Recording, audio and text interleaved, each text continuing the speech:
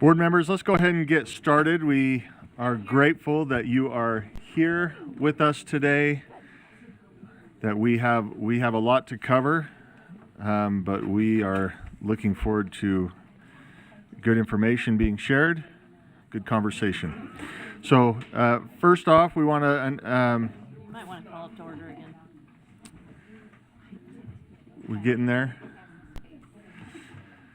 Let's go ahead and get started. We want to thank our Utah Highway Patrol Trooper Chris Horrock and our security Davon Booth. In case of emergency, use the two west boardroom doors to access the hallway and then use the north or south doors to exit the building.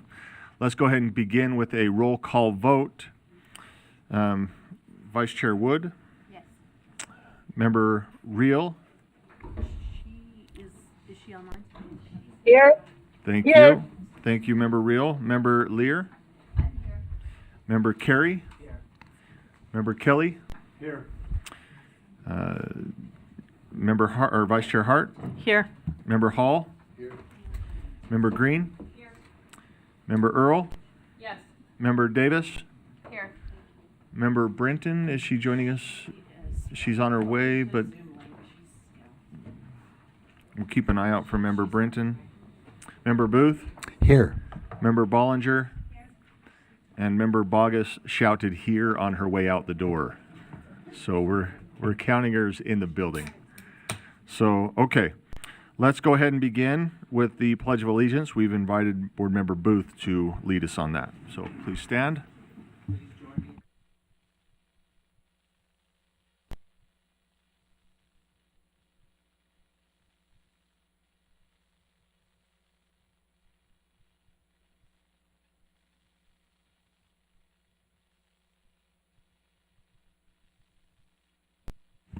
Thank you, Member Booth. Moving on in the agenda item 1.2, our board member message, we have Member Kelly.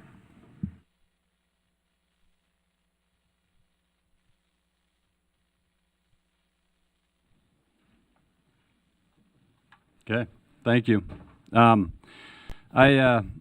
have a couple of folks on Zoom, and so we've got them in, and good. Want to share a little bit about my background. Want to draw an analogy. I am a wrestling guy. I'm a wrestling coach, and wrestling's been a big part of my life from my youth all the way through adulthood. I worked as the head wrestling coach at Orem High School for 10 years. When I left Orem High School, it was to finish a master's degree, and it was when I was working on an administrative degree.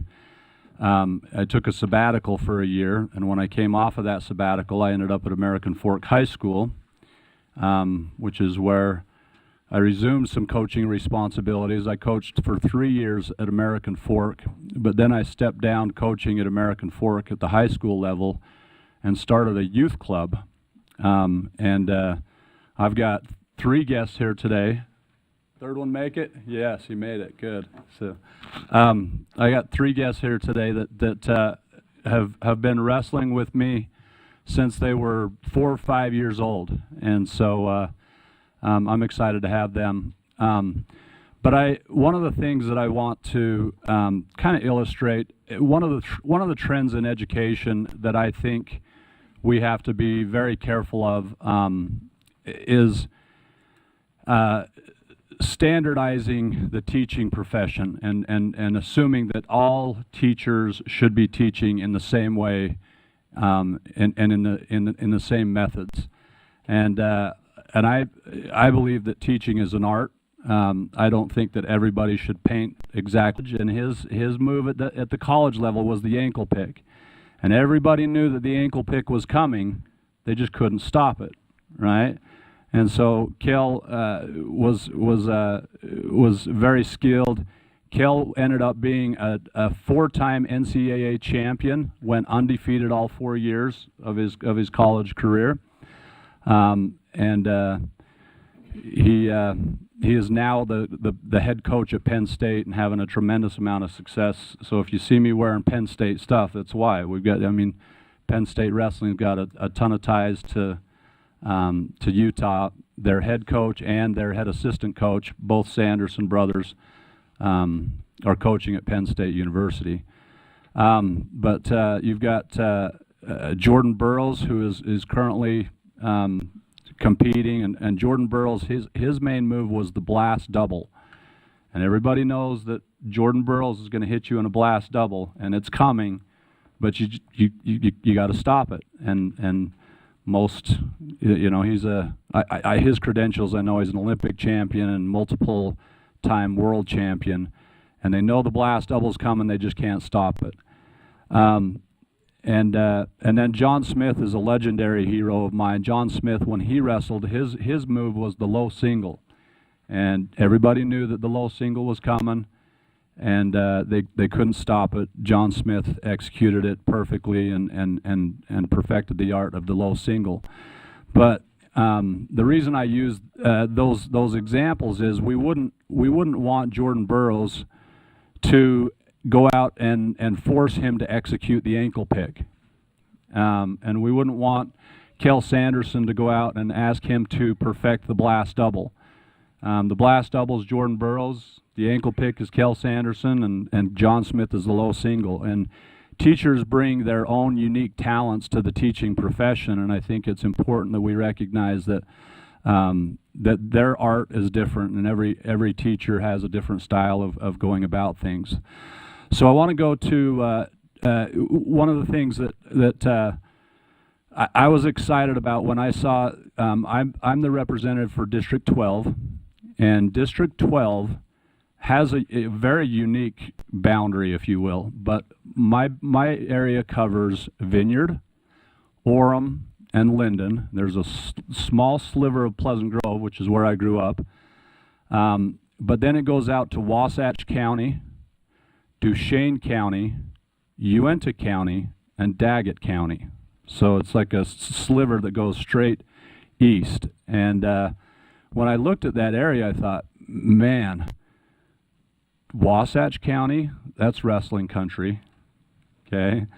Duchesne County, yeah, that's wrestling country. Uintah County, Daggett County, that's wrestling country. And I'm like, man, this will be great. Just got to get all my wrestling peeps involved in this, and we'll have a ton of success. And the wrestling community did pull together for me in a big way throughout the campaign. So just to give you the Uintah boys wrestling team, they were going to join me, but Coach Keddy was conducting, but the Uintah boys wrestling team won the state championship this year in their classification, but they couldn't join us, and so we do, though, in Duchesne, Utah, and we have Coach Larson and Coach Skews there, right?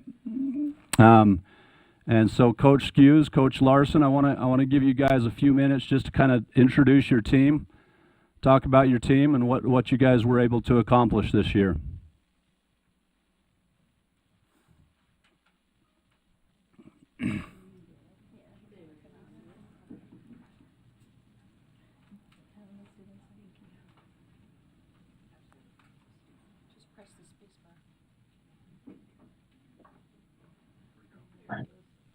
All right. Can you hear me, Cole? Yeah, thank you. Go ahead. Okay. All right. So what do you want me to say? I mean, yeah, just tell us a little bit about your team. Tell us who you got there and what you guys were able to accomplish this year. So starting over here on my right, we have Brianne Ivy, Rexlyn Jessen, Shaylee Ivy, McKinley Sprecher, Ariana Jones, Gracie Clem, Lucy Blast Double, Jordan Burroughs. That was her move. Nice, I love it. It was awesome. Jacoy Farnsworth, Abby Woods. I'm getting nervous. Autumn, you're that's being right. tested here, then, Coach Larson. Yes, I am being tested. They just all tried to beat me up when we were practicing. We got Leah, Jordan, Taylor, Dakota, Brecklin, and Danny. Oh my goodness, sorry about that. Like I said, but no, we had two seniors on our team, Danny and Brianne, both ended up being state champions. We just had a good program.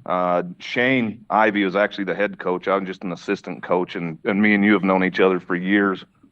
But Shane's done a really good job with these girls, and we're just getting the excitement about girls wrestling is coming a lot. In fact, actually, we've got a camp coming up. We got Sage Mortimer coming out to do a camp for anybody that wants to come out here in Duchesne in June.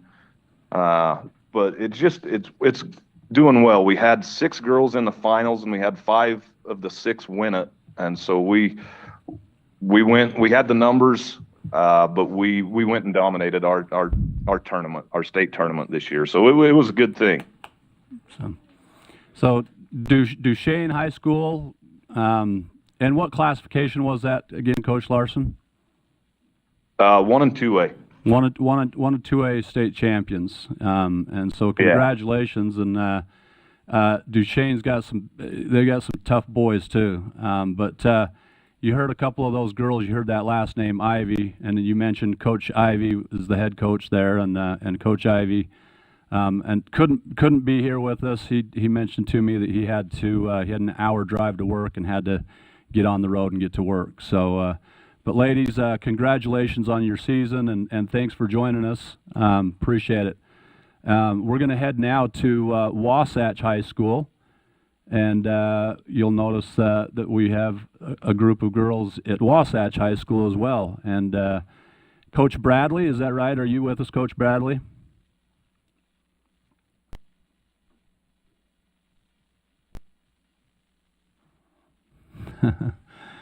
There we go. Is Coach Cox there? Ladies, shake your head yes or no if Coach Cox is there. Dang it. So. Oh, okay. Maybe a little bit of a delay there. Okay. Coach Cox or Coach Bradley? Hey, can you hear us? Yeah, go ahead, Coach Bradley. We're not able to hear anything from the school board. We heard Clint from the other team, but can't hear any other audio. So, Coach Bradley, if you can hear me, just go ahead. Introduce your team. I know, huh? Tell the first group to tell the second. Hey, Coach Larson, can you still hear us? Hey, they said they can hear you. Will you tell Coach Bradley just to introduce his team? Hey, Coach Bradley. Go ahead and introduce your team if you can hear me. Awesome. Yeah, we can hear you now. There we go. Great. Well, we this figured is out a way. Wasatch Women's Wrestling. We have somewhere around total number, somewhere like 40 girls at the start of the season. Obviously, some of those didn't make it all the way through, but we ended with a phenomenal team. We took almost 2 people at every weight except for 2, to the state tournament, which was very wonderful and fun. We took first. We ended up with 3 individual state champions, and I think we had 13 state placers, which for a third-year program we were really excited about. Obviously, the credit goes to all of these girls and Coach Corona. She wishes she could be here. She's on maternity leave. She actually went into labor during the state tournament while she was running around coaching for those 2 full days, and then took off right before the state championships and ended up having her baby just 2 days later. So she wishes she could be here, but all of the credit goes to them and these girls. Thank you. So I apologize for calling her Coach Cox, because all growing up it was Haley Cox for me, and then so it's Coach Corona. So I apologize for that. But Haley, growing up, girls wrestling has only been sanctioned by the Utah High School Activities Association for about 3 years now, and so it's a relatively new sport as far as sanctioning and competing at the UHSAA. And Haley was, I would call her, there's others that Sage Mortimer, Haley Corona now, I'm gonna put Sherry Smewen. And again, I know it's not Sherry Smewen anymore, but I knew these girls growing up and watching them compete. But Haley, I had a club I mentioned to you, and it was metal wrestling, and Haley used to beat up on all my boys. She was tough, and growing up, she was awesome. So her and her dad were very integral in getting the sport of wrestling sanctioned for girls, and great to see her and her team have success. So, and then I bought 3 of my own. These are 3 wrestlers for American Fork High School, and the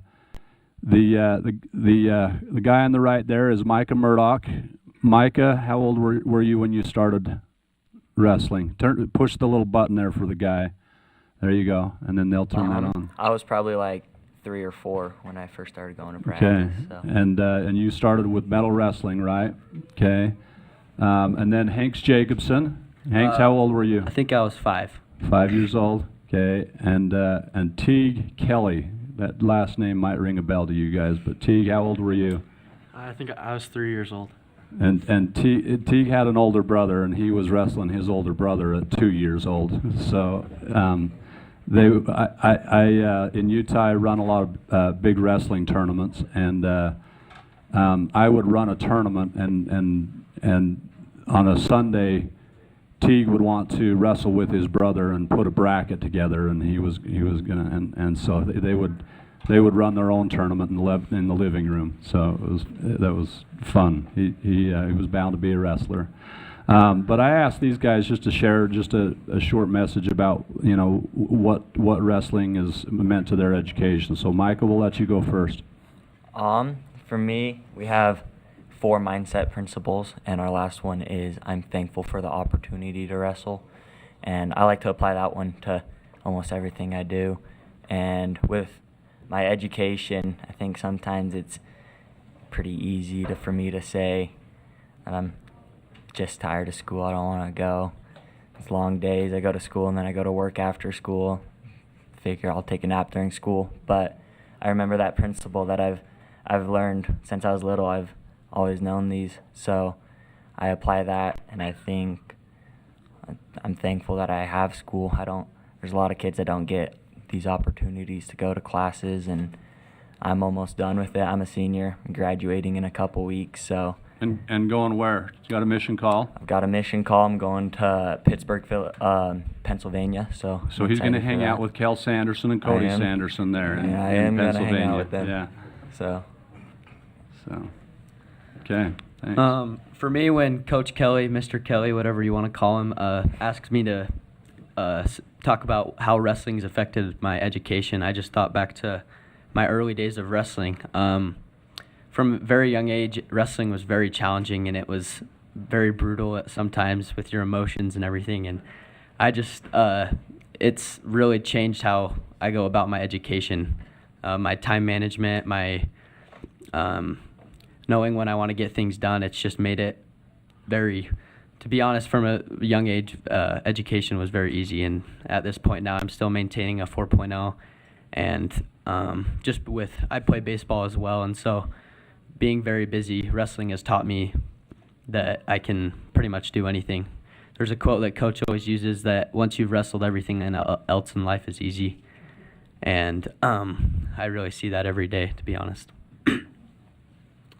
Yeah, for me, wrestling's taught me a bunch of qualities that I can apply in the classroom, like hard work, discipline, goal setting. So those are all things that I can translate from my wrestling into my classroom life.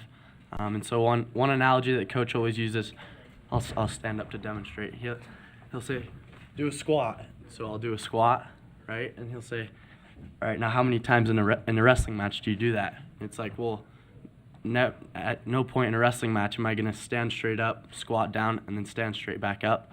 But so like, why do we squat, right? And it's to build those muscles that can translate into a wrestling match. Those muscles that'll make you stronger and faster, more conditioned. And so I think my wrestling career's conditioned to those qualities, that hard work, that goal setting, and I can apply that into my school life and be a better student because of that. So, and I'm going to brag on these guys just a little bit. Micah, these were my 3 team captains. Micah finished 4th place in the state tournament this year at the 144-pound weight class. And these 3 are right in the middle, and in the middle, it's tough. There's a lot of tough kids, and Micah finished 4th place. Last year, it was just a couple weeks before the state tournament, Micah broke his arm, or he would be a multiple-time state placer. Hanks won a state title as a freshman, was a state champion, and last year finished 3rd, and this year finished 3rd. So he's got a 1st, a 3rd, and a 3rd. And then Teague won a state title as a sophomore, and then took 2nd his junior year, and this year as a senior took 2nd. Lost to the same guy in the finals twice, dang it. So, but that kid, kudos to him. He actually went on and won a national title in Fargo, North Dakota, which is the biggest wrestling tournament in the country. So he lost to a national champion. You know, I mean, that's not too bad, right? But Teague's got a mission call to Budapest, Hungary, and will be leaving in June for his mission. But anyways, I think in education, I think it's important. I think that these extracurricular, last month, board member Real kind of talked about sports and the influence that it's had in her life, and I echo a lot of the things that she said. I think that it has an important part, it plays an important part in the education of our kids, and so I just wanted to thank Duchesne High School. Thank you, Wasatch, for joining us. Again, recognize you went to high school, and to my 3 team captains this year, thanks for joining us. Teague's got to make it back to American Fork High School to take a state test in investing and wealth management, okay? CTE class, all right?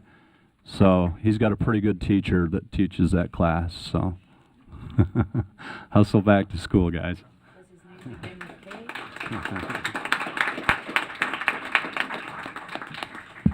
Thank you, Member Kelly. Those kids are out of here quick. Okay, no comments for them. Hey, they might have questions. You got questions? Do we have comments? questions? They're gone. They're not even looking back. Yeah. We appreciate that and that message. We appreciate these young athletes who are just fantastic. I mean, they're inspirational. They do great things for us. So. Okay, yeah. Mr. Kelly, you might want to release your. But you don't have your. You guys, are you guys? Coach Ivy say that you were going to share a message too? You ready? I think you got one, right? Yeah. Go for it. Go ahead. Okay, so I think me and Danny were both planning on just saying a little something. Perfect. Thank you. My name is Brianne Ivy. Thank you guys so much for having us here today. We really appreciate it. So for us, wrestling isn't just a sport, it's a lifestyle, and it's brought us through a lot of hard trials. A lot of these girls have come through in our lives. Really with the things it teaches us, like resilience, discipline, confidence, and gratitude. It's empowered these girls and me to do the best that we can in every aspect of our lives. And especially in the classroom as well, taking these values as well as that. This team has become a family, and I'm so grateful for it. We have been able to accomplish so much, including the two team state championships, and also being the first 2A girls state championship team in Utah. And we just want to thank our community and coaches and everyone.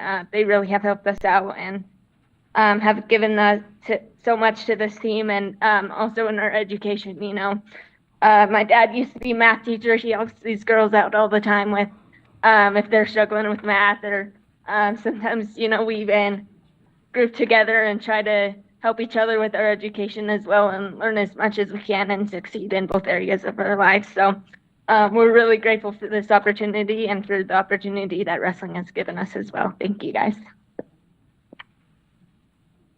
Hi, I'm Daniela Spencer. I got asked to talk about how wrestling has impacted my life.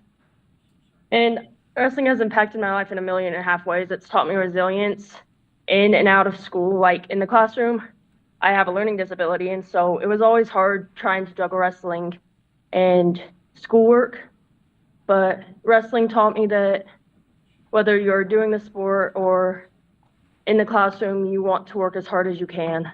It's taught me to work harder for what I want and how I want to work. And without all these girls, we wouldn't have a wrestling team here at Duchesne. Without Brianne starting it with a few other girls, we wouldn't have a wrestling team.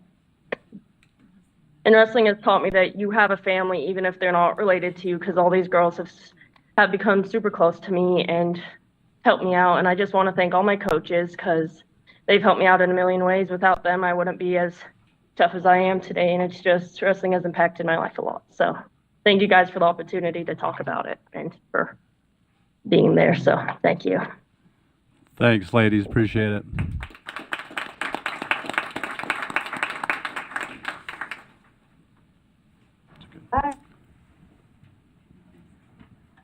Okay. Thank you. Appreciate that. Let's move on to agenda item 1.3. This is employee recognition.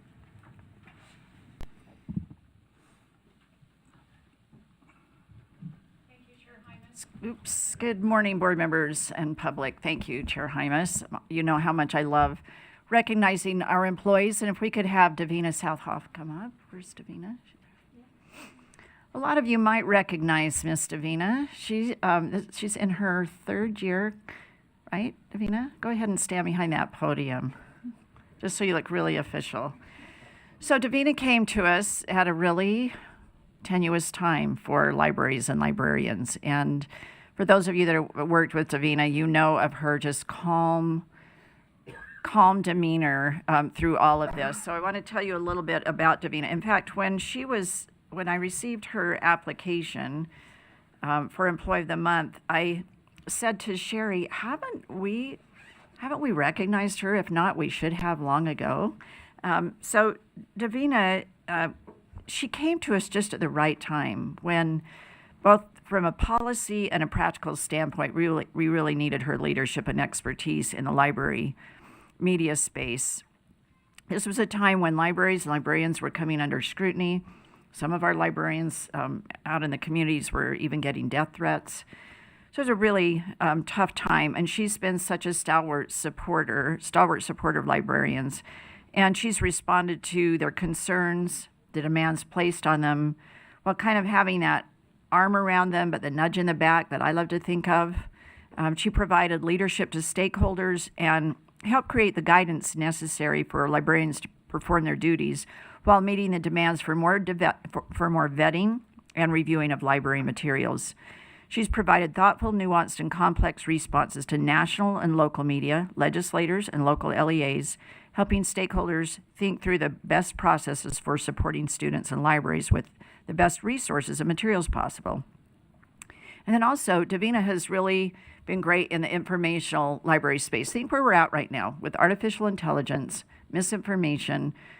I've had the gift of watching Davina present, and she's full of grace and enthusiasm and hope, and really provides forward-thinking opportunities in this really difficult time for our librarians and our teachers to help kids work through a really complex situation with information.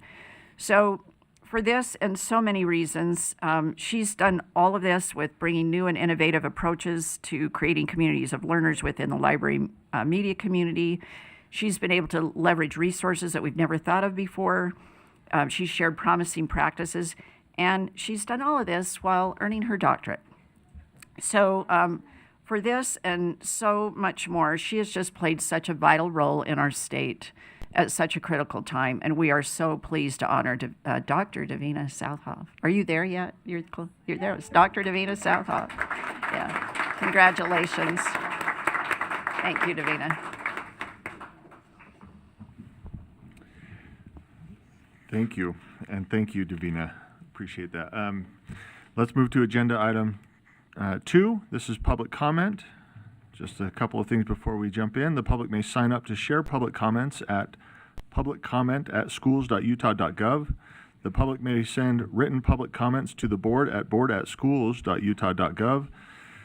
Public comments are limited to 2 minutes per person. A comment can express support or dissent for regulatory action. Individuals should not use public comment to complain about personnel issues or attack or defame an individual.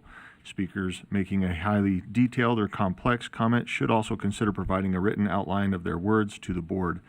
Please remember that children may hear your comments. Be thoughtful and professional, and keep your comments appropriate for a general audience. If you have material with explicit language or content, submit such material in writing to the board at board@schools.utah.gov. So with that, let's go ahead and invite Sydney O'Shea, if Sydney is here. Not seeing Sydney. Corey Fairholm.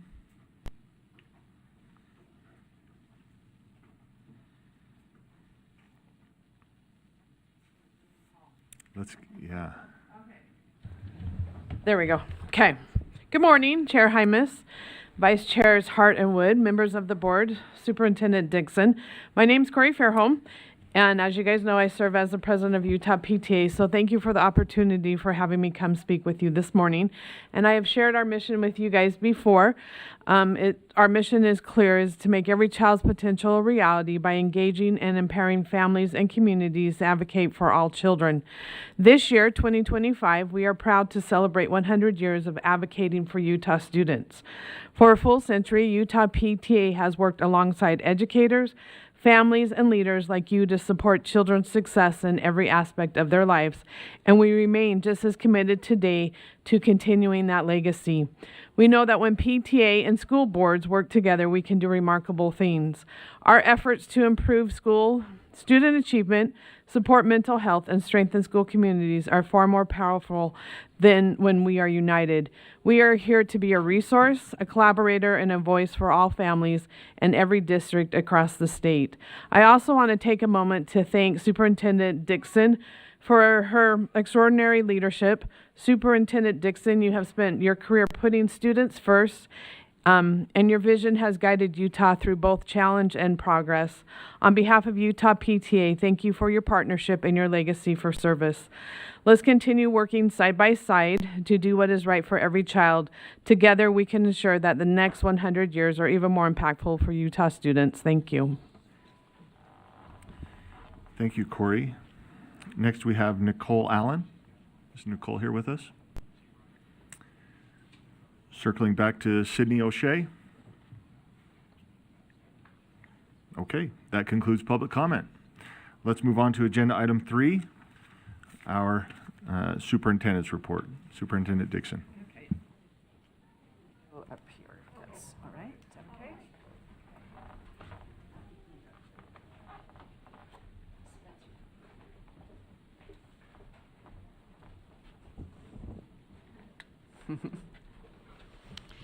So I thought I would take personal privilege because what are you going to do, fire me if you don't like this idea? When I started in this role in 2016, Spencer Stokes was on the Board of Education and was one of 15 members who hired me.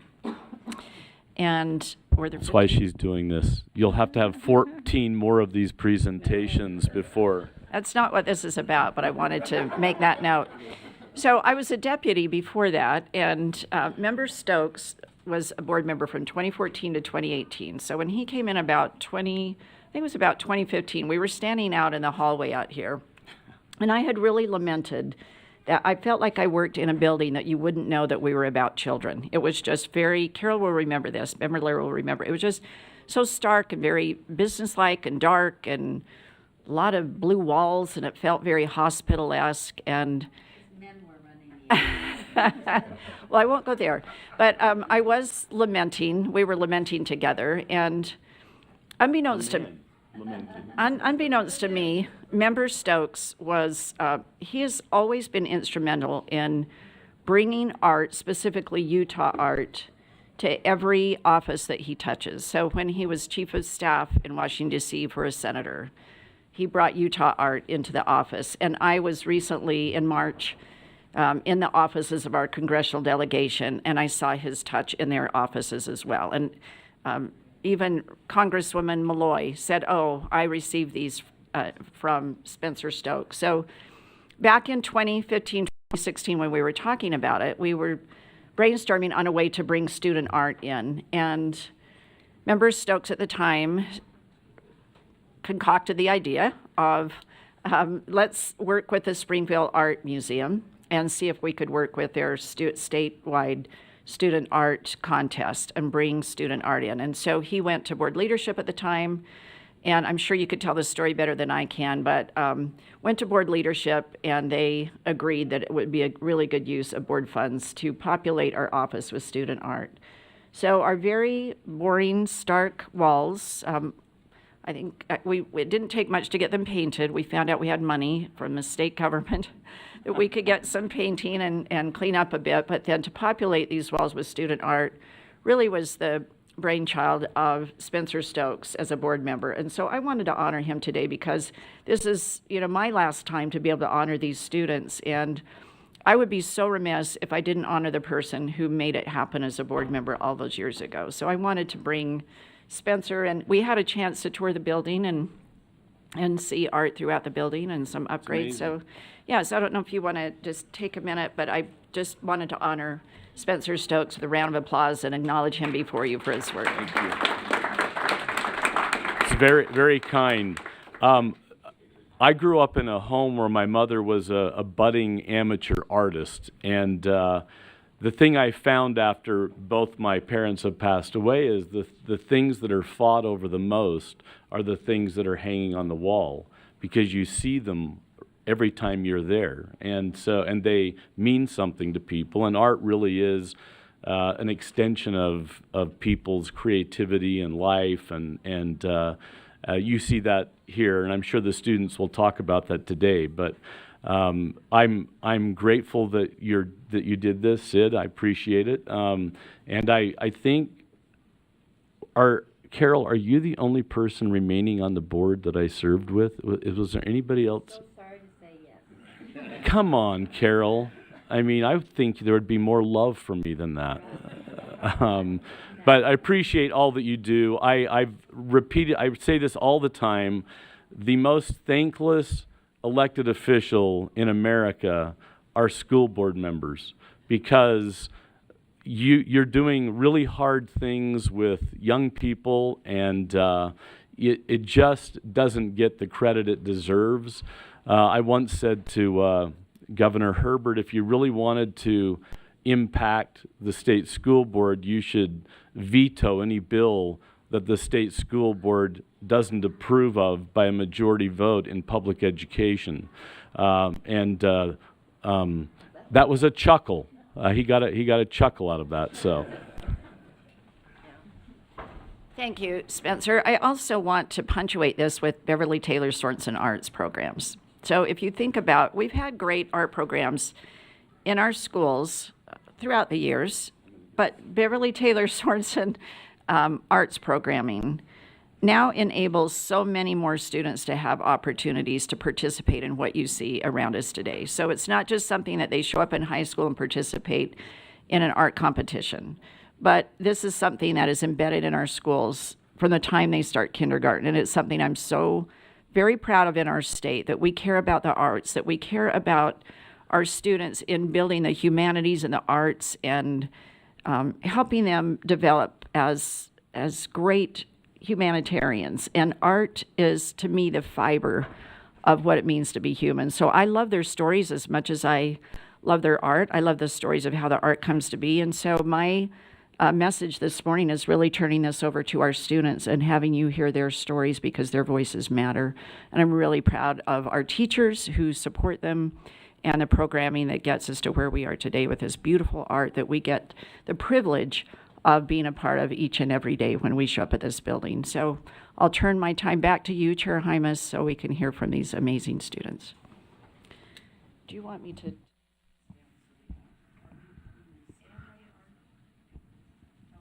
I think we could take it down, but I don't want you to take it down. I'd rather have somebody else lift it down. There's Rod. Look how big he is.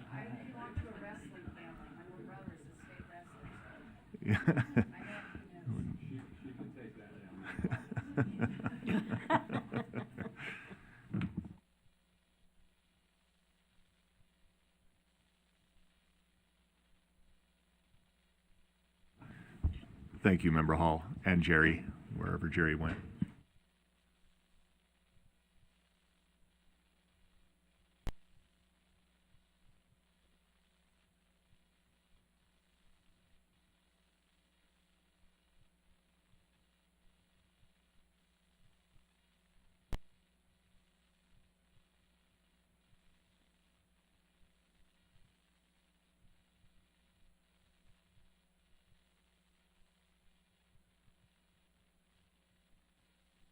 Liz Bunker, your K through 12 fine arts specialist, and I have the great privilege of overseeing the POPS program.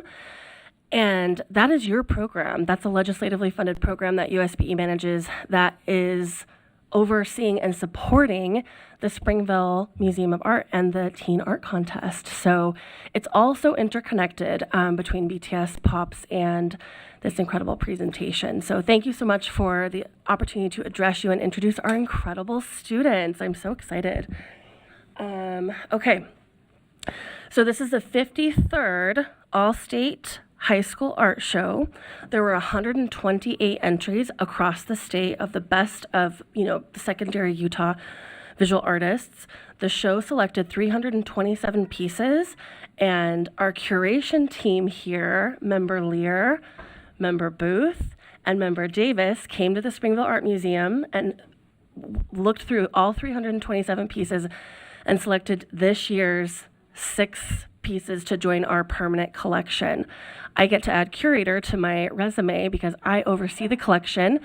So it's very exciting. We will rotate last year's artwork into the hallway and start to distribute that work throughout the building. So you might see a blank spot on the wall behind me. One of the students from last year asked if her piece could be used in her IB senior art show, which was a very cool thing. So we're even putting works on loan. We're really just becoming a full-fledged gallery here, and I get to play gallerista. So thank you for that, everyone who made this program happen. So themes from this year's collection. Oftentimes, it's really interesting to see board members come to the museum and pick what's resonating with them in the moment. And I don't know if they realize just how eagle-eyed they really are in capturing the moment of what's happening in Utah's students, because this work is really a reflection of what's happening right now in the world. Themes from this year's collection of paintings and photographs really resounded in facing internal and external challenges, trusting in things bigger than ourselves, that symbolic letting go, leaving childhood in the past as you come into your own. So I really felt that was the theme that was pulled out of these pieces. So let's hear from the students. That's way more interesting. Our very first student I would like to have come up and present their artwork is Callie Reyes.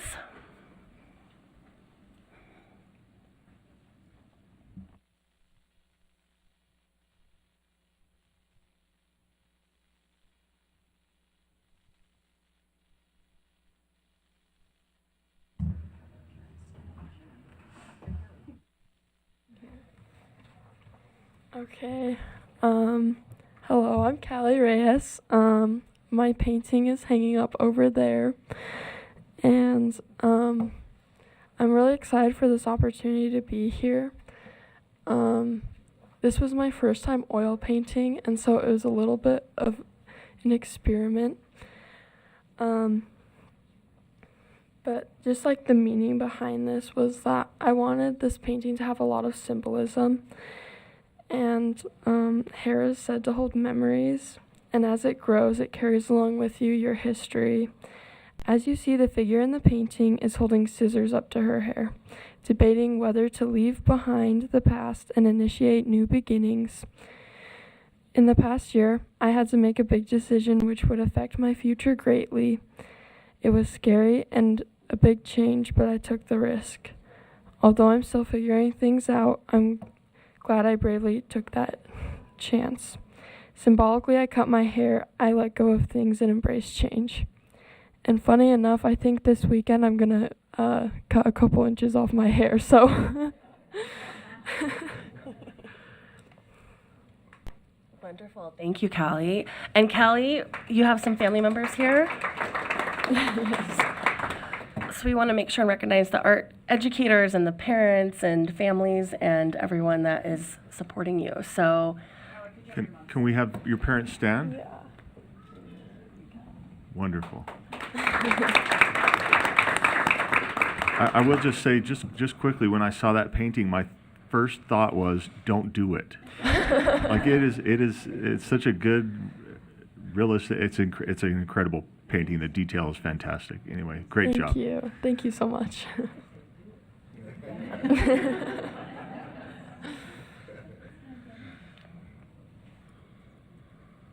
Thank you. Any comments from board members for Kelly? Okay. Or questions? Yeah. Okay, Member Green. I just appreciate this. I've been looking at it the entire time. It's the first one I noticed when I came in. My daughter has very long hair too. She wants to cut it, and it's like here. Like, don't do it. So I saw that. I'm like, oh man, everything about today is just reminding me of her. But I had to look at it again to see if it was a photograph. So you've done a beautiful job. It's amazing, and the color contrast with the blue and the yellow is like spot on. Well done. Thank you so much. Callie, will you go stand by your painting and we'll take a photograph with you? Yeah. Thank you. Okay, while Callie is getting her photo taken, we'll move on to our next artwork. Emery Carpenter. Emery could not be here, so I will read their statement. So this is Utah Girls, acrylic on paper from Pleasant Grove High School. And she said, ever since I've lived in Utah, I've noticed how similar everyone is, especially girls and women. It seems that everyone follows a dress code and aesthetic specific to this area. This makes it hard for people like me to fit in. I use pastel colors for the surrounding girls and a simple design layout to push the Utah aesthetic of neutral minimalism. The figure in the middle, which represents me, contrasts to the light and soft figures because of the sharp black lines. Definitely get up close to that one. Her figure in the middle is detailed and wonderful. Okay, we'll go on to the next piece, and that is Gabe Harper, I believe. All right, Gabe, if you could come join me.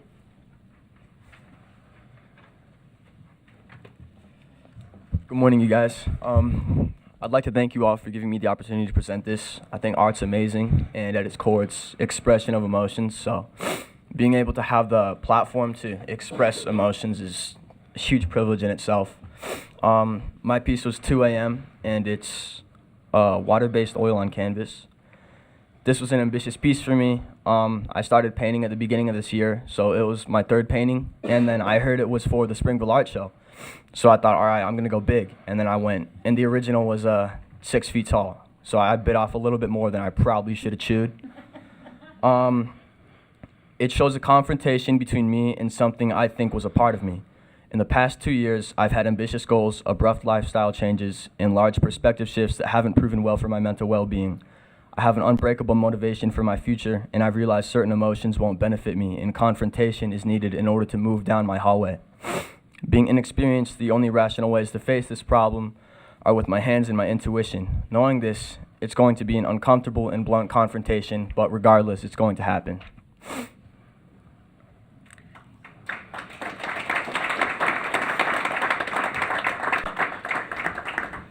Thank you. We have Gabe, if it's okay, we have a question or comment from Member Booth. Of course. Gabe, we met at the at the museum, had a chance to meet his parents, and you really have to see the original, I'm not kidding, 6 foot tall, huge painting. I mean, I've never, in all the years that I've been to the Springville Art Museum for this high school competition, I have never seen anything that big and that challenging. This is his 3rd painting. And then when I heard the story of the behind the scenes motivation for creating this piece, I was just sold. because we all have those challenges in our lives that we have to face in order to move down that hallway. And I was just so impressed with Gabe being able to articulate through his art that inner turmoil, but that resolve to do what he had to do to move forward with life. And in terms of our concerns about mental health of students, of faculty, of ourselves, if we could just follow the example of Gabe and just face it and move forward in whatever direction our hearts and our minds, I think we'd be in good stead. So I'm so excited that we were able to figure out a way to reduce that 6-foot monster down to a manageable size that'll fit on our walls, and allowing Gabe to also keep that 6-foot amazing piece of art for his future reference, because he may have had a couple of little challenges now, but there's a whole bunch more ahead for all of us. And I just want to pay tribute to Gabe and to his family for the support, his arts educators. This is a talent, and we're going to be seeing more of Gabe. Thank you.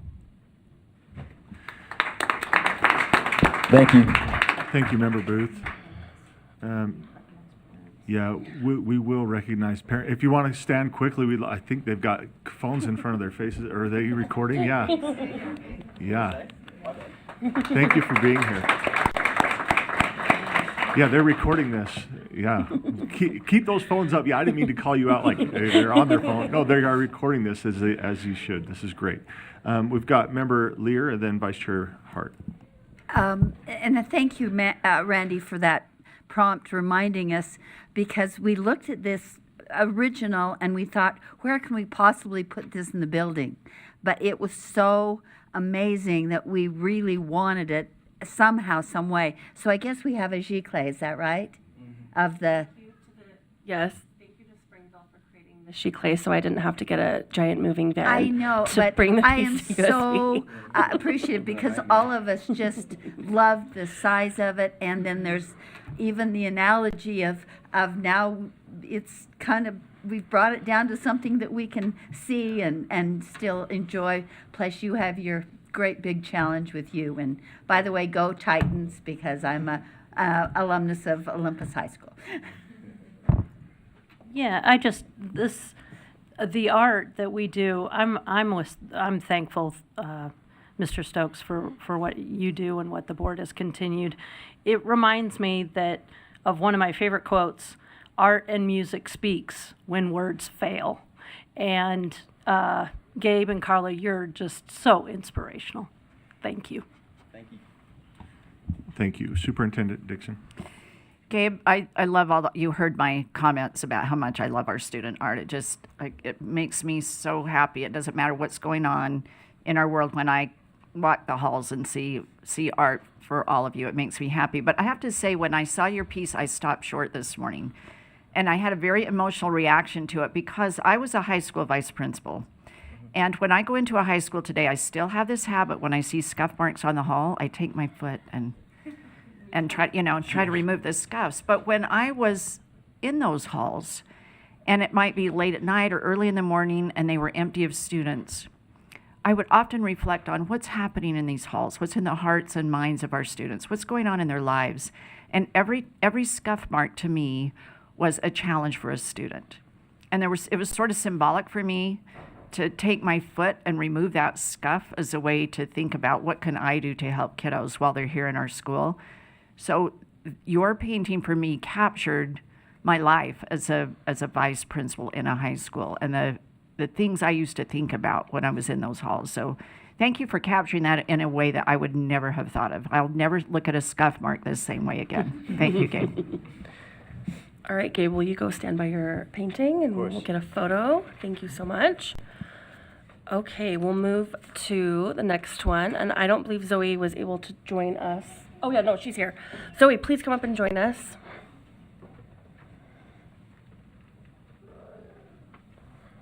Hello, everybody. Thank you so much for this opportunity. I'm super grateful. So, I'm a senior at Copper Hills High School, and I'm also a student athlete. And so, I was really inspired on depicting what it's like for an athlete to be in the zone. I wanted to capture the elements an athlete goes through while being involved in their sport. And through this piece, I wanted to aim to achieve a sense of understanding of what it feels like to be in the zone. And then I did oil on canvas because my AP art teacher really wanted me to try oil painting for the first time. So all of my pieces are oil this year. Yes. That's awesome. And Zoe, before we turn over to board members, are your parents, do we have somebody that we can recognize with you? Yes, my mom's here. Thank you. Member Lear, it says real on here. So I'm not so far away. I know you want me closer. Okay. Do you like I messing just wanted things to up? ask Zoe quickly, who is this that you painted? This is one of my classmates in my government class. Okay. Just a friend? Yeah, just a friend. Oh, great. I've got my children and my grandchildren. My oldest grandchild is playing D1 soccer in college, and soccer is our life. So I loved this. So thank you so much. Thank you. Thank you. Member Kelly, and then over to Member Booth. In the zone, I like that. I'm just curious, you mentioned you are a student athlete. What sports do you play? I do track and tennis, and I'm currently committed to West Point to run track. Oh, wow. Awesome. Congratulations.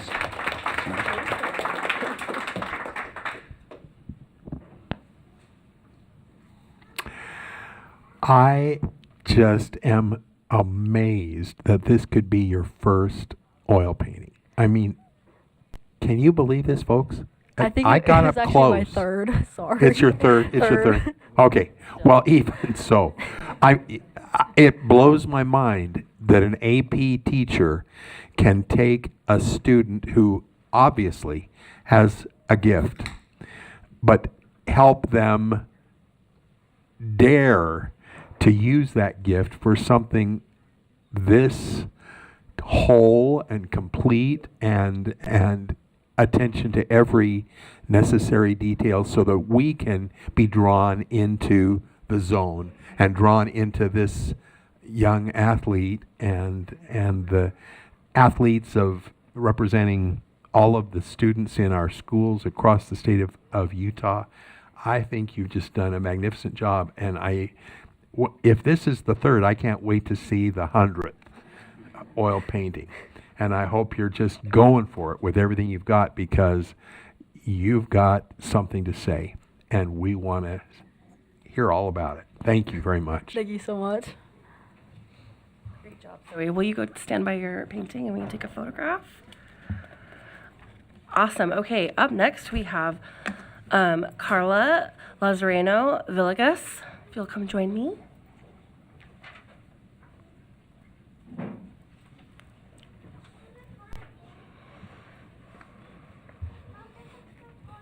Good morning. Thank you everyone for having me here. My name is Carla, and I'm a senior at West High School. And here's a statement for my piece, The Greatest in the Kingdom. In this piece, I illustrated the passage Matthew 18, verse 1 through 5 from the Holy Bible. Here, Jesus tells us to become like little children, not physically, but in qualities. Young children depend on their parents and have qualities such as faith, trust, honesty, and humility. Children frequently try to mirror their parents' actions when they are learning. God desires this type of relationship with us. And to communicate this message, I depicted a child reaching for God's hand, symbolizing the acceptance of God. I used dark colors, mainly purple, to represent our flesh. This creates contrast against the bright yellow that represents God's light. This piece emphasizes a loving parent-child relationship with God.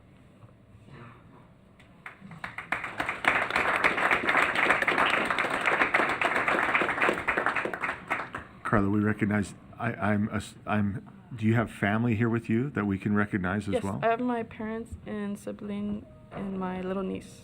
Where are they? Will you stand for us? Perfect. There we are. Great. Carla, well done. This should be in homes everywhere. You just print those and put them in homes. The symbolism, first off, the beauty is incredible in my opinion, and the symbolism is just as beautiful. So thank you for your work there. Any questions or comments? Member Booth and then Member Earl. I just want you to notice that beautiful little face. That just captures one of my granddaughters to a T. The eyes, the little cheeks, the hope, the energy. She's just all in, no matter what it is. And the other day, she fought with her my other grandchildren to say the blessing on the food. And she's 3 years old. And I thought, well, this would be the first time, because she really, I know she prays at home, but she never, in front of all of her older grandchildren, her cousins, wanted to do it. And as she, with that great energy, reached out to her Heavenly Father to say thanks for the meal that Nana had prepared, that little face was just exactly like this face as she reached out to God with such enthusiasm. And I'm just so grateful that you've been able to capture this so beautifully, and the colors just draw you right in. It's like, this is a place I want to be. Thank you. You're a gifted artist, and we look forward to seeing more of your work. Thank you. I would echo very similar comments. Just I've looked back up, and fortunately I'm sitting here, right?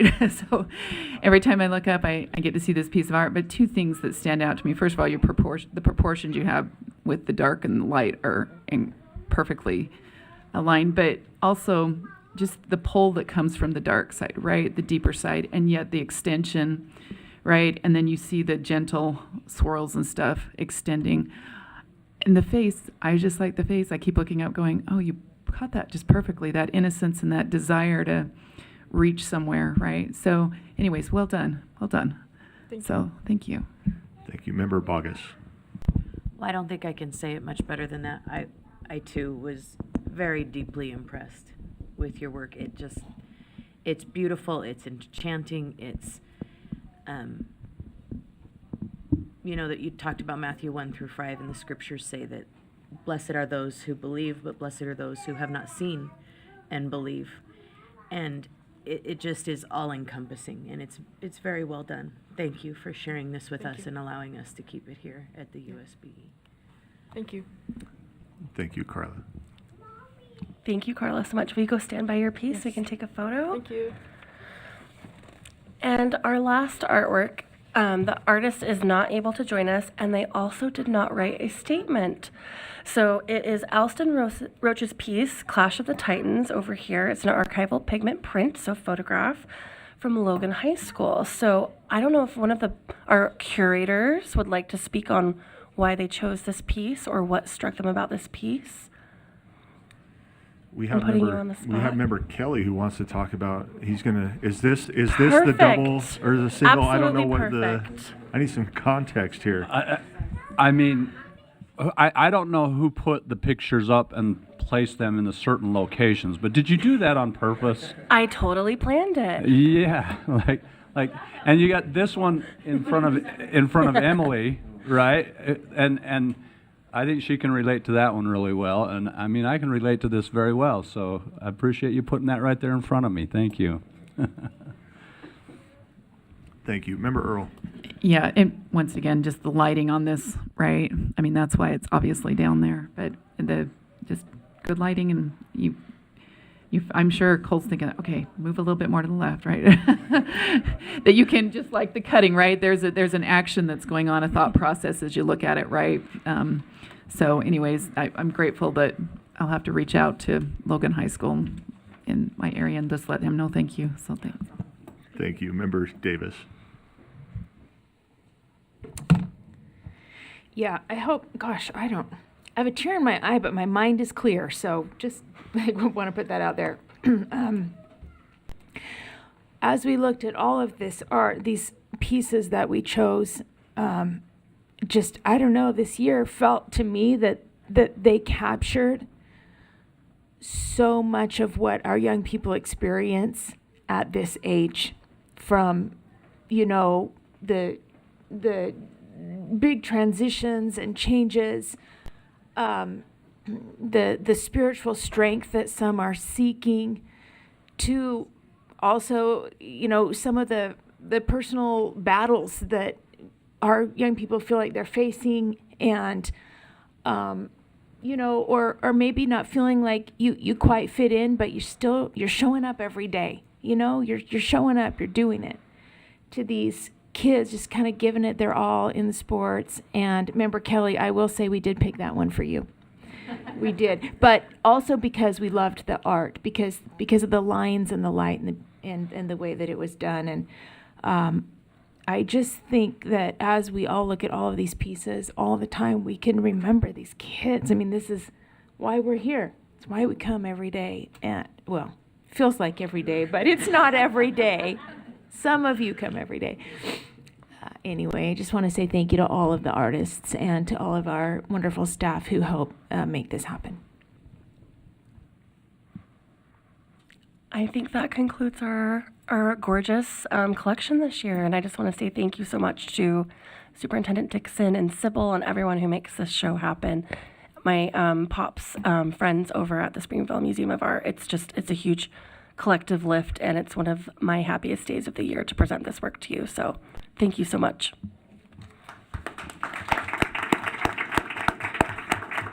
So, board members, we are going to do one more slide, and then we're going to break for about 10 minutes so that students and families can get pictures with their art, and we'll do that. So let's cover this next slide here.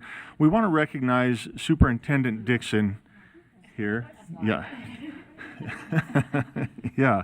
So the Utah Education will honor Sid today with the Insight Award this afternoon at its annual luncheon and 80th anniversary celebration. That's why we're moving this earlier today, because she has to step away. So anyway, thank you, Sid. Let's just...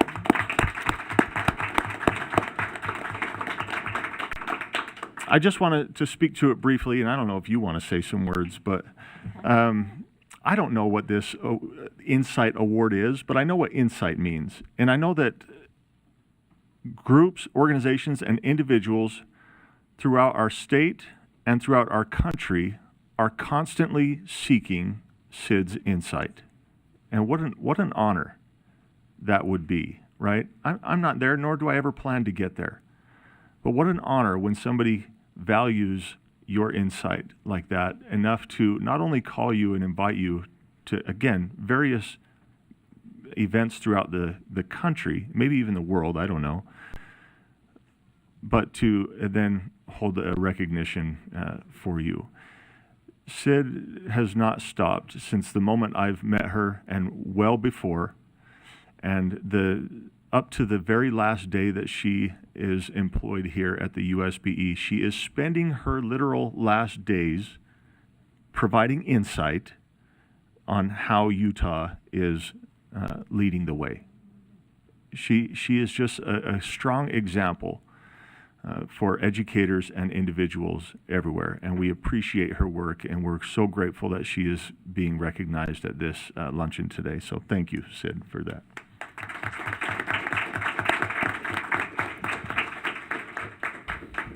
And as she doesn't want to speak, we will go on break for 10 minutes.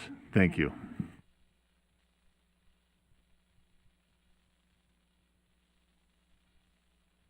Families, students, please come. Let's get some pictures with your art. We're grateful that you joined us today. Thank you.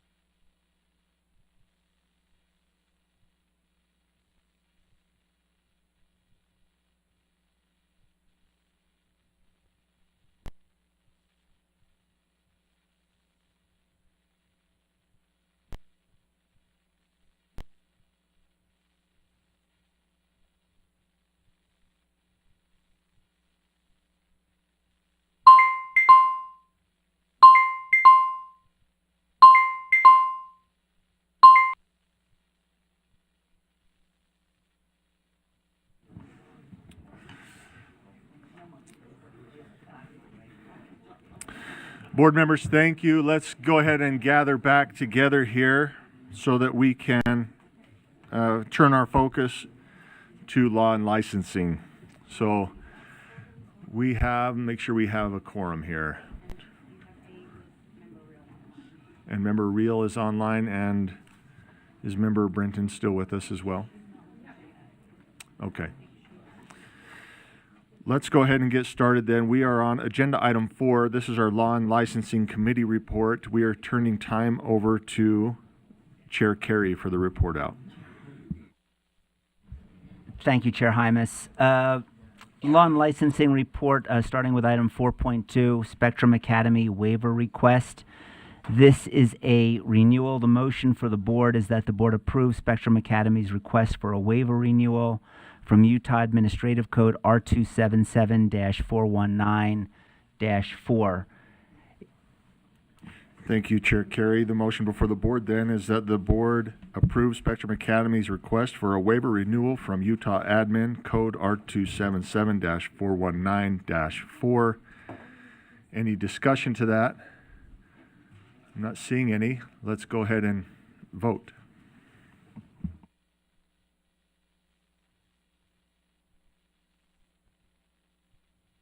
Excuse me. Member Reel, your vote?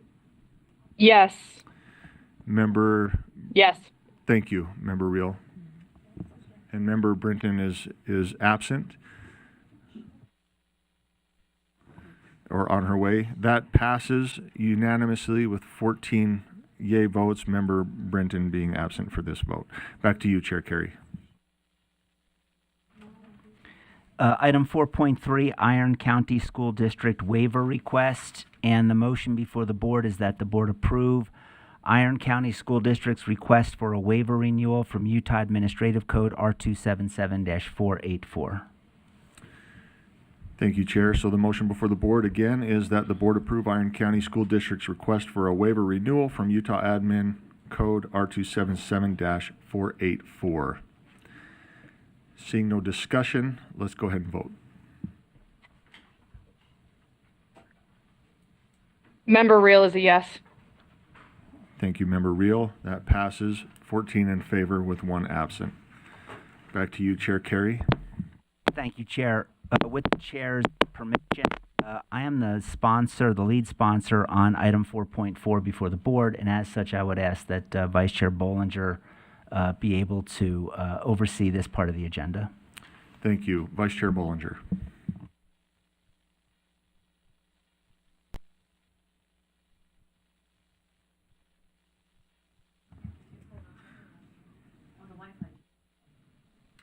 We're going to pause for a moment. We're having some technical errors. Oh, there, you're back. Yep. Okay, go ahead. Okay. Thank you, Chair. So item 4.4, the motion for the board is that the board approve Board Policy 2005, Complaints Against Individual Board Members, Draft 3. Thank you, Vice Chair Bollinger. The motion then is that the board approve Board Policy 2005, Complaints Against Individual Board Members, Draft 3. We have Member Davis, then Member Bogus. I just have an amendment. I move that the board delete line 67 and 68. And I'll speak to that motion if I get a second. Let's see. Sorry, let's make sure we get it on the screen here that the board strike lines 67 and 68. Is that correct? Yes, they're the lines that read, board members may not consider materials or information not included in the packet during the executive session. Do we have a second to that motion? I'll second. We have a second from Member Lear. Back to you, Member Davis.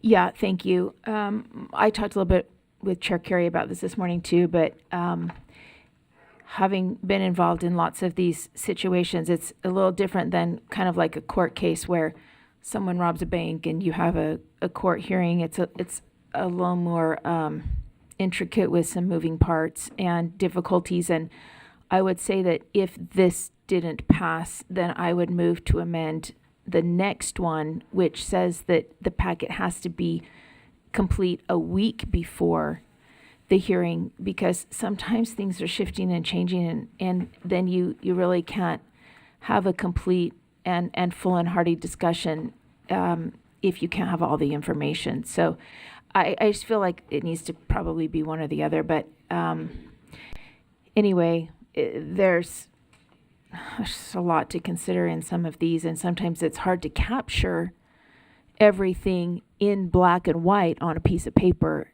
or, you know, in a packet.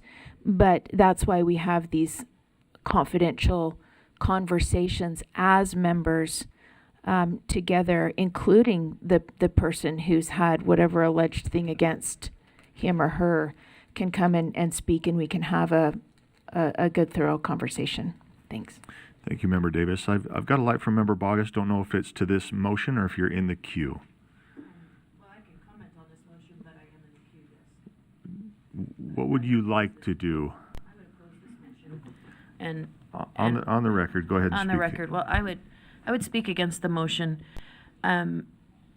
Just the idea that extraneous information just comes in, and we're starting to dredge up stuff from the past and this, and I heard that and whatever. I really like the confines of putting in a box, keeping it in a box, so that we're not dealing with things that aren't related to the subject at hand. We're very focused on the allegations. I like a lot about 2005, and I would speak against removing this language. Thank you. We've got Member Lear. Thank you. I'm a little conflicted about this, and I remember thinking about this as we've been discussing this rule for a couple of months.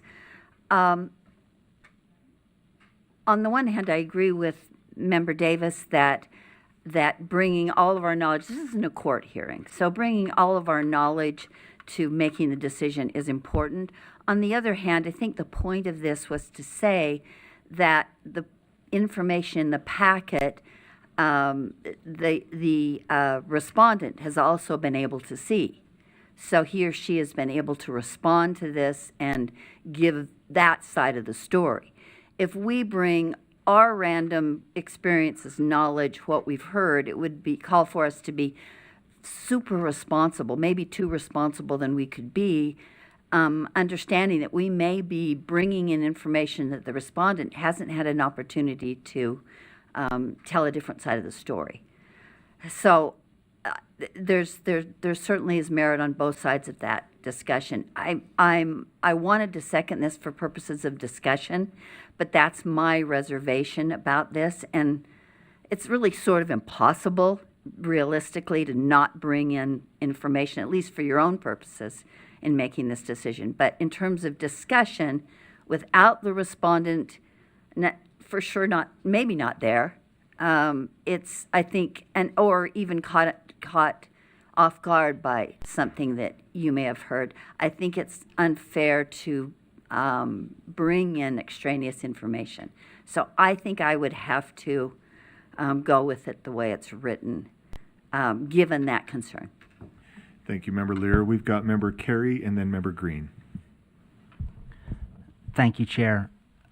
Yeah, I would to the motion for similar reasons, but just as a reminder to the board that we had the opportunity to write this policy because in the last legislative session there were several legislators who wanted to write this policy for us, and I believe intrude on our constitutional prerogative as a body created by the Utah Constitution.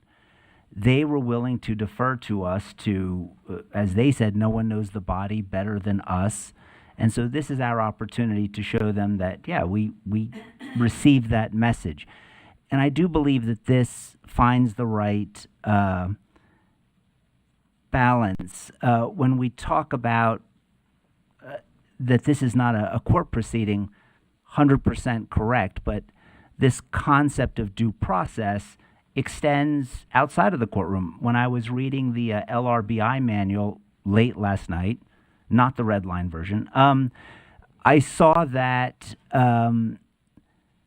we reference due process in the LRBI manual, saying that due process has to exist in the classroom. And again, this is a fundamental aspect of due process, meaning whoever's there deserves to know what are the allegations, what am I going to see, and not be surprised by that at the time of the executive session. So thank you, Chair. Thank you. Member Green. Initially, Member Davis, I was thinking kind of along the same lines, only because let's say hypothetically speaking that we were in one of these sessions and it was being said that there was no correspondence, and when we kept inquiring and clarifying, we find out that there was not only one but two correspondence that we hadn't been shared that information, and it was helpful in that circumstance. So what would be the checks, the quality checks of due process, making sure that we have been thorough in investigations and we have all of the people involved in these situations have been given the chance to submit their responses or to submit their own personal records, and we were given the chance to, collect those and compile those into a packet, because in circumstances we've seen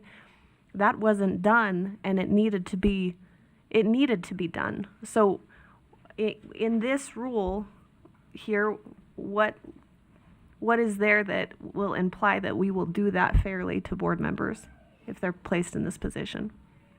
And that's kind of general. It's not speaking to the maker of the motion, but I would just want to know that if we were to take that out, or to keep it in, that we have been thorough in an investigation towards a board member fairly. Thank you. Member Davis, then Member Earl.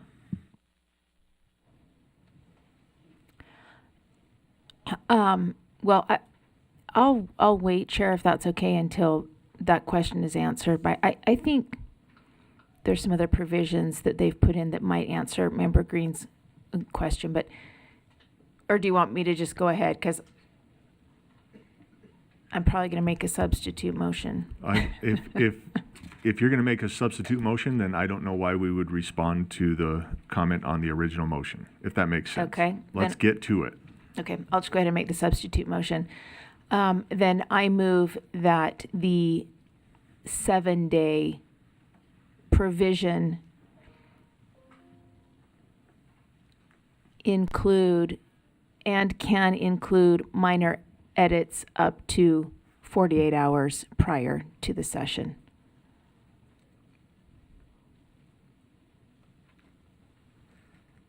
Let's make sure we get your motion correct on the screen before we seek a second.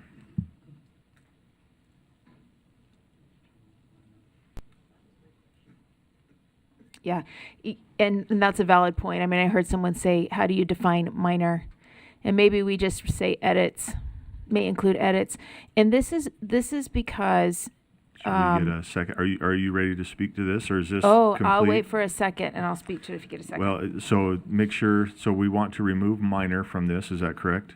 Yeah, you can just put edits. That's going to be too hard to define, I think. That makes sense. So the motion then, if I'm reading it correctly, is that the board amend the 7-day provision to include edits up to 48 hours prior to executive session. Is that correct, Member Davis? Yes. Do we have a second? Point of order, and then I would second. Sure. Where is my line? Where's the 7-day provision? Line what? I have it in front of me right now, but it's right after this one. 1 week prior. Oh, 1 week. That's why I was looking for 70 somewhere. I'll second it. Okay, we have a second. Back to you, Member Davis. Okay. If we're not going to delete what we just discussed, and I certainly went through all those arguments in my mind too. I mean, they're valid on both sides of that. But having experienced this sometimes, it also is more fair to the person being, alleged accused and the rest of the board if we do get a packet a week before, so people can look at it and say, and the member has the opportunity to respond, but things can be moving up until you literally have the executive session.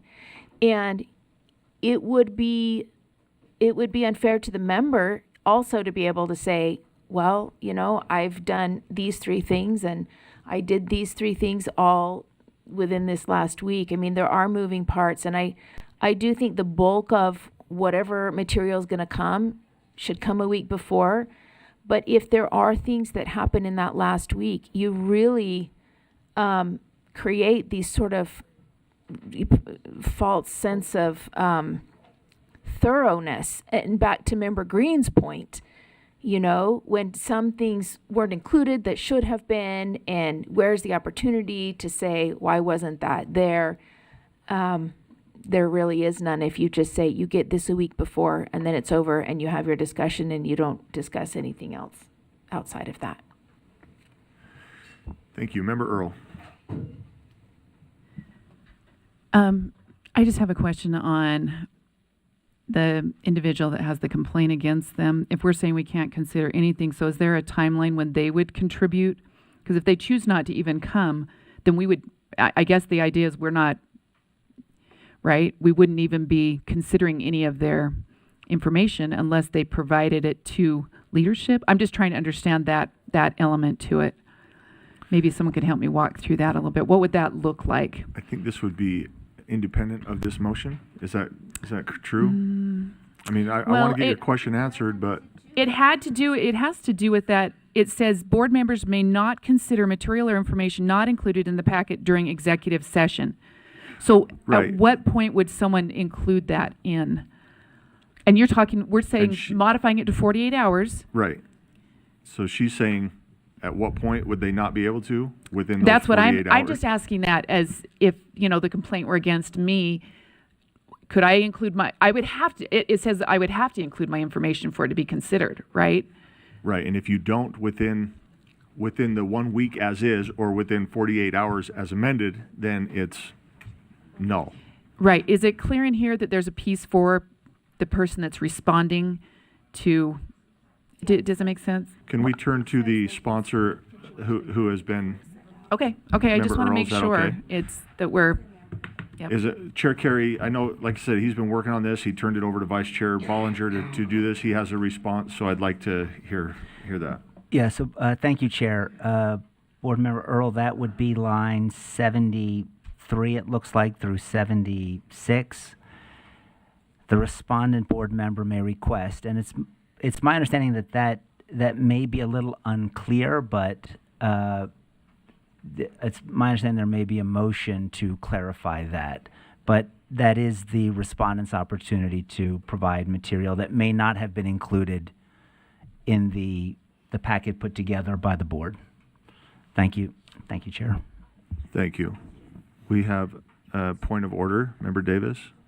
I read that doesn't the person who's being complained against have the opportunity prior to the packet going out to the board?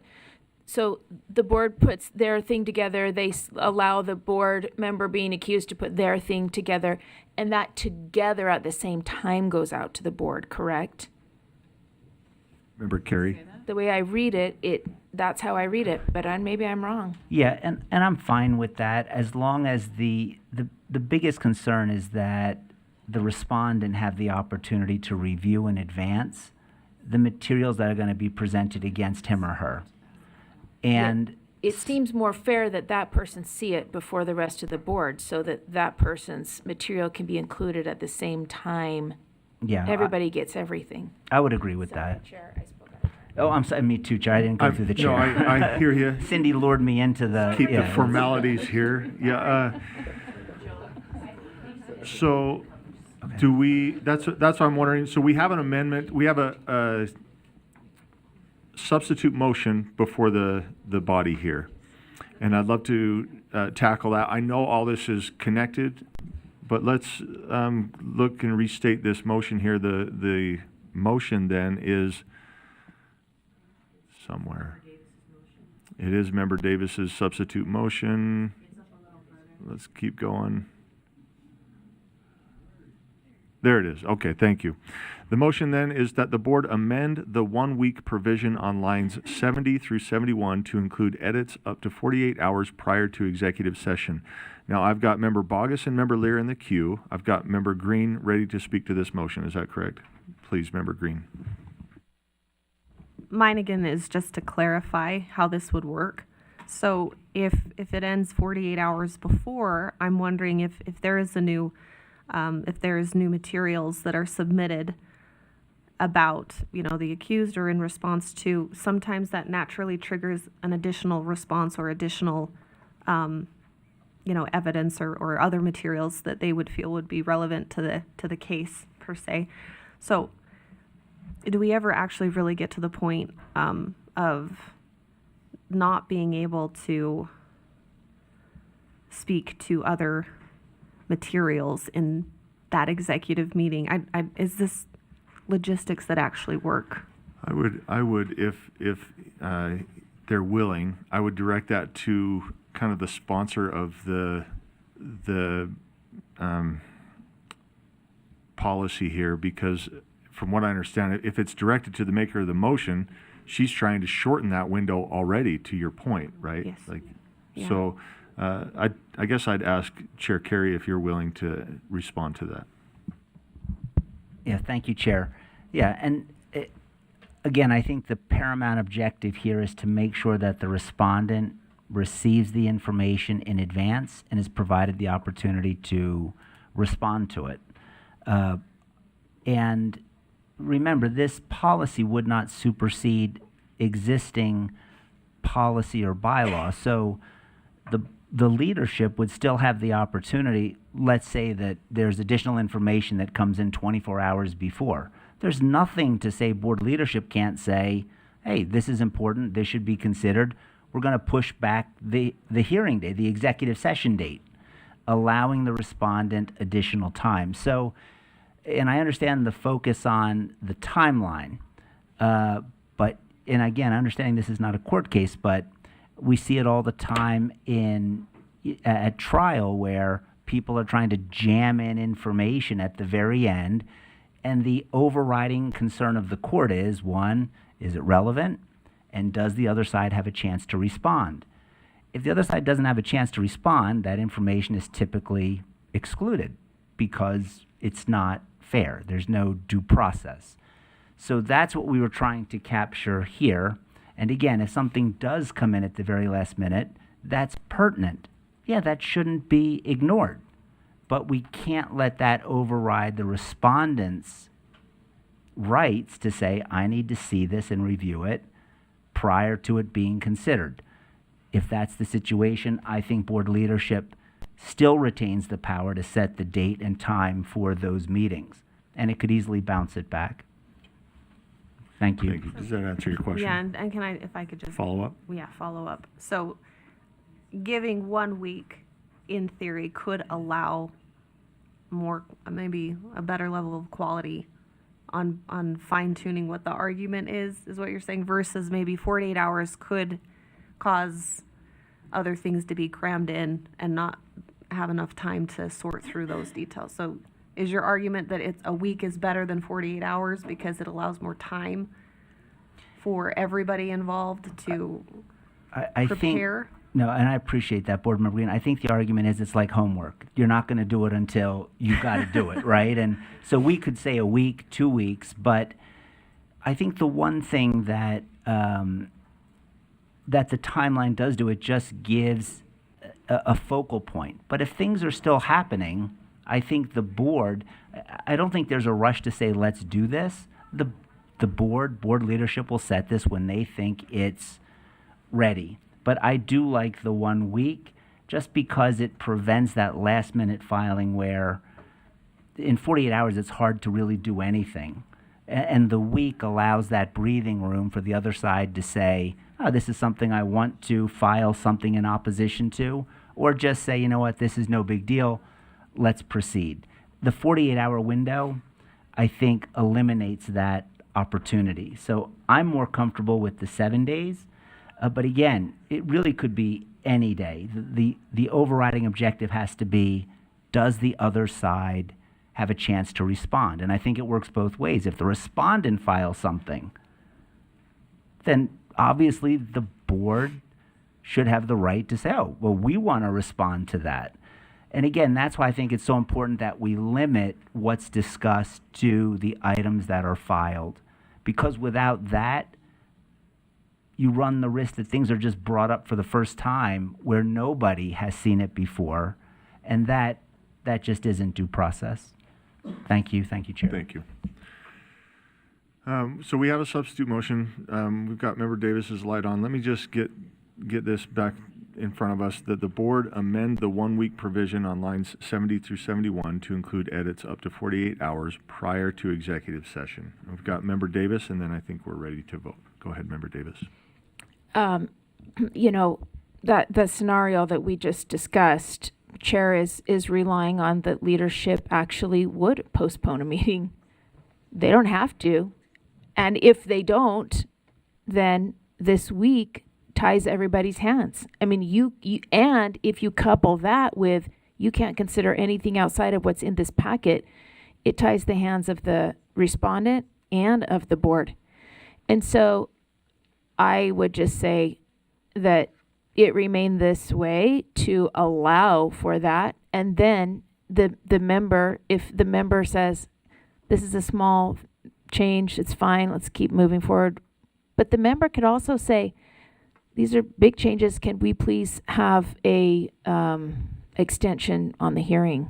I just think it adds some flexibility. I will not say another word. I'll let all of you have the last words, and we'll just vote accordingly. I believe that was the last word. So there you go. Let's restate the motion one more time as they get ready to cue that up for voting. The motion then is that the board amend the 1 week provision on lines 70 to 71 to include edits up to 48 hours prior to executive session. Let's go ahead and vote. Real is a yes. Thank you, Member Reel.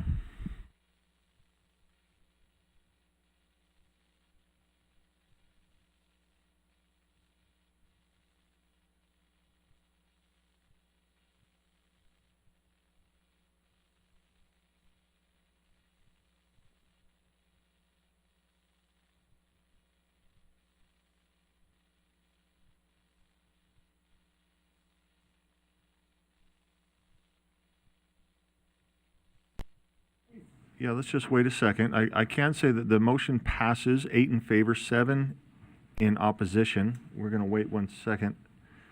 Well, can we just have you raise your hand while this is happening so we can move forward? Raise your hand if you're in opposition, please, and we'll call out your name. Member Bogus, Member Kelly, Member Earl, Member Hall, Member Carey, Member Brinton, and Member Green. Thank you. Next in the queue, we had Member Bogus. Okay, so I would move that the board amend this document starting at line 13 to read that internal audit ultimately, okay, so can we scroll up so the whole thing is there? Would that be acceptable? Thank you. So it would replace the shall with a may. And because this is the first time AAGs is used in this document, I think it's appropriate to insert the words Assistant Attorney Generals and then. Okay. And then insert that parenthetical there for the remainder of the document, and that would be the synthesis of the motion. So let me make sure at least I'm understanding. The original language is in blue. That's what's in the document already. Mm-hmm. Your changes are in orangish. We'll call them rust. Rust, thank you. And then the C, is this is an addition to read. So it says that the board amends starting at line 13 to read. Is the black language, what is that? Is that already That in is there? existing language. Okay. Oh, I see. So existing, added in draft 3, your amendments are going to be the may and the including the Assistant Attorneys General. Is that Yes. correct? Mm-hmm. Do we have a second to that motion? We have a second over here from Member Brinton. Back to you, Member Bogus. Okay, so just very quickly, I discussed this with Member Carey. We had a long discussion later on in this document. The Assistant Attorney General and their cohorts are a check on the audit, and eventually they're a check on that initial process itself. And so I think mandating that they check the work they did is a little redundant. I don't want to create a space in which we disallow that engagement, but I don't think we should mandate it, especially since our internal audit department has done such good work in their processes and procedures in this area. I think we offer them that opportunity, but it's not something they have to take on. Later on, if you have read this document, you know that board leadership can engage the AAGs as well, and to keep that check on the system as independent as possible. I believe it should be a may. The rest of the speaks for itself. Thank you, Member Carey. I wanted to speak, but I'm in the queue for other amendments, and I'm not even sure how to do that now that I've got another one related to this, but I wanted to speak. Sure, we'll go Member Carey, and then we'll come back to you, Member Lear. Yeah, I just want to thank Member Bogus for reaching out. And, you know, she made a good point, which is a lot of these maybe just be able to be reviewed by, maybe not a lot, but some of these filings may be able to be reviewed by internal audit, and they just make the determination. And to require a consultation seems superfluous, so I would support the motion. Thank you, Member Lear. And I had a different feeling about this, and I don't know if I should make the substitute motion. We probably need to vote on this, and then I wanted to add something because, as Member Bogus points out, this comes up in two different places, and I don't think it needs to. But I would make an argument for the shall. I think we sound a little conflicted about this whole issue. On the one hand, we want due process, and we think that's very important. On the other hand, maybe the internal audit can just handle this. I think there is too much at stake for a board member, and we have some fresh examples of this. Some of us have personal examples, and we have one that was more public. But I think these kinds of allegations can do such damage to a board member's reputation and to the board as a whole that though I very much appreciate and trust internal audit, they, in doing this kind of a review, I think requires the legal minds we have who work with us daily. And I think that it's important for internal audit, I think it's important that it is a shall.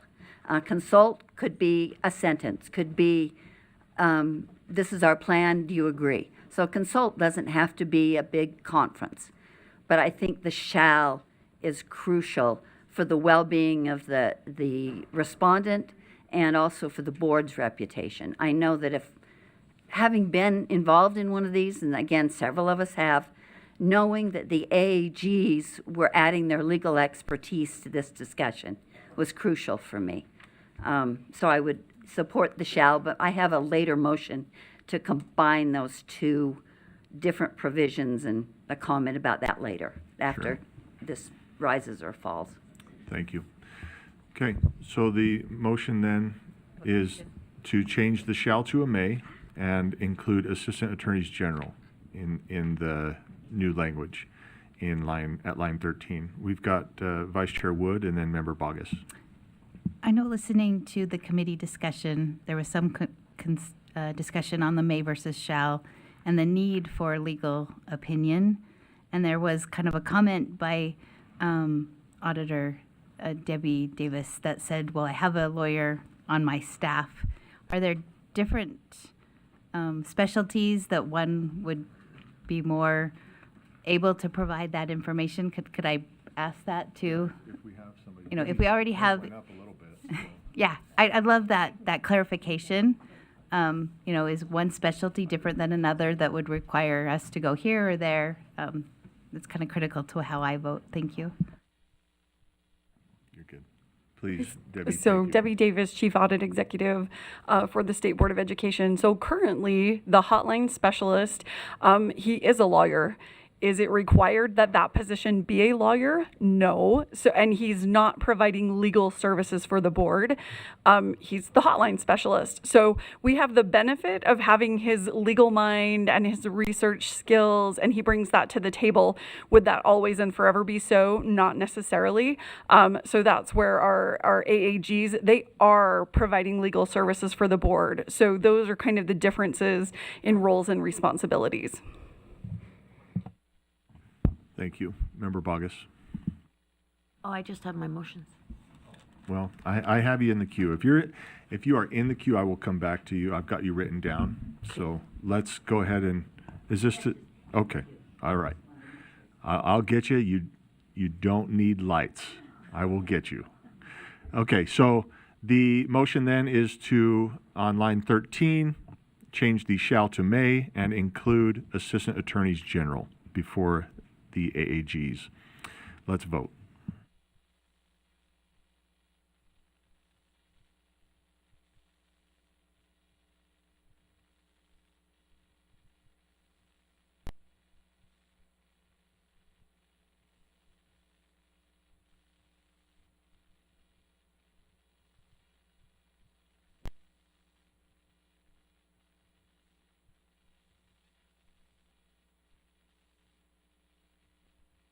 Member Reel, do you have a vote on this one?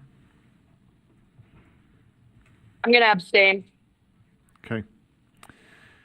We have, that motion passes, 9 in favor, 4 in opposition, 2 abstentions. Those abstaining are Member Reel and Member Davis. Those in opposition, Member Bollinger, Member Booth, Vice Chair Wood, and Member Lear. So back to Member Bogus. And can I just ask, I mean, I don't want to say how many because I don't want to seem rude, but I want to get Member Lear, who has some as well. I want to find a good balance here. We have 3 more. Should we get you in? Well, let's get you on another one here. Then we'll get Member Lear in there. So everybody's, and you have 2. Okay, let's keep going.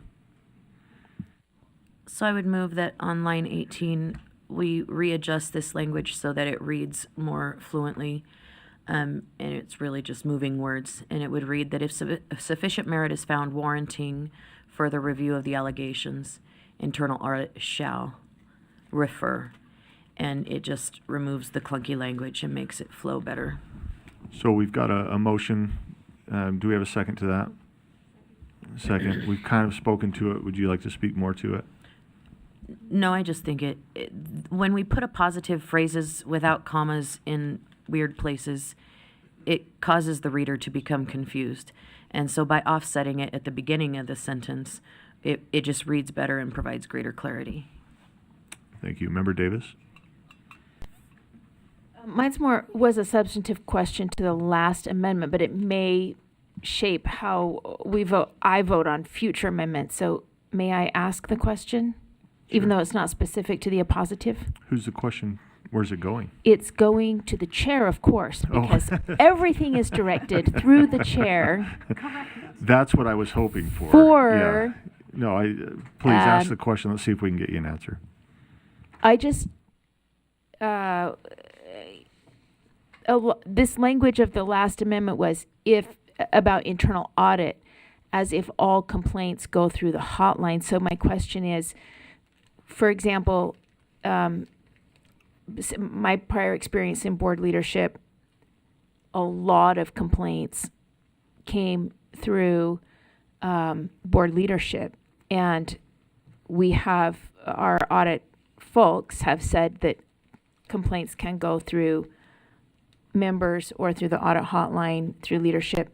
So my question is, what if the complaints go straight to leadership? Then is there some provision in this that leadership then needs to turn it to the audit department to do their thing to go back to them? Or because in my experience, what has happened in the past is the complaint will come in and then there's a question asked to the attorney generals. Does this break any of the provisions in our bylaws? If so, we need to move forward. If not, we're not even going to do anything about it. And there were like 100 of those. So I'm like, how many more employees are we going to need to hire if all of those have to go through this big, long process?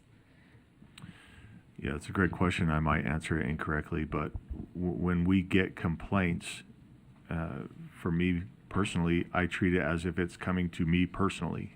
And I don't know if we've had a complaint directed to leadership. Maybe you have in your tenure, and maybe Jenny has in hers.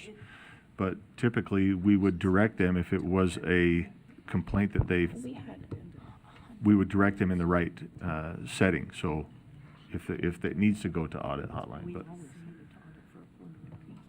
if it comes just to one board member, I need to repent then.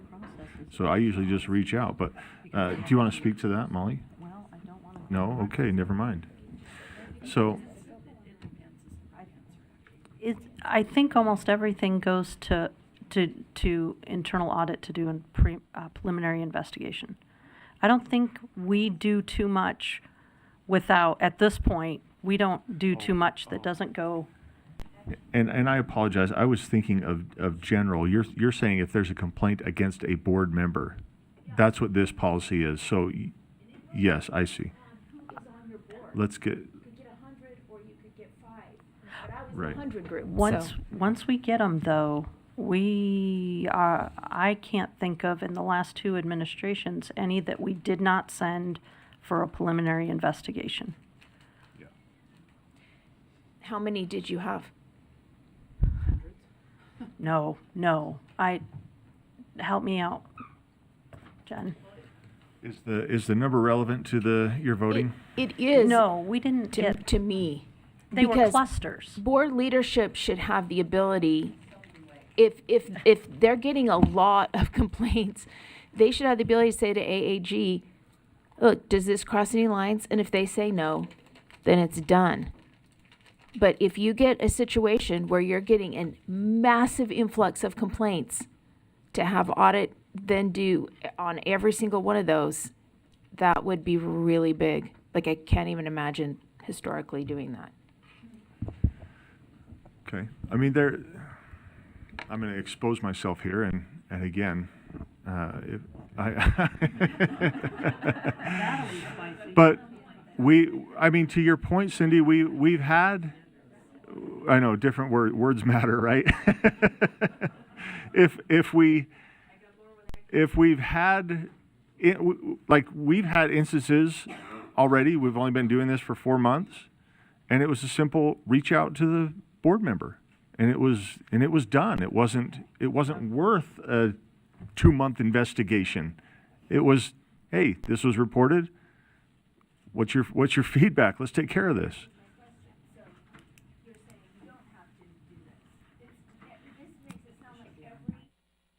Can you get on a microphone? And we'll get Member Earl after.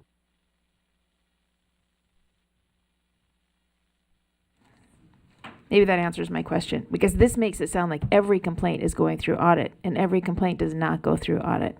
So I guess this policy is only for the complaints that start in a hotline position.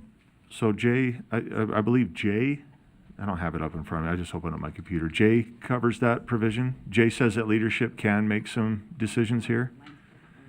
Line 44, it says board leadership, if appropriate, may discuss or mediate the allegation with the respondent board member. Does that answer your question? It never goes to audit or the provision AGs. here. It was included. And I know I've got Member Earl, Chair Carey has a comment on that, who added that. Mrs. Superintendent Dixon has a comment. So let's go here, and then Chair Carey, and then we'll go over to wherever we are here. Member Earl, So my first or third or? He's going to respond to, Member Carey is going to respond to Jay, and I believe. Yeah, thank Go you, ahead. Chair. Yeah, to address Board Member Davis's concern, and I'll start at line 5. This kicks in, as it says there, when the USBE Internal Audit Department receives an allegation. So these provisions only cover those complaints coming through audit. Correct. Thank you for that clarification. I think as a member, because I spoke, I want to clarify. Board leadership can sometimes get complaints because people go to board leadership first. Board leadership then determines if it's a complaint or a concern or a gripe or an issue or an uncomfortable situation. If it rises to the level of a complaint, we generally, for due process reasons and for fairness, we generally go to our experts and our support. There are issues that we don't believe rise to the level of a grievance or complaint that we might not refer out. It might just be, oh, hey, I think you need to talk to so-and-so because I know they brought that issue up. Connecting people for communication purposes. But when it rises to the level that it might be an issue, I think it's fair to say we have turned to something like this policy in order to ensure fairness and clarity in what we're doing. Please. When I read this, okay, it was at 5 a.m., so it was really early. That did not feel communicated to me through this policy.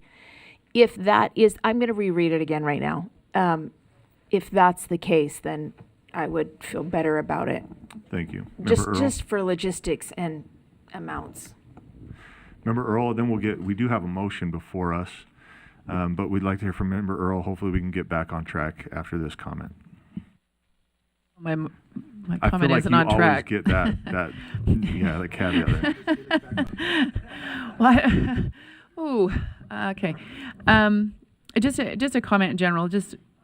Yes, there are hundreds of complaints that sometimes come in. Sometimes those hundreds of complaints are about one issue. Those are not, we don't do 100 separate items, right? If you have the same item, it's going to be, those are going to be put together. That's what internal audit has done previously. And I think that's the case is anytime previously, if something came in and it was like, oh, the complaint was serious, then we'll send it to audit because they're going to do an independent review of it. And then it would go through more of an independent analysis versus, us drilling down on it if it's something that rises to that level. So that's what I would recommend. But I'm grateful for the clarity in this policy because it helps everyone, right? So that leadership understands, okay, here's timeframes, here's direction, here's this, that's valuable. And then also for the other board members as well. Thank you. That was great. We're back on track. So the motion then is to strike the words appropriate internal audit find sufficient merit for and replace them with sufficient merit is found warranting. So the motion would read in whole, if sufficient merit is found warranting further review of the allegations, internal audit shall ... Is there any opposition to this motion? Seeing none, we're gonna call that unanimous. And Member Reel is in her graduation, so she is not voting. Okay, Member Bogus, let's get this next one, and then we'll move to Member Lear. And we're coming back. I was going to prepare a fourth draft. I was asked not to. All right. Go ahead. So I would move that we add the word permanently in subsection E, so it would eventually read, if internal audit does not find sufficient merit to the allegation to refer the preliminary analysis to board leadership, internal audit shall notify the respondent board member that the matter is permanently closed.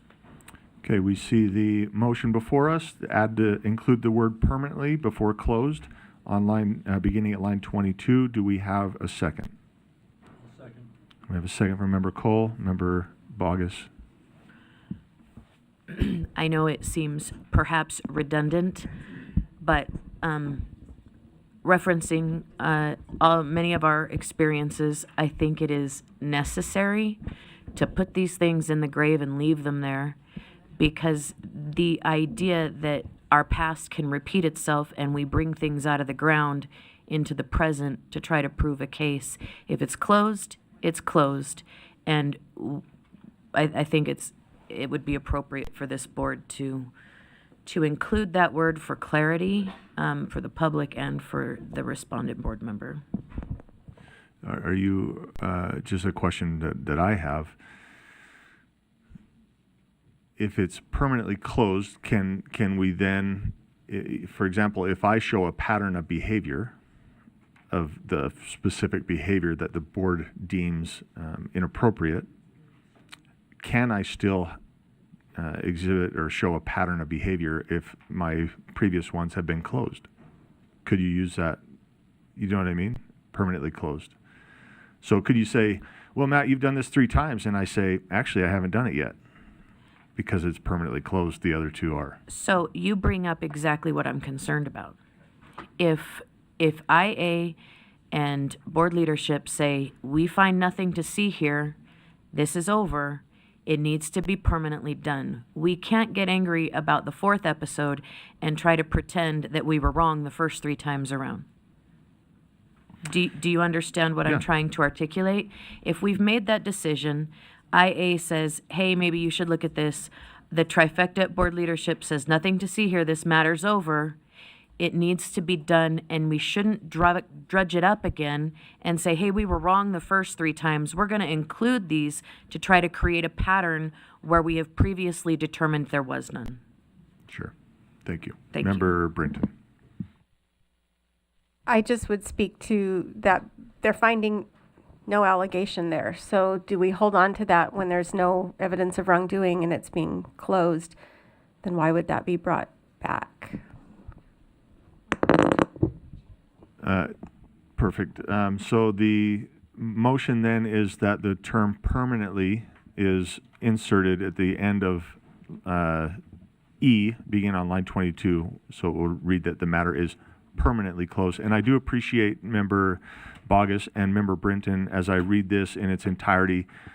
It's if internal audit does not find sufficient merit. So if there is sufficient merit, it can still show a pattern of inappropriate behavior. Member Lear. I'm kind of torn about this. Because you didn't read far enough, Matt. If internal audit does not find sufficient merit to the allegation. I'm concerned that there could be ongoing behavior that is a new instance. And I think I hate to foreclose the board's opportunity to protect its reputation if there are continuing instances of behavior. I don't mind, and maybe I should make a substitute motion, that the specific allegation is permanently closed. So that, let me just finish my thought first. So that if it happens again, and we can raise all kinds of what ifs and examples from the criminal justice system that, yes, you can't be retried for a single incident, but if you murder somebody else, you certainly the matter will be reheard. So that's my concern. And I have to throw in one other statement that I could have made in any of these comments. I had a discussion with Member Carey that he may or may not remember, but we're spending hours on this when I feel like in my 40 years of working with the board and being on the board, there were maybe 2 instances. So I think we are maybe spending too much time for the very outlying situations where most of the time board leadership, even before we had internal audit, handled these pretty effectively. So I don't want to make too much of this, but I also say if a pattern, if there is a different instance, I think that absolutely should be we should be able to revisit that. So with that, I think I'll make a substitute motion of sorts, I guess, that we modify the, having done this exactly backwards, the statement to say that the specific allegation is permanently closed. Thank you, Member Lear. The motion is before us. Do we have a second? Okay, we have a second. Back to you, Member Lear. I've said my piece, thanks. Okay, Member Bogus. So I appreciate Member Lear, and that's exactly what I was going for. And so I appreciate the amendment and the clarity. It's that, you know, if there is a secondary instance, let's say 2 weeks later, we treat that separate, but we can't drudge up things that we determined did not have merit to try to create something that wasn't actually there. And so I would not object to this if the body doesn't object. I would not object to this amendment. And I would defer to the maker of the draft to gather his thoughts. We've got a light from Chair Carey. Yeah, I think this strikes the right balance that we've been trying to find, and I think no one wants to see an unsubstantiated allegation come back to tilt the scales, but certainly new ones should be considered. So I would support the motion. Thank you. Thank you. Seeing that we've had such, seeing that we've had such discussion to this, I'd like to put it up on the board for a vote. So let's go ahead and cue that up. The substitute motion is to change the matter is permanently closed to the specific allegation is permanently closed. And with that, let's go ahead and vote.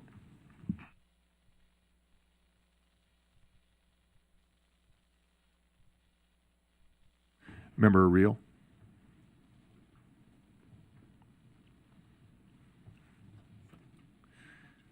And who else? Member Davis. Sorry. That passes 14 in favor, 1 absent. So thank you. Over to Member Lear for a motion, and then we will come back to Member Bogus, who has additional. I actually had 4 amendments. I'm restraining myself to the 2 that I thought were most important. And I said a little bit about my concern generally about making too much of this policy. But I thought Chair Carey was very gracious in accepting, in fact, maybe too gracious in accepting everyone's comments. And I feel like it's a little, I feel like the whole policy now is a little bogged down and a little, doesn't read as smoothly as I wish it were. But on the other hand, everybody on the committee weighed in. So accepting that, I still have a couple of things that I think would improve it would streamline this a bit. So my first one, and I know there's some rule about going back over what we've gone over before, but I think this is different enough. So sorry, I didn't give these to anybody in advance. I meant to, Ben, so I had good intentions, and then the morning got away from me. Carol, go ahead. Member Lear, can I just ask, I know you've got some amendments. You've got 2. Out of my 4. Out of your 4. Member Bogus has a small handful additionally. Is this something that needs to consider to go back to committee? I don't think so. We want to tackle this now? If you're asking me, these are not particularly controversial. I think they're more streamlining amendments. Okay. That's my opinion. That's okay. I'm just asking. We're 5 minutes beyond the time for law and licensing. Not saying this is important, and I don't want to rush it. So I want to make sure that if we're going to take the time here, let's do it. So go back to you, Member Lear. Okay. Sorry to interrupt. It's all right. So I would propose, and I've got line 15 for this. So it's back to our near our discussion of shall consult versus may consult, and may consult was the outcome. So I can still live with that. But to make this cleaner, my amendment would be beginning on line 15. Sorry about this on the fly, Ben, whoever's typing. Internal audit may consult with USBE AAGs, and we think we changed that to attorneys general, both as it begins its preliminary analysis of a complaint, that's existing language, and throughout the review and investigation process. and then we can delete lines 25 through 28. Thank you. Let's make sure we have the motion correct before we seek a second here. And I believe we can, I believe that Member Bogus's intent was to just put the Assistant Attorneys General in front of the first AAGs as Wherever they you wanna read put through that, that. so we don't have to put it every time, but Sure. just to clarify, That's not a problem. that's, Not the central point of the motion. yeah. And then did you get the delete lines 25 through 28, which repeats the involvement of the AAGs? Does this capture your motion, Member Lear? Oh, I can look right in front of me, sorry. Thank you, Jerry.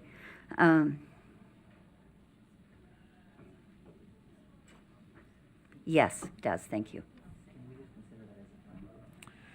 We have a second.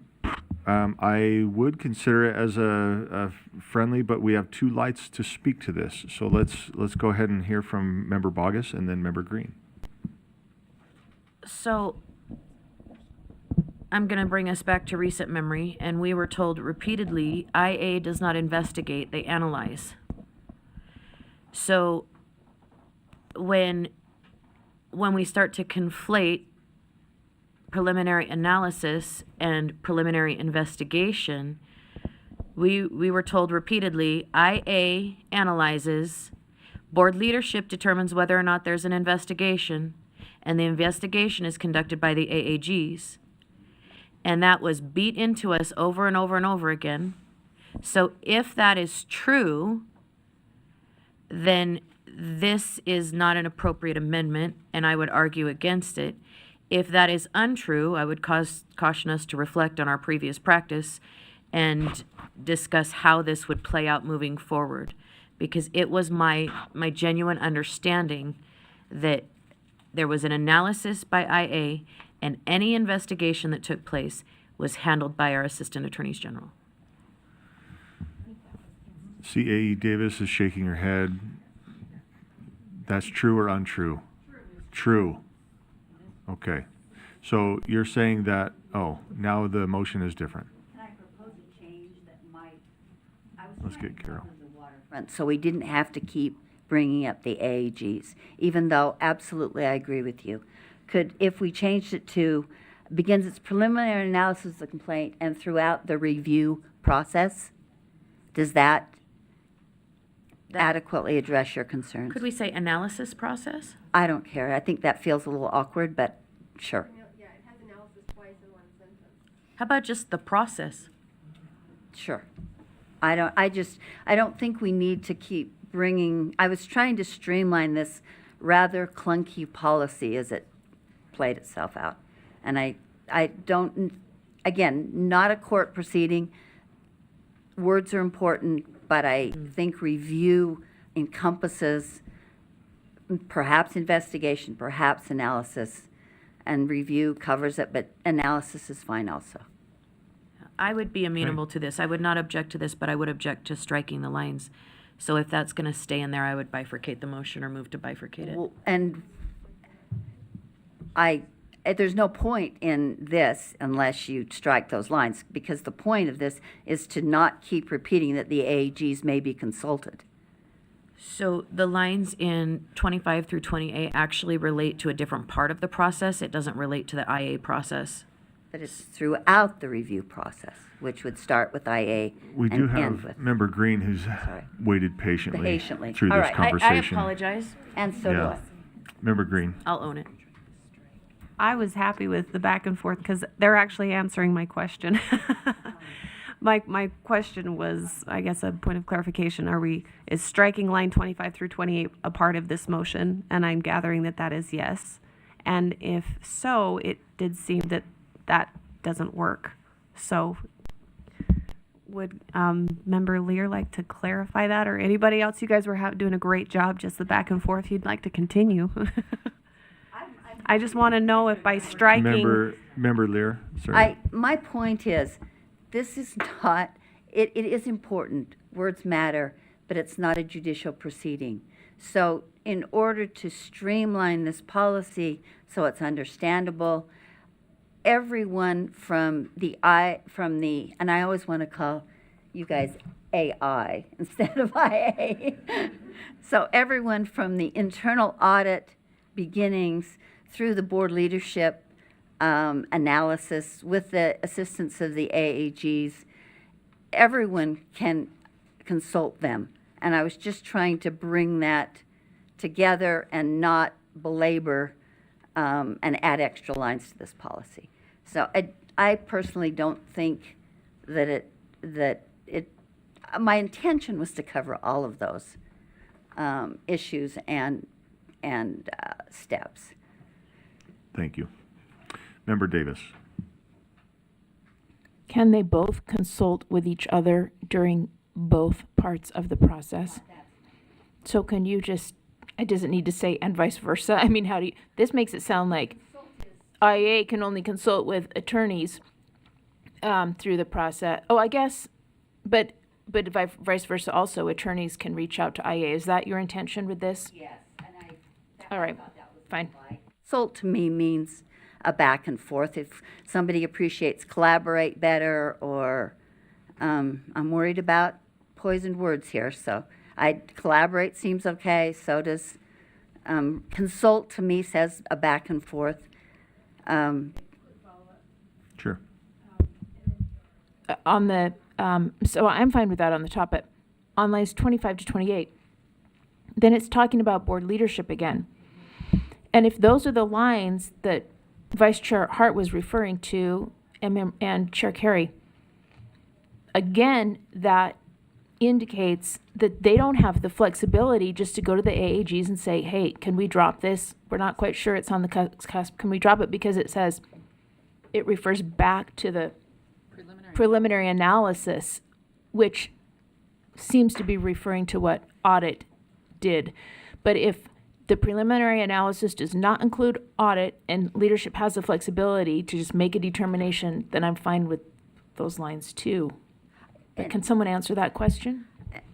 And again, I'm doing this also like the rest of us at midnight last night, because I talked to Leanne and she'd given me some ideas that I forgot to put into writing.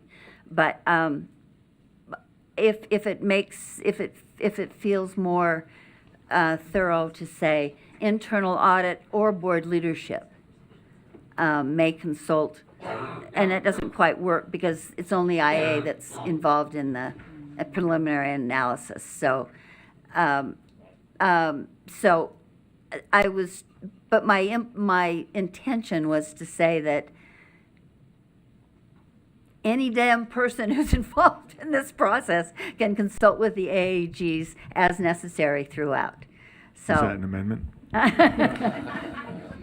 If you were Chair Huntsman, I still have a little PTSD to say, remember Lear, language. It doesn't fix it. If you want to repeat it, it's fine. I was trying to streamline. So if it's too, if it's too concerning for the rest of you, I'll stop trying to streamline and leave it alone. Right, but yeah, and that's fine. So if everybody feels better, we'll just leave lines 25 through 28, and we'll leave that part out. Although it ended up lengthening this thing rather than simplifying it. But if that's the will of the body, I'm not going to force this through. But it still allows IA to consult when necessary. So let's just leave it like that and go forward. From what I understand then, the simple motion that we've discussed for the past while is we're changing shall to may. No, may already got changed. Well, not in this line. Or was it this line? I don't know. Okay.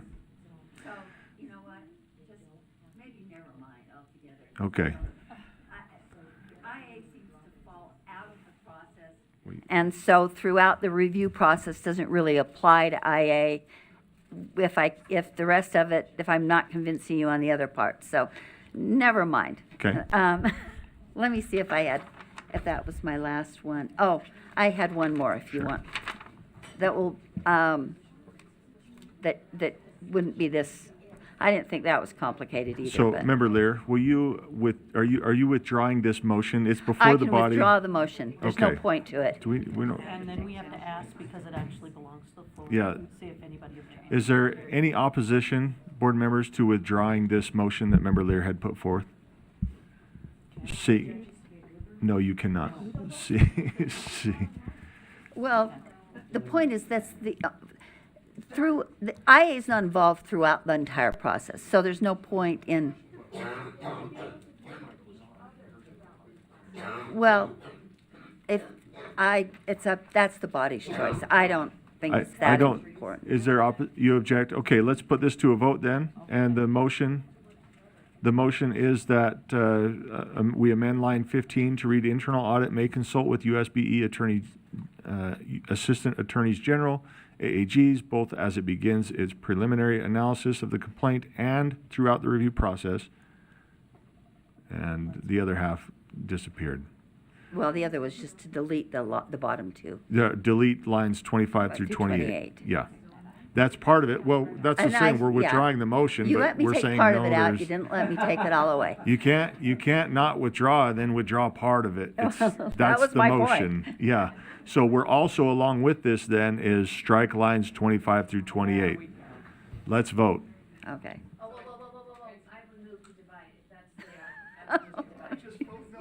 Just vote. This is called over-baking, guys. Well, I'm happy to let her withdraw her motion, but I thought we withdrew the striking of those lines without objection. I thought we removed those without objection. Oh, well then. As a point of order, sir. I believe we removed that part of the motion. Okay, so then so I'm hearing then that the motion is the top part, not the bottom part. 25 through 28 remains. The motion then is to amend line 15, internal audit may consult with USBE Assistant Attorneys General, AAGs, both as it begins its preliminary analysis of the complaint and throughout the review process. I'm going to say let's vote. Any woes? Okay, let's vote. Real is a yes.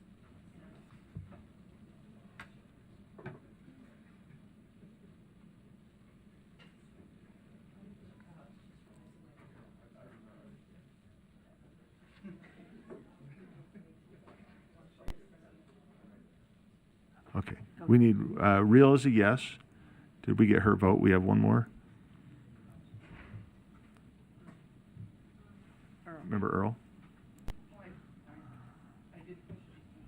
Okay, that passes, 12 in favor, 3 in opposition. Those in opposition being Member Bogus, Member Hymas, and Member Hart.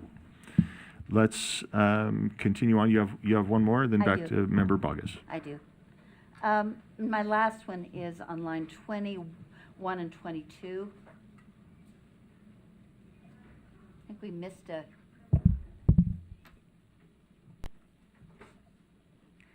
And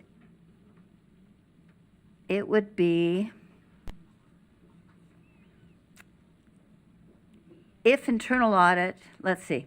If internal audit does, I'm starting above, let's see. I'm starting on line 20. If internal audit does not find sufficient merit to the allegation to refer the preliminary analysis to board leadership, internal audit shall notify the respondent board member and board leadership that the matter should be closed. Because I don't think internal audit really has the authority to do that, but Yeah. did we fix that, or am I just piling on? I'm not, I can't remember what the Well, is amendment that okay was. or not okay? It's Can not we- okay? Can we pull up what the amended lines 21 and 22 look like, if that's okay? I know you're trying to multitask here. But then I could amend what exists, or no? I'm having second thoughts. Should we bring this back to the committee? Well, I could So make this it is the better. one where we added permanently. Is that right? Just you were too generous in your, y'all come. So We actually added Member, yeah, Member Lear. Well, yeah, in the abstract, in the, Member Lear, you can see up here, we added the specific, where permanently is highlighted, we added the specific allegation is permanently closed. So you're saying you want to insert well, does it shall make, notify board leadership and the respondent board member. well, doesn't it make sense to the rest of you that if internal audit doesn't find sufficient merit, that it shouldn't just tell the board member, it should let board leadership know? Second.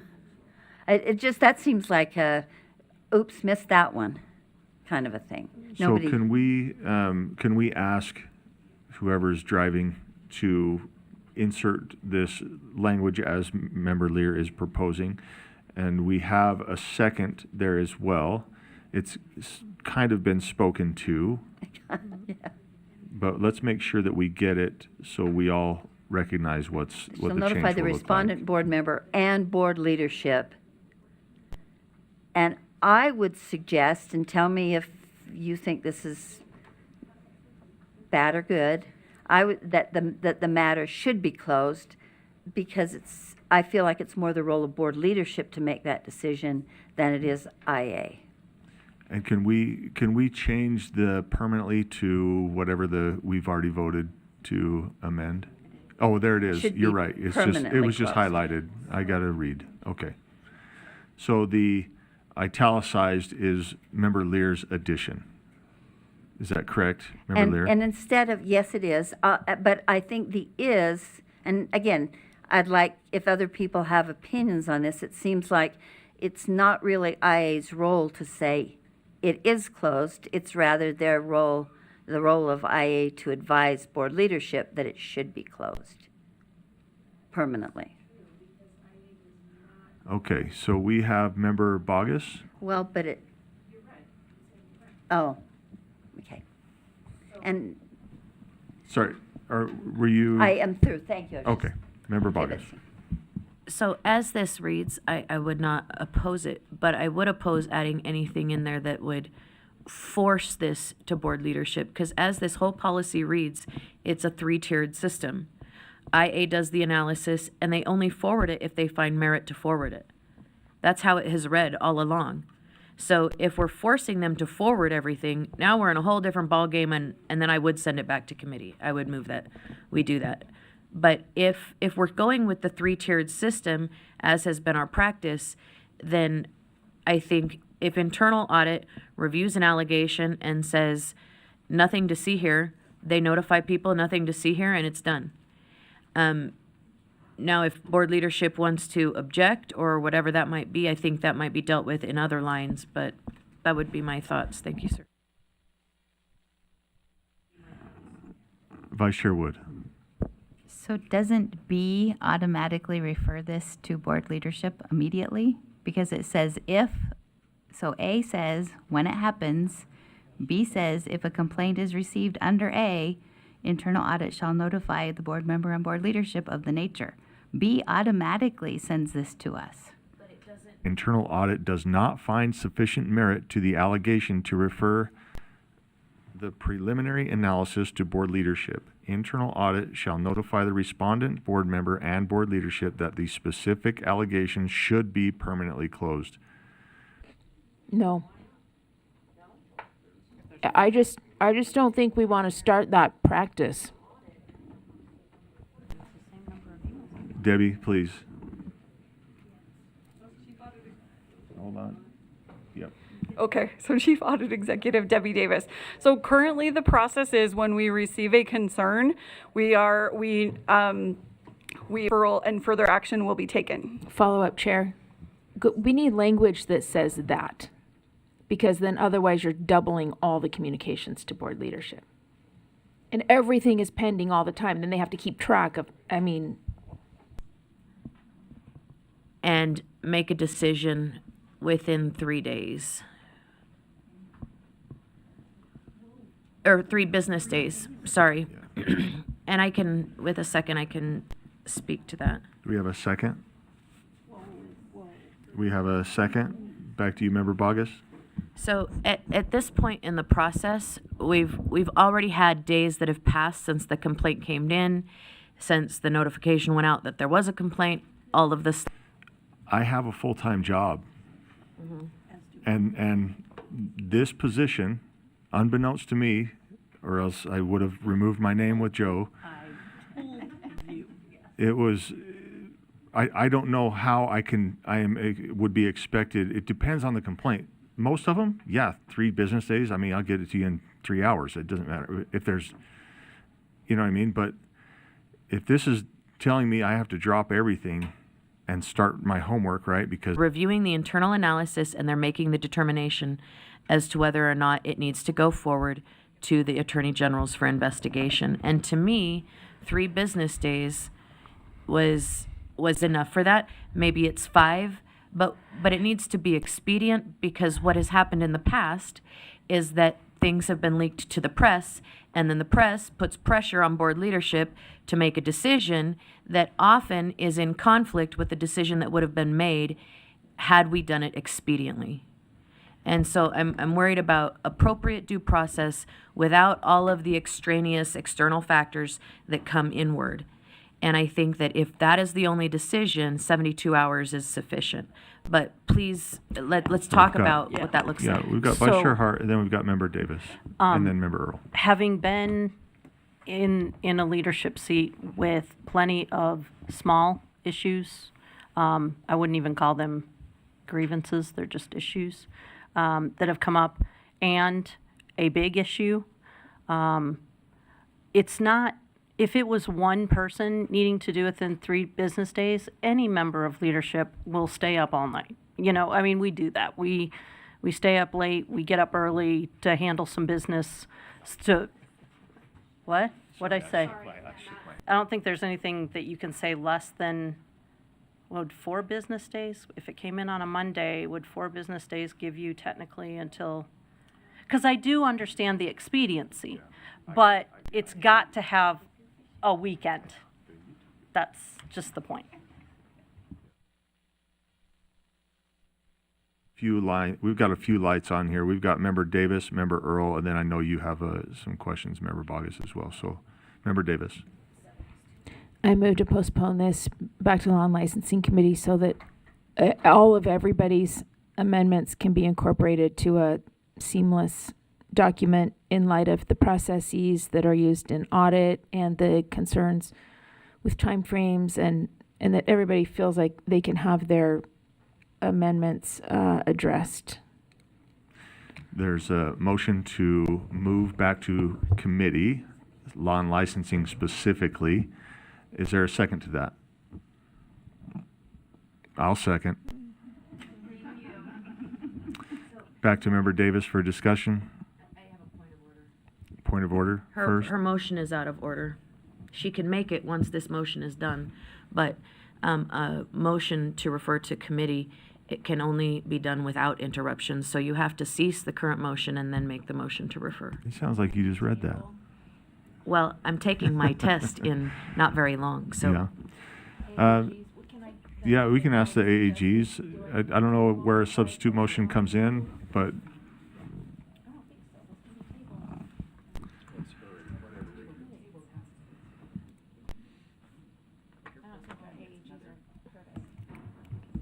as they're seeking confirmation, Member Davis, is it okay if let's continue, we're going to sit here regardless, so let's, as they seek confirmation, let's continue on with the discussion. Are you okay with that? Yeah, it looks like AAG Beal is, yeah. So, Member Earl, you had a light on before the motion was made. Do you want to speak to this motion that's before us? Yeah, I would, 2 things. One, I think you could put in a timely manner or something like that. I just don't, when you restrict to that, you don't always predict when things are coming in, or, time frames or that kind of thing, or whether you can get a hold of maybe a staff member or whatever. So I would speak against this. Like I said, if you wanted to put at the end, timely manner or something like that, that just says urgency type of a thing versus here's your restrictions. Anyways, yeah. Thank you. Member Bogus? So I think the better thing is we need expectations. And when we build ambiguity into these policies, then we build nefarious activity into these policies. And so I think if you want 5, great, choose 5. Let's amend it and put it in there and get it done. If Member Hart wants a weekend, 5 business days would accommodate that. And let's just say within 5 business days and be finished. Then you would have Tuesday, Wednesday, Thursday, Friday, and by 5 o'clock the following Monday, a decision must be made. And I think that's fair and sporting, but without a timeline, no due process exists when you can drag things out forever and say, oh, well, we acted as soon as we could. That's not fair and sporting to the respondent board member. That we have to make a decision to be fair and sporting to both parties. And as much as I agree that you guys need that time and that this is a second job, if you will, it's also something y'all signed up for. And so that idea that making that time to get that done within a timely manner is also super important, in my opinion. Thank you. AAG Beal.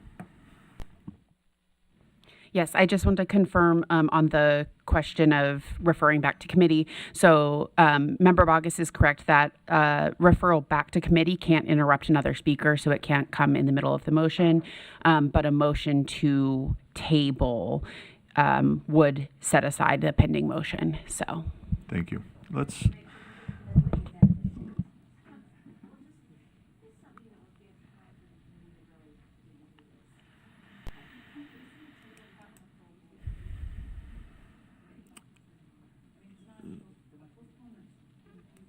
So the next slide I have on is from Chair Carey here. I guess I'm trying to think of process here.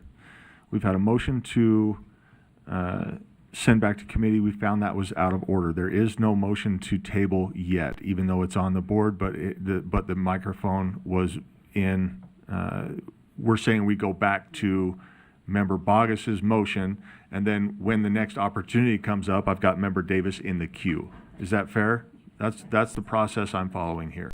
So with that, we're still on Member Bogus's motion to amend. I've got Chair Carey, and then Member Bogus has her light on. So go ahead. Thank you, Chair. Yeah, I would speak against the motion. And, we talk about due process. It means 2 things, right? It means, yes, you don't want to leave the respondent out there in limbo, but they're also entitled to have the material reviewed thoroughly and with enough time to make this determination. And you can't predict every circumstance. You can't say that, oh, it's always going to take 3 days or 4 days.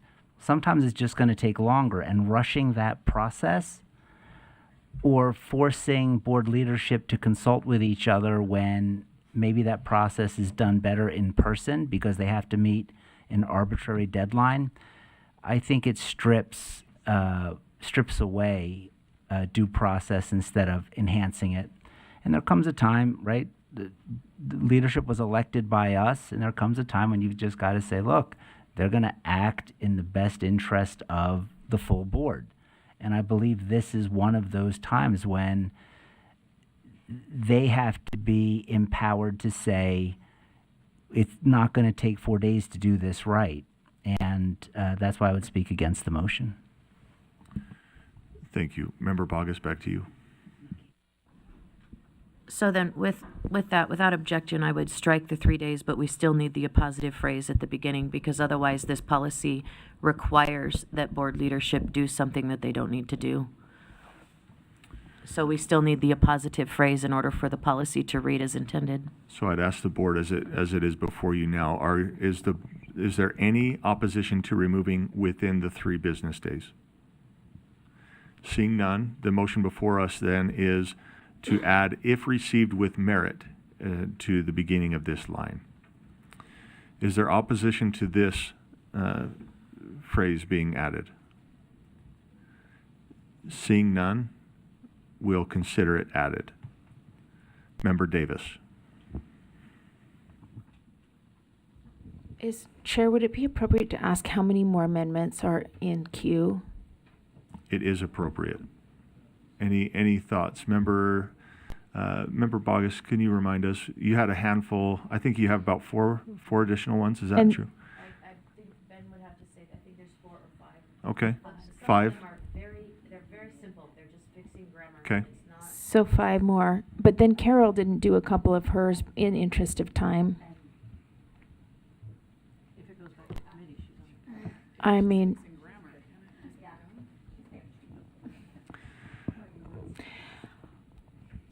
I don't want to take more time to postpone, but I don't want to continue with all these more amendments when we're so far past the agenda time.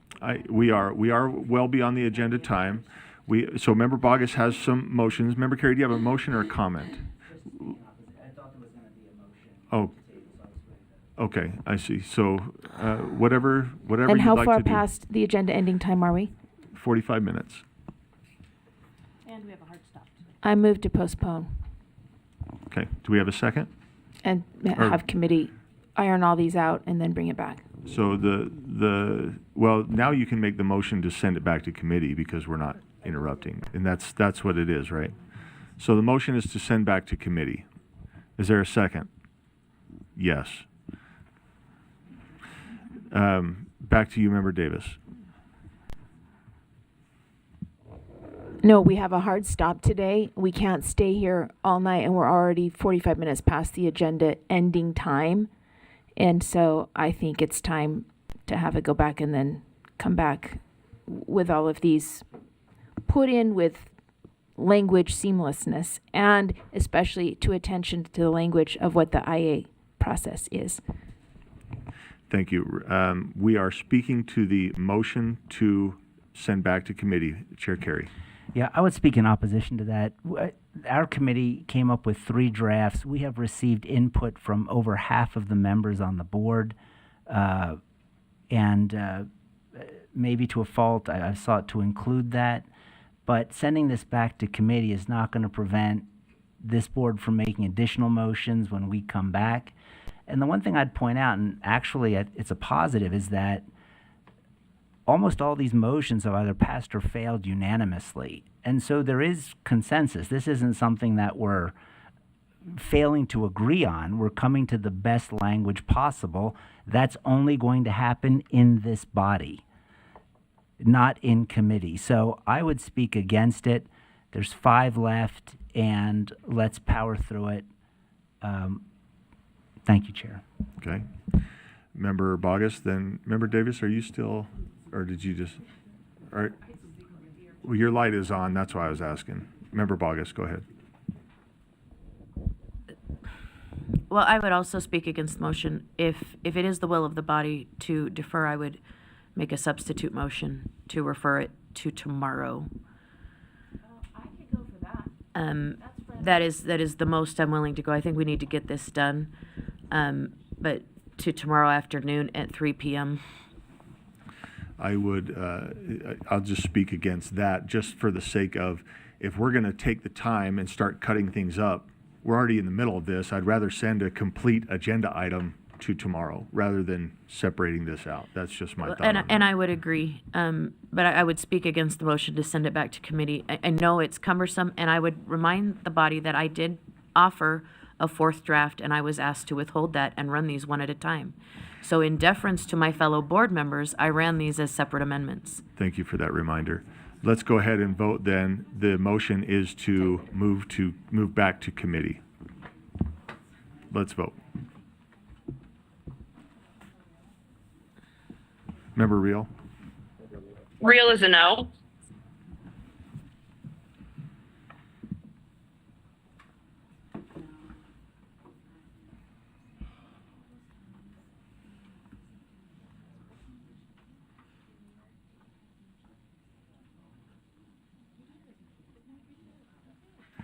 Okay, that motion fails, and 3 were in favor of, the 3 yeses being Member Lear, Member Davis, and Member Hymas. Back to you, Member Bogus. Thank you, sir. The next motion that I have is, I believe it's highlighted there, to amend No, I believe it's the next one, whoever is driving. Well, it's concluded in this next motion. Is it not?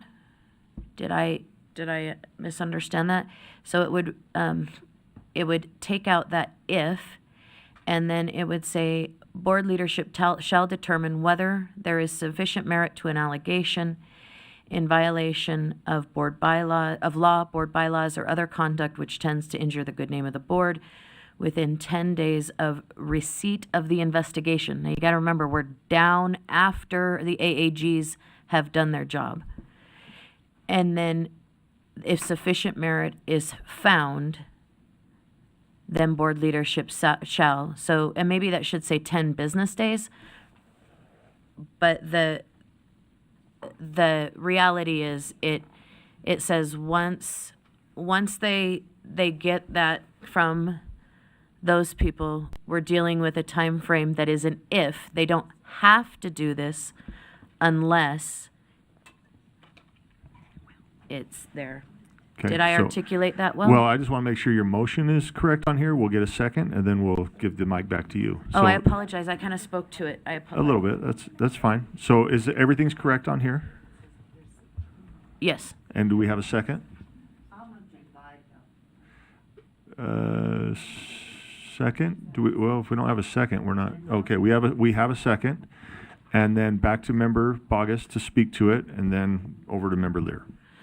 Okay, so if we look at the first section, the shall is to prevent things in limbo. It doesn't just sit there in perpetuity. They shall make a decision. A decision shall be made. That is, and the decision is only whether or not there's sufficient merit to an allegation. That's the only decision they're making. And the decision is 10 business days, which is well over 14 calendar days, and it just moves the process along. And then there's a qualifier, which I think is important, that if merit is found, again, it doesn't sit in limbo, it moves forward. And so I think that we need to be very clear on what moves forward and what doesn't, and keep that in the frame of the process and policy. Thank you, Member Bogus. Member Lear? August wants to, I will not vote for one thing that says within 3 business days or 25 business days or 14 calendar days. This has never been a problem. There is no section in this office that is more eager to do its job quickly than internal audit. And it just is, those delays have never shown up. So to tie hands with people with full-time jobs is, I think, irresponsible, and I will vote against anything that says 10 business days or 15 hours or whatever it is. So I don't mind any of it except for that. So let me clarify. Are you moving to divide, or are you speaking against the No, motion? I'm saying if I'm threatening Member Bogus, if she insists on having 10 business days in there, I'm moving to divide, and I'll torture you all. Please respond. Yeah. So, Member Lear, I would argue that this is not talking about internal audit. This is talking about our board leadership team. And I understand that, but in recent memory, this has laid out in limbo and drug on for months, and it's not fair to the respondent board member when it hangs in limbo, and then it's dragged through the press. It's not fair and sporting. We need to make a decision, and if 14 days is not enough, then let's pick a time frame that is enough. But 10 business days equates to at or about 14 calendar days, and how long is enough to say, hey, we're going to put this before the board and do this? Dragging this out just creates trial by public perception, and it's just a mess. So if you want to bifurcate the motion, I would support that, but I do think we need clearer language throughout it. Okay, thank you. I don't see any additional lights, so the motion then is to include the words shall and whether, and you can read that where those belong on the screen, And then also at the end of this section to read within 10 business days of receipt if sufficient merit is found. Let's go ahead and vote.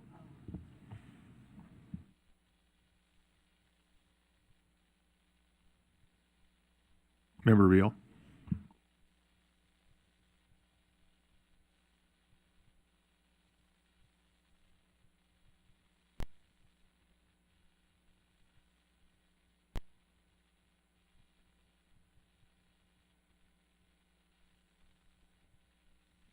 One more call for Member Reel. Okay. Okay, that motion fails. 8 in opposition, 5 in favor, with 2 absent, Member Reel and Member Davis. Those in favor being Member Kelly, Member Hall, Member Brinton, Member Bogus, Member Green. Back to you, Member Bogus, I believe. I would move that we move that appositive phrase to the beginning because it's less clunky. Yeah, so there's a motion to move, if appropriate, to the beginning of the section. Do we have a second? Second. Is there any objection? Member Carey. I'd just like to amend the motion to amend, if that's in order. And I'd just like at the very end where it says allegation with the respondent board member, remove the period and add at any time.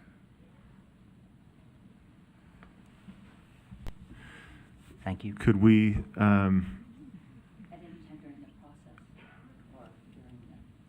let's make sure that we get that.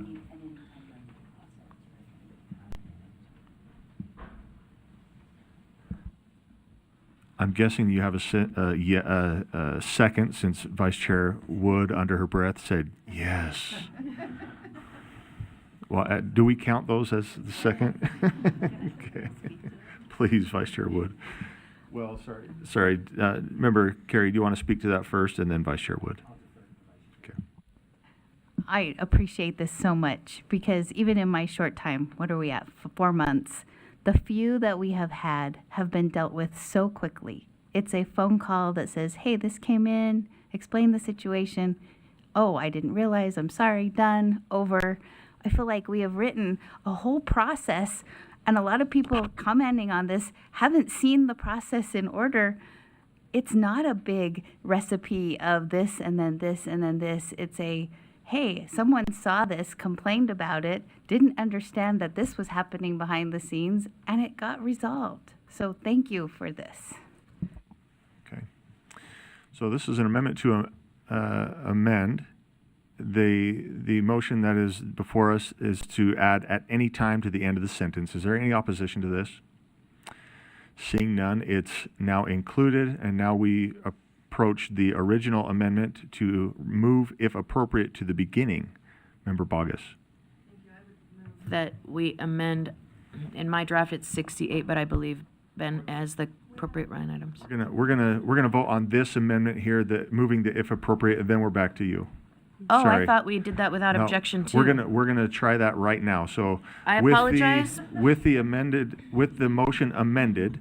I'm acting and in the interest of expediency. I I just know want you to you're know. doing us all a favor. Mhm. So, is there any opposition to this complete amended motion?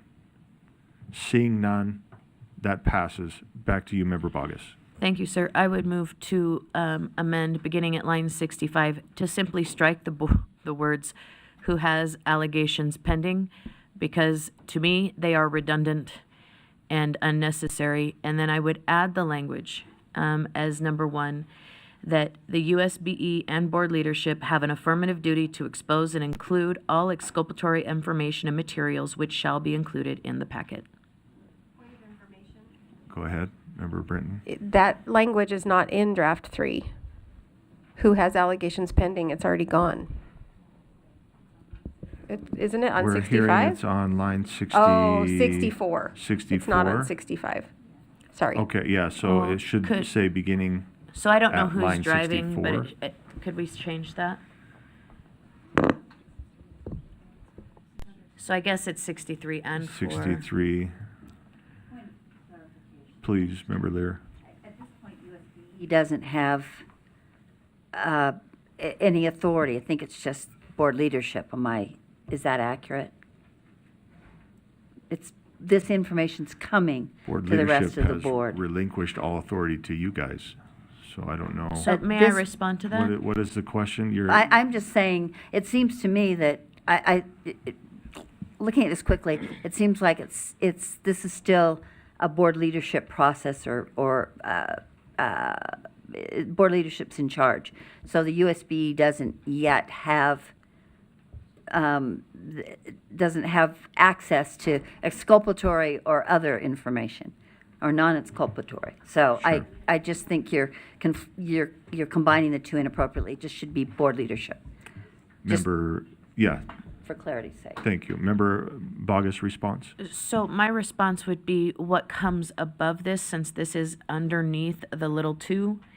It's talking about our board's executive assistant, and so it could be USBE staff and board leadership, but we're actually putting in this subheading the affirmative duty of those compiling the packet.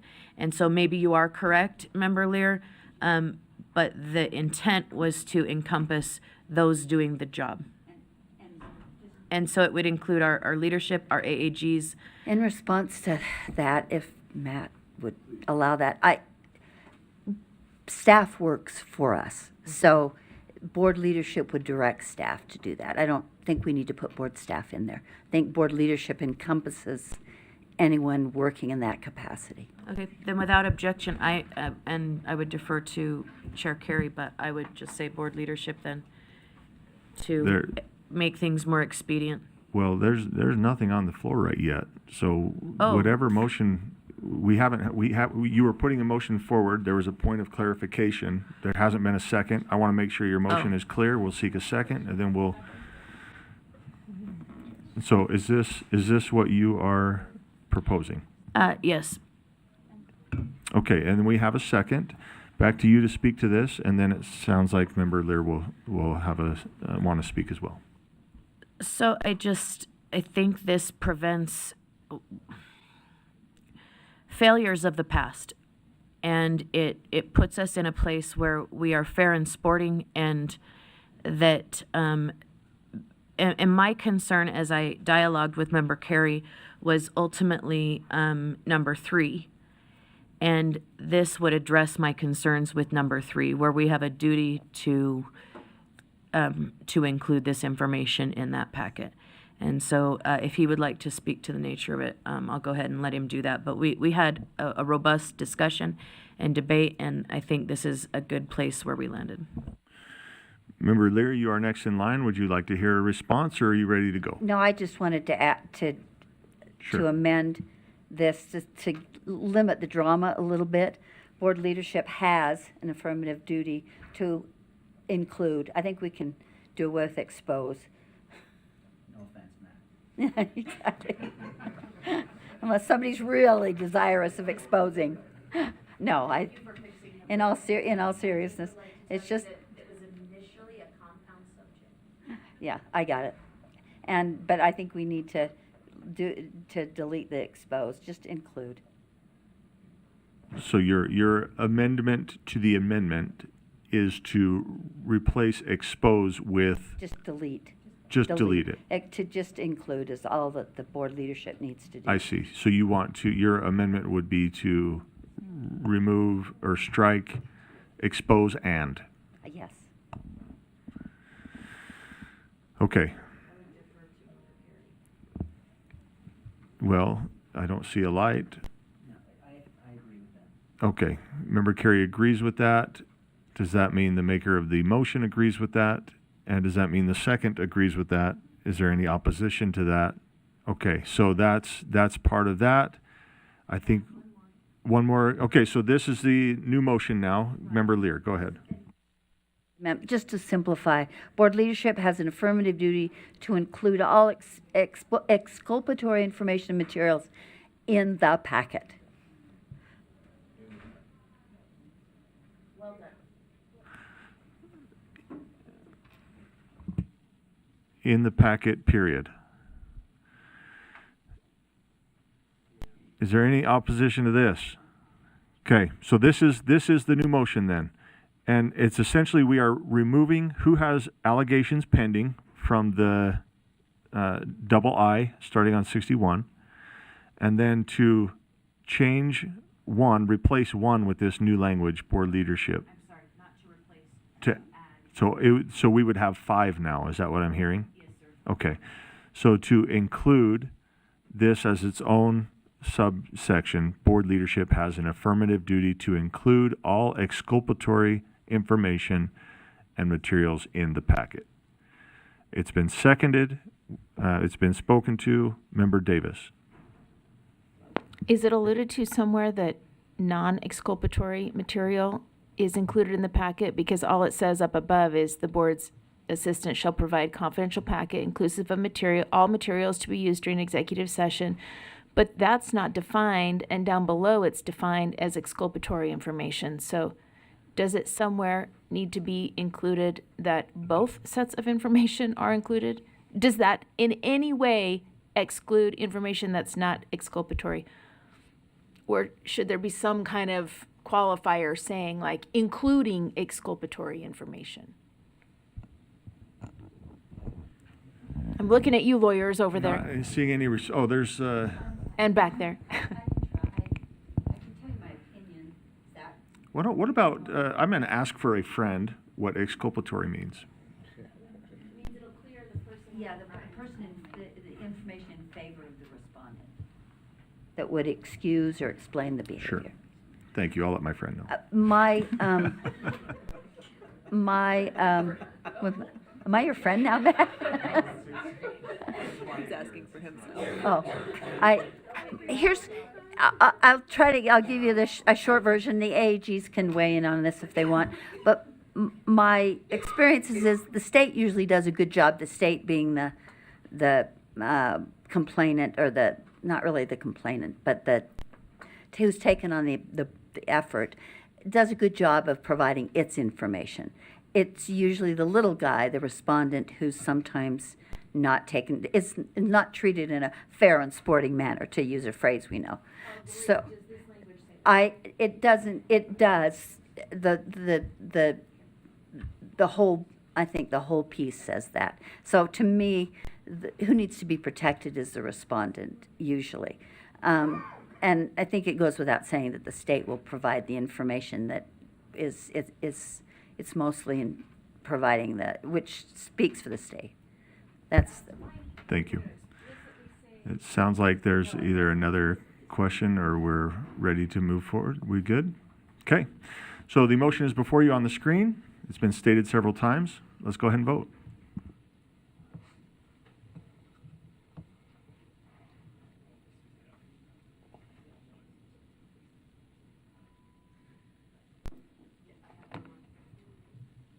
Member Reel?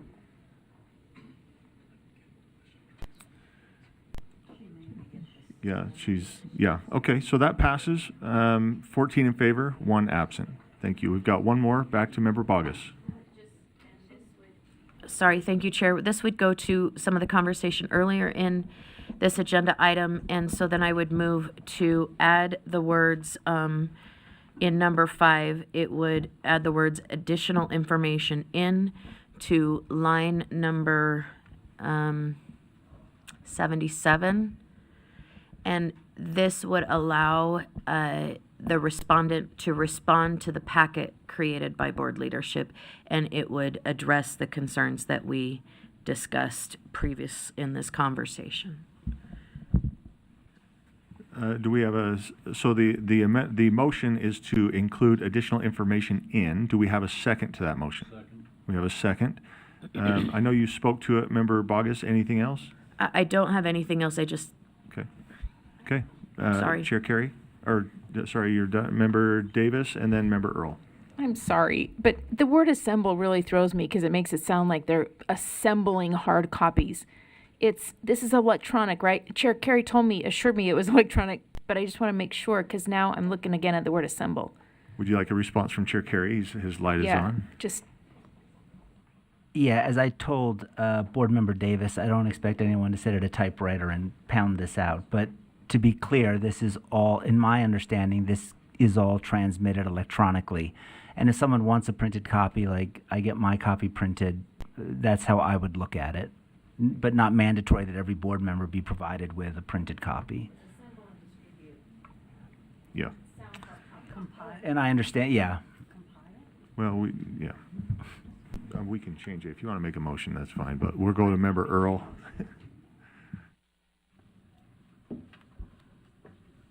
I'm just trying to make sure I understand. So, which may be necessary, it may not. That's why so I'm looking at II. Let's see, the board executive assistant shall provide a confidential packet inclusive of all material to be used during executive session by USBE and the respondent board member. So then we're going to say down here that the respondent board member may request that the board executive assistant assemble and distribute the packet. Are we talking different packets, or is this the same packet? It needs to be deleted probably. So that's why I added the language, because of the intent. Oh, may I? Member Bogus? So if I'm understanding Member Earl correctly, her question is the justification for the amendment. Because without that, it doesn't have a lot of, it doesn't really make sense. And I believe, based on the conversations I've had, that number 5 was added to this draft to allow a response from the respondent board member, but it's to put additional information into the packet to be distributed by the board staff to the board, and this amendment makes that clear. Back to you, Member Earl. Follow up. I just have it, once again, and unless I'm misunderstanding that, it actually says that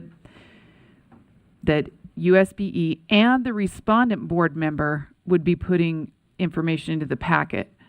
So then we're saying down here that the respondent board member may request that the board's executive assistant assemble and distribute additional information in the packet. I'm not sure. I still feel like I'm missing something. Like we're putting a packet together here, but then we have an additional packet. Yeah, that's. You feel like it's duplicative? We have some off the mic conversations. I think like 4 is, but maybe, like I said, unless I'm missing something, I don't know if there's greater clarity up above. Elise has a light on. Deputy Superintendent Nui. Thanks, Chair. Just one suggestion. Maybe we could say backup instead of packet. And that it's consistent with the other board items that we prepare as staff. Would that solve what you're asking, though? No, it doesn't. What's the board member providing materials for up above? Is that different than what they're providing additional materials for down below? That's what I'm. So up above, I don't think the board member is providing. Member Bogus? It says that, though. It says that inclusive of all materials to be used during executive session by USBE and the respondent board member. So the two nouns there are objects of by. So they're preparing the information to be used by those people, as opposed to those people are preparing the information. Whereas in number 5, the respondent board member is the active noun, and they would request that additional information be provided in response to the board leadership information. So one, they are the receiver of the information, and in one, they are the giver you're of- suggesting it actually says inclusive of the materials. So sorry, maybe I'm still missing it, but to be used in there by these two people. You're just saying that 4 tells you how you're going to do that?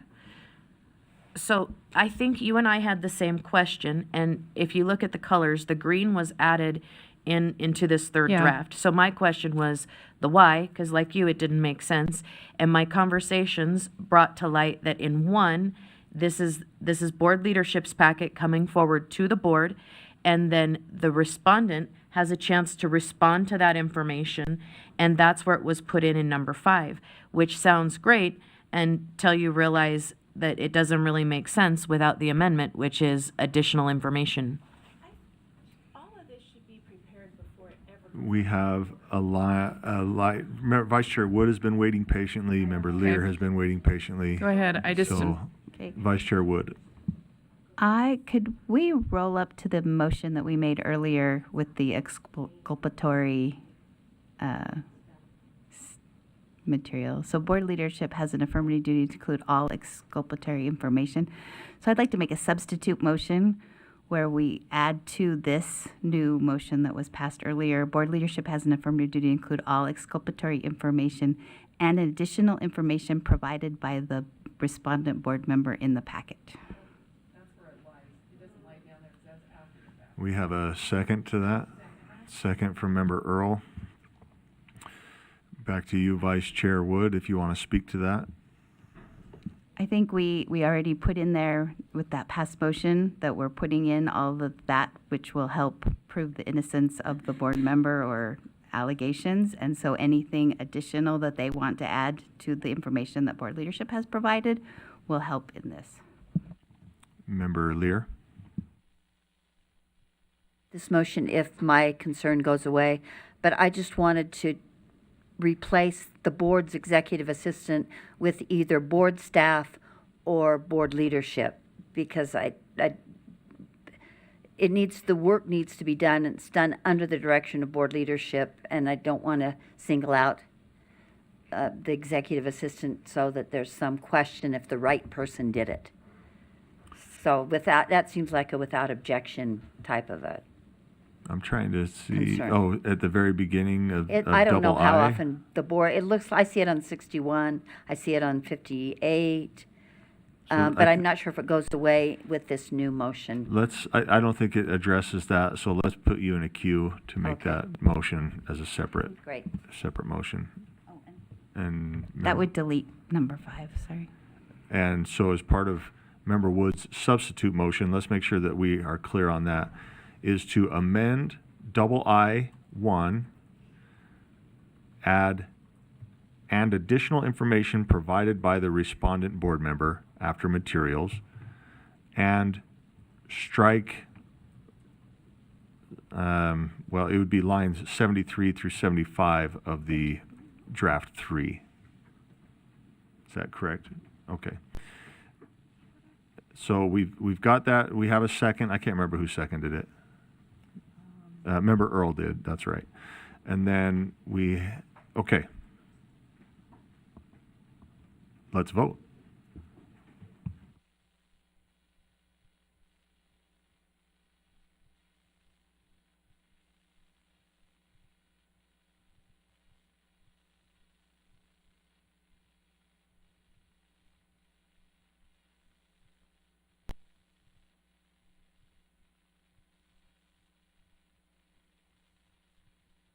Member Reel, are you with us? Okay, we need one more. Member Booth. There it is. That passes unanimously with Member Reel absent. I believe that brings us back to the underlying motion then.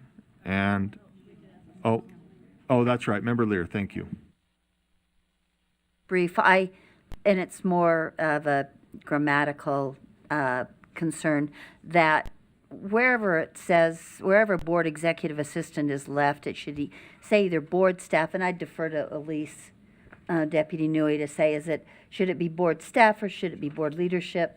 But calling out an individual staff member doesn't seem necessary.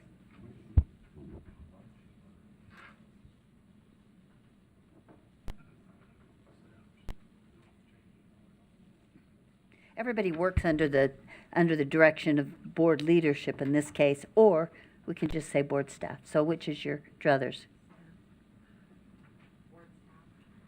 Okay, I would change board's executive assistant to board staff shall provide a confidential list that describes, and throughout, I don't know if it's beyond this section, but wherever it shows up in the policy.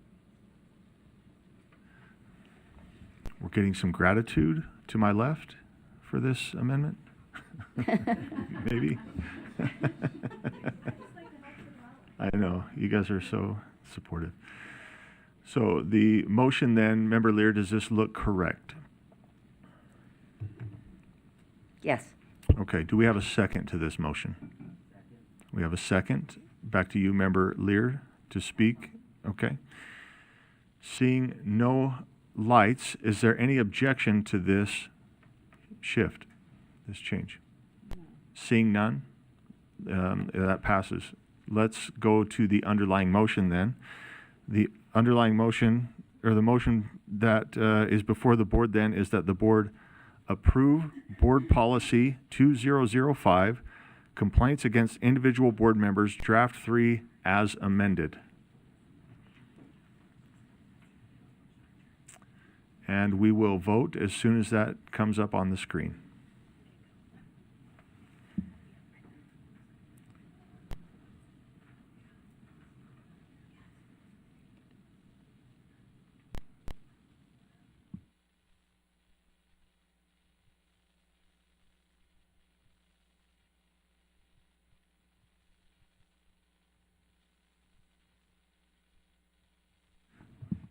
Voting is open. Member Reel?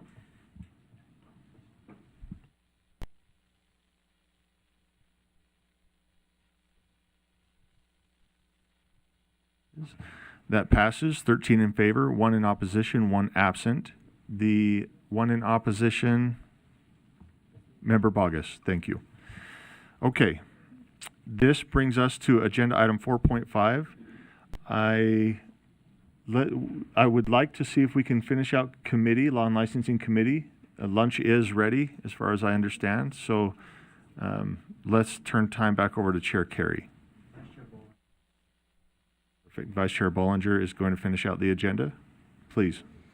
Thank you, Chair. And item number 4.5 is actually going to be discussed again at our committee meeting on Friday, so there's no action for the board. So we'd like to move to 4.6 if that's okay with you. Yes, please. Okay, so item 4.6, a motion for the board is that the board continue and approve R277497 School Accountability System Draft 1 on second and final reading. Thank you, Vice Chair Bollinger. The motion then is that the board continue and approve R277-497 School Accountability System Draft 1 on second and final reading. Seeing no lights, let's go ahead and vote.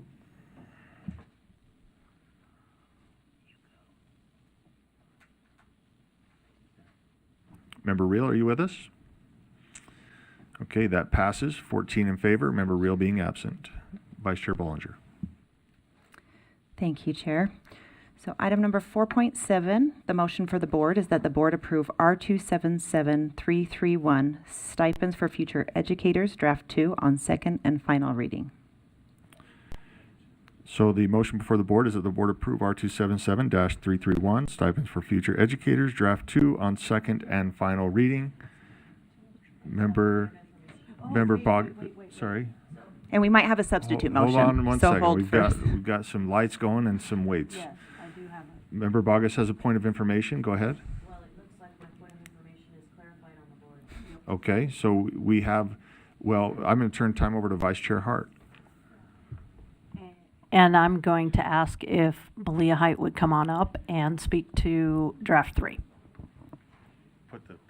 I'd need to make a motion that the board adopt R277331 Stipends for Future Educators Draft 3 on second and final reading. It's a substitute motion.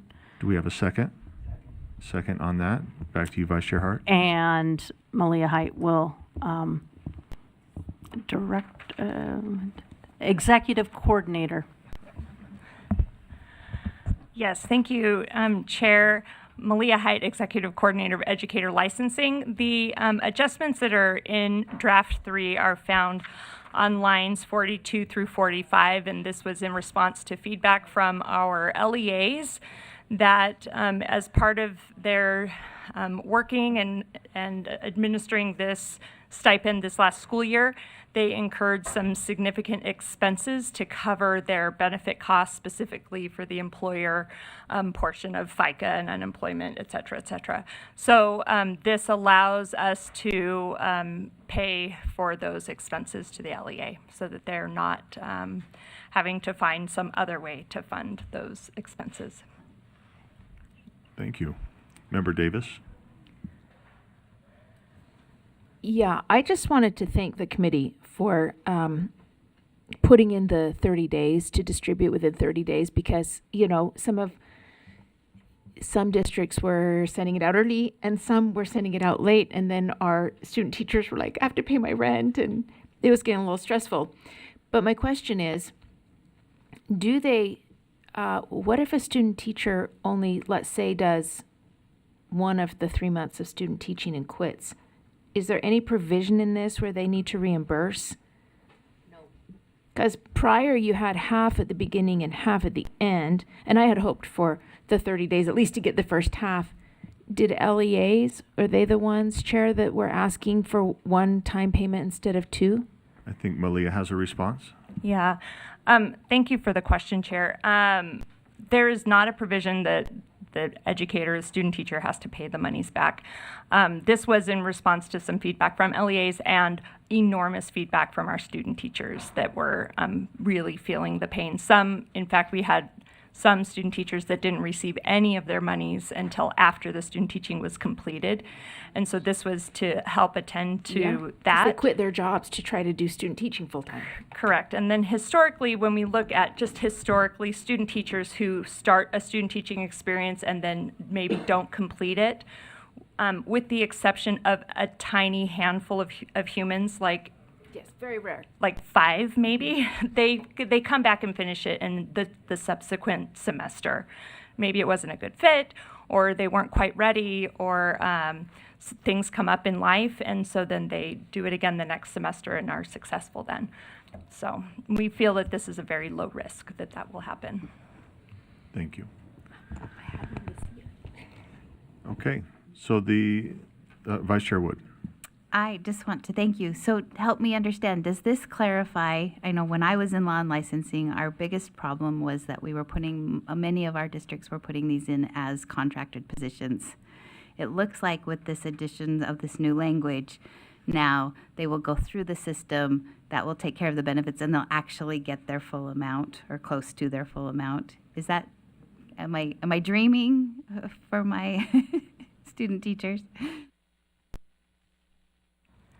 Yeah, so there are some things that we cannot prescribe in board rule, specifically how an LEA employs a student teacher for the stipend. So some LEAs will continue to hire their student teachers as contract employers on a 1099, which means they would get the full $6,000, at least the full $6,000 as is in the board rule. But they may also have to employ them as a regular employee because they're providing substitute services, or they're coaching a sport or helping out with a band after school. And so because there are some other employment considerations, the LEA has to follow the employment law regarding how they employ and pay these individuals. But their gross pay would be at least $6,000 for their student teaching stipend. So to follow up, they still may have to pay the taxes associated with being a contractor in some cases. Yeah, so regardless of whether they're a 1099 employee or a W-2 employee, they are required to pay income tax because it is income based on employment. Okay, thank you. Thank you. So the motion before the board then is that the board approve R277-331 stipends for future educators, draft 3 on second and final reading. Let's go ahead and vote.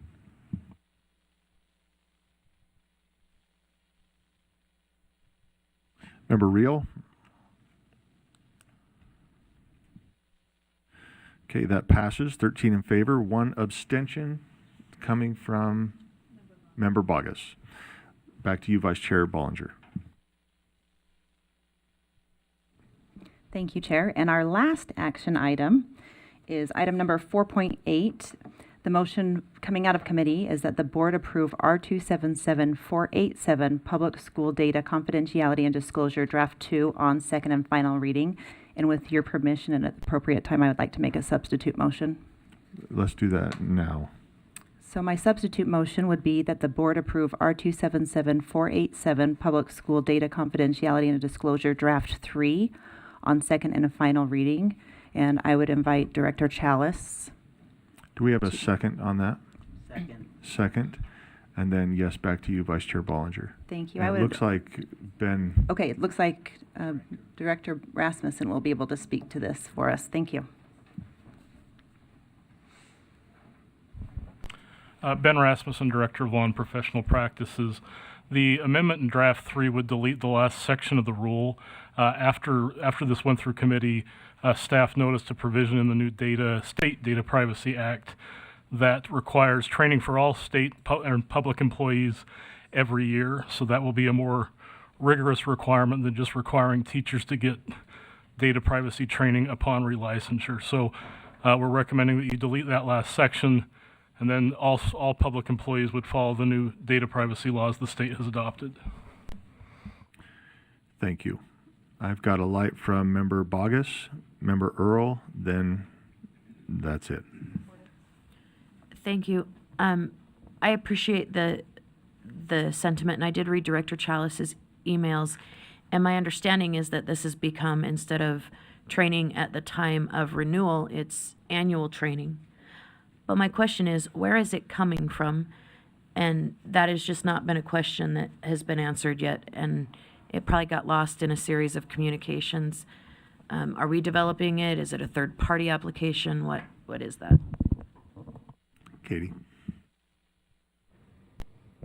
Thank you, Chair. Katie Chalice, Director of Privacy. The answer is that the Student Data Privacy team here at USBE is developing that training. The Office of Data Privacy, which is separate from us, is also creating their own training, but they are allowing us to make one that's custom to education. So subject to their approval, we'll be offering that to LEAs to administer. That's how they will meet that requirement under the Government Data Privacy Act, is where the annual training requirement comes from. So may I follow up? You have a follow-up? Go ahead. So this will be distributed through Public Works then, as opposed to the USBE route? The way we will be offering the course that we're creating is through Canvas, through the Canvas Commons, or through Canvas Catalog. Does that answer your question, Member Bogus? I believe so. Okay. I might come back to it, but Sure. But thank you. I appreciate that. Are we? I guess my other question, I apologize. Sure. Is, are we putting that annual training in another rule?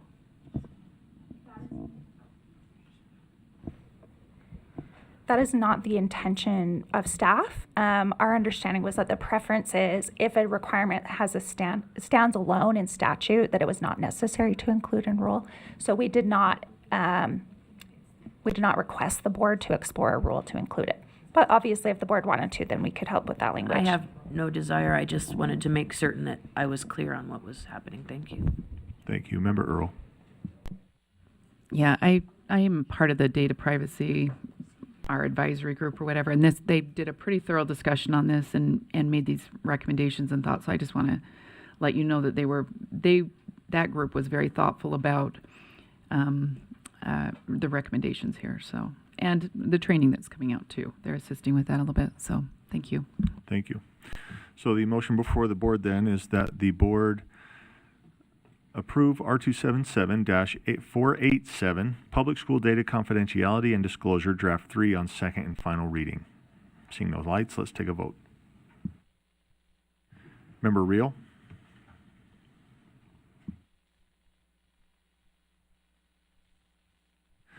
That passes unanimously with Member Reel being absent.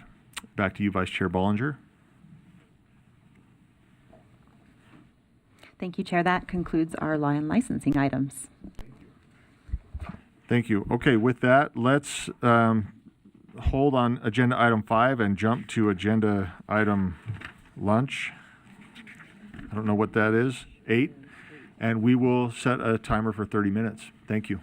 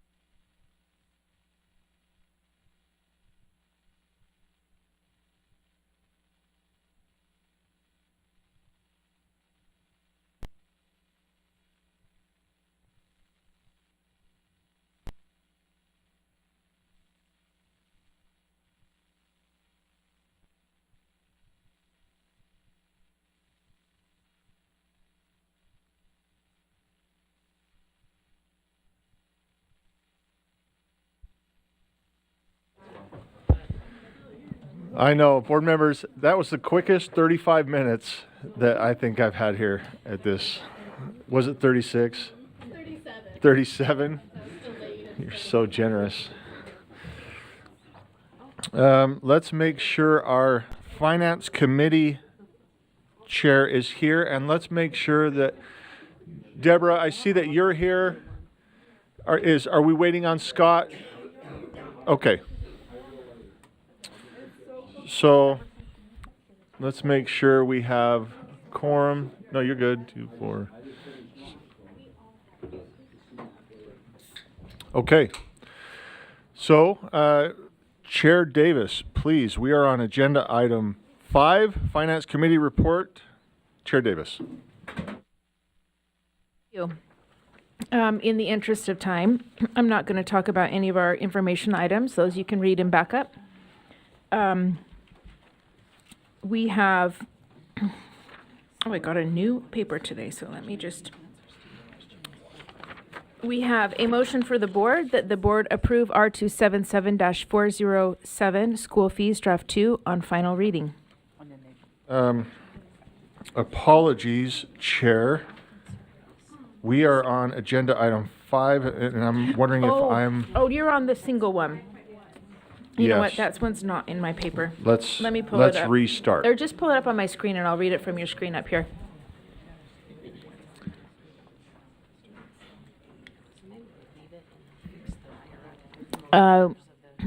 We have recommended action that the board approves R277-113 LEA fiscal and auditing policies draft 1 on second and final reading. Thank you, Chair Davis. As mentioned, the motion before the board is that the board approves R277-113 LEA fiscal and auditing policies draft 1 on second and final reading. Seeing no lights, let's go ahead and vote. Because it got. Yeah. The question was asked, why is it a separate item? And it's because it was heard in full board 2 months ago and got moved to this board meeting. So to give time for Deborah Jacobson to work things out with Debbie Davis and our BA representatives. Yes, thank you for that backdrop. So voting is open. Member Reel is absent. Member Hart stepped out. I'm trying to do a count here, how many we have missing.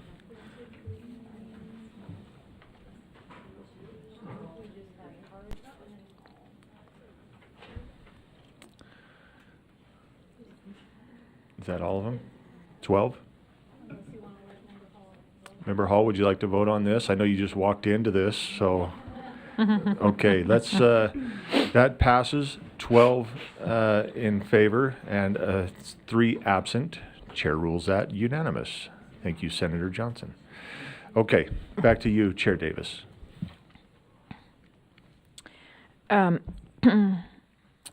I move that the committee moves that the board approves R277-726 statewide online education program draft 1 on second and final reading, and I have a substitute motion. My apologies. I'm trying to keep up with you. Are we on agenda item 6 now? 6.3? Thank you. Skip on here. We just concluded agenda item 5. We're back into the. Oh, I skipped ahead. I'm sorry. That's okay. Just making sure Committee we're. moves that the board approve R277-407 school fees draft 2 on final reading. Thank you. So, agenda item 6.3, okay. The motion before the board is that the board approve R277-407 school fees draft 2 on second and final reading. Seeing no lights, let's vote.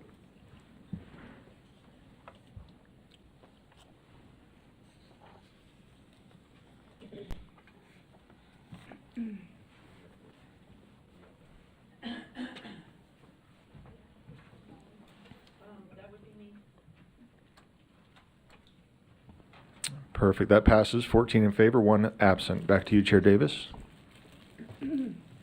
6.4. Committee moves that the board repeal R277-725 statewide online education program contract requirements on second and final reading. The board has found it helpful, and maybe it's just the committee from when I was in law and licensing, but I think the board has found it helpful to give a little bit of backdrop on the repeals. Is that okay? Sure. This repeal is because we actually had made a motion in board about this contract, and then the legislature changed what they were asking. And so this, and I believe the change was made so that the private school could allow the hybrid model, and the legislature put that into code, and so now we're repealing what we had done. Thank you. The motion then, and I see a light, but let me restate the motion. The motion is that the board repeal R277-725 statewide online education program contractor requirements on second and final reading. Member Bogus. Thank you. Are we at 725, R277, 725? Yes, this is 725. 6.4, agenda item 6.4, action R277-725. Yeah, A repeal. with respect, I think that the chair might be on a different agenda item, because I think this one is being repealed because the legislature expressly prohibited us from passing a rule. That they legally passed legislation forcing a repeal. So I think. Am I in incorrect? In either case, a repeal is in order, if I'm understanding correctly. I just want to understand Yeah. what I'm voting for eventually. That part is included in the Yeah. background there. We had made a rule, they changed things in code, and so we're repealing our rule. See, it says there, expressly So we're prohibits both right. use of rule Okay. to manage the program according to staff, yeah. Yeah.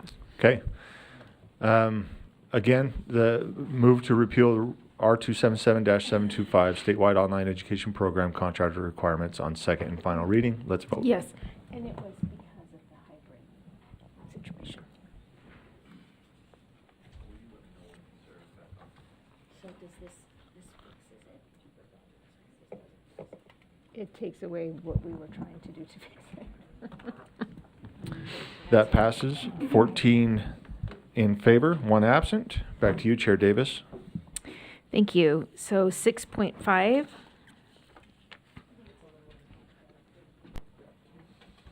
The committee moves that the board approves R277-726 statewide online education program draft 1 on second and final reading, and I have a substitute motion. That's in order.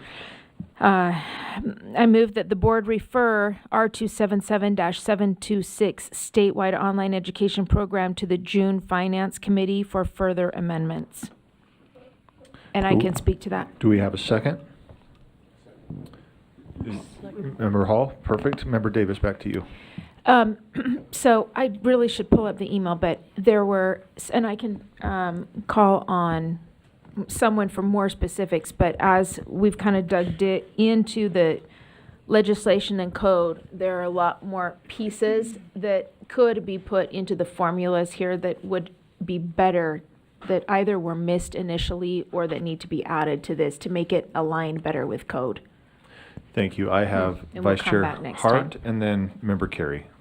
No, I was going to ask for the reasoning, and that I look forward to that conversation. Thank you. Member Carey. Thank you, Chair. This may be better suited for Deputy Newey. My question is, who was the sponsor of the legislation in the House and Senate that eventually led to the repeal that we just voted on for R277-725?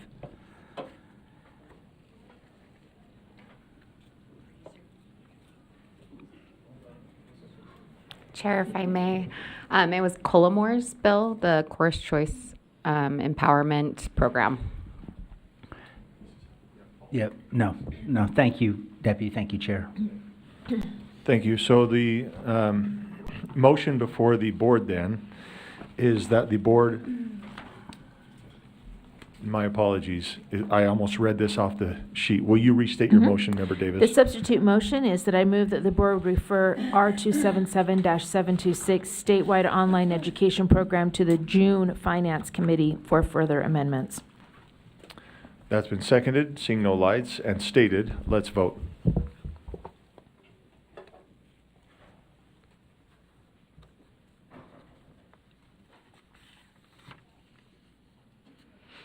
That passes 14 in favor, 1 absent. Back to you, Chair Davis. Thank you. We've got some information items. Item 6.8. I move that the board adopts the 2026 state fiscal year budget, and this basically is based on all the new appropriations. Thank you. And for reference, this is agenda item 6.8. Correct. So the motion then is that the board adopts the 2026 state fiscal year budget. Member Earl. I just have a simple question, maybe. I know whether it was a year ago or 2 years ago, I can't remember now. Maybe it was closer to 2 years ago. We had some narratives with the district that said, well, you approved my budget. This doesn't have anything to do with local budgets at all.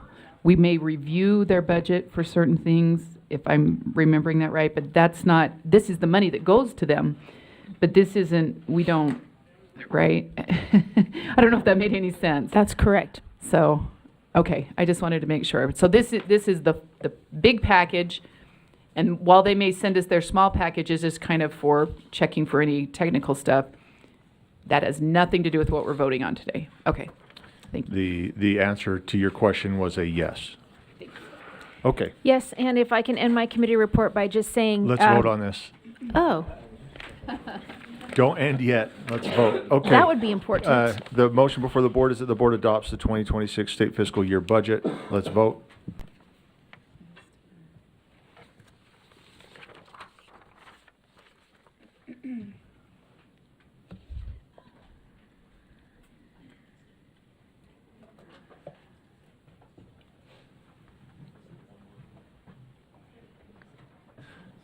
That passes 13 in favor, 1 abstention coming from Member Carey. Back to you, Chair Davis. Just want to make a logistical note that there was a notice that our committee was going to start at 9, but it actually, for anyone that's participating, is going to start at 8 a.m. It will go from 8 until 11, and it will be completely virtual tomorrow. Thank you. Perfect. Let's move on to agenda item 7, the Standards and Assessment Committee report. We'll turn time over to Chair Earl. You give me just a second to pull it up.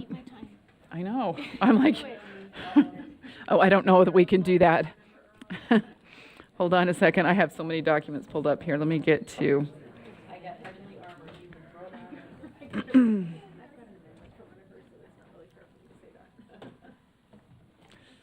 Well, you can say whatever you want. All right, let's see. Standards and assessment. We had 3 items. The first item that came before us was the R277 474, which is school instruction and sex education amendment. And we're going to do the consent form first. And so let me make sure. Let me pull that up. So you have the consent form before you, and there is one, well, let me put the motion before the body, sorry. And this is agenda item 7.3. I believe. Yes, sorry. I got to get to my summary of actions so that we've got the right motion coming forward. I should have printed it off so I could move it around. Yes. Okay, so the motion for the board is that the board approve the consent form document, draft 2 in R277 474, school instruction and sex education. And I do have an amendment for that. Okay, so the motion's been stated. Since you have the mic, we'll go to you for an amendment. And then before that amendment, I know we have a light from Member Davis. Are you speaking to? You have an amendment, so you'll be after Member Earl. Go ahead, Member Earl. Yes, let me find where my amendment got sent. There we go, Elise knew me. Okay, so the amendment would be, it's not lined, so there's a portion there where you get about halfway down, where it would be to strike, Utah educator may correct inaccurate or misleading information in accordance with the approved instructional materials adopted by the LEA, or they may direct students to parents. That was stricken, and in place of that would be putting in accordance with Utah State Board of Education Rule R277477-7-4, teachers may answer student questions or correct inaccurate statements as long as the answer is consistent with state law and the approved instructional materials. Educators may also direct students to parents. And then if that's seconded, I can speak to that. Do we have a second? Okay, we had a second, sorry. Okay, we have a second. Back to you, Member Earl. Yeah, so what the key thing here is that the law passed said you can't do spontaneous questions. Teachers can't respond to those. And I think that was directed because of some educators were soliciting questions or this type of a thing instead of just responding to questions that came naturally through the course of the content. It just lent itself to, anyways, some different problems there. But the question came, can they answer a question if it's asked in class? And so I think this is in response to that, as long as it stays within the law and it stays within the instructional materials that are approved by the district already. Now, if they don't have really great instructional materials, I guess we got a problem, right? But that's kind of where that's the thought process there. And of course, an educator can always refer students back to their parents. But the other concern is to make sure that we're correcting inaccurate information if there's something that's inaccurate. Jody Parker had a number of examples to share, but I think the idea is to make sure that students are getting information that's accurate and not just trends that are going on TikTok or something. So, thank you. So the motion then is to amend draft 2 to read as follows: in accordance with Utah State Board of Education R277 or Education Rule R277-474-7. Big debate. Do we leave medical professionals in? Do we take medical professionals out? It originally had parents or, I didn't get a second. Yeah, let's make sure that your motion is To me and said, look, I'm breaking out in blisters in this awful place. The first thing I'm going to say is I'm not a doctor. I'm going to say I'm not a doctor. I can't give medical advice. So I think then in that case, you would say, you need to talk to your parents. Professionals would be people in medical school to me. Let me think about So, do you want to say working with medical professionals? Two parents working with medical professionals? I'll say, or what is it? Direct student. That they may need to look in a book. I just don't think it's that they may need to look in a book. I don't think it's necessary. I think that it's already. I don't think it's necessary. I think that it's already. When you're directing to the parents, they have the responsibility to. If there's the parents, they have the responsibility to. If there's a medical need, to get the medical care. So the way this reads, it doesn't read the way this reads, it doesn't read the way it's expressed intent. And so I would offer that the teachers will say to parents all the time, I'm not a doctor, if you're concerned about this scratch. I'm not a doctor, if you're concerned about this scratch, you need to see a doctor. If you are concerned about X, they're not medical professionals. They can't refer for medical treatment, but they can say, I'm not refer for medical treatment, but they can say, I'm not a doctor. If you are not a doctor, if you are concerned, you need to see a doctor. And depending on the age of the student, too, an 18-year-old, 17-year-old, you might. The a concern. question to the maker of the motion. Is Yeah, that what, is the that reason what I that is? chose this Okay. language this way is because as the committee discussed it, there were like 4 different definitions of health professionals, and some were too extensive, and committee members had concerns. And so as I was listening to the committee, thought, well, there's got to be a way to allow the teacher to still say, I'm not a doctor, and that's who might have to answer this question, but to put the responsibility in the parent's lap. So this is a parent consent form.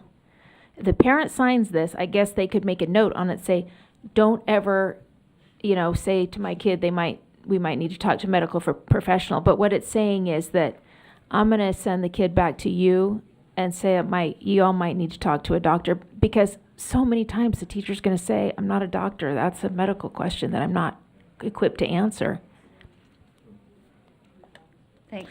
Yeah, just for clarity or point of information, when an educator suggests a doctor, then they're responsible for that doctor. That's why this says to send them to the parent who may consult with medical professionals.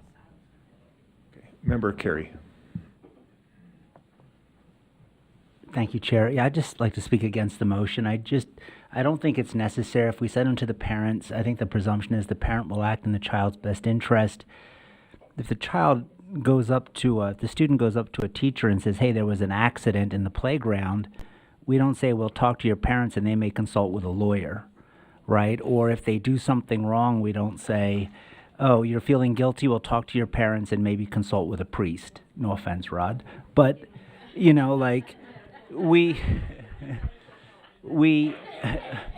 don't make those distinctions, so I would just speak against the motion. Thank you. Member Green. Yeah, my first question is, by not allowing this sentence, to end, who may consult with medical professionals, would this disallow a teacher from saying that? Because it's oh, you might want to go to a doctor. If you've got something funny going on, you might want to see it. Go talk to your parents. And you might need to go to the doctor. It just it's kind of a natural sentence already. So if we didn't pass this, are we saying that they can't say that? And if not, then I would say I wouldn't support this because I think it muddies the waters on something that maybe naturally occurs anyway. That would be my argument. Thank you. Member Brenton.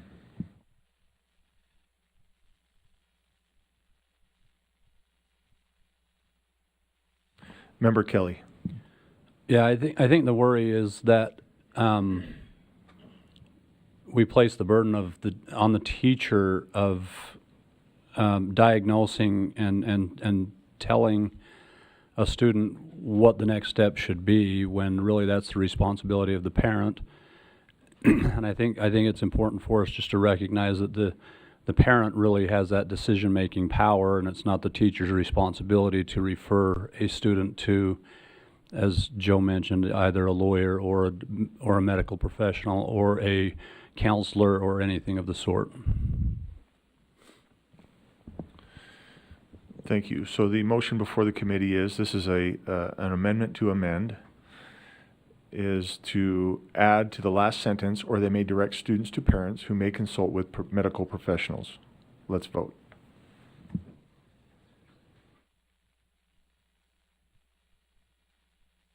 Yeah. Member Reel?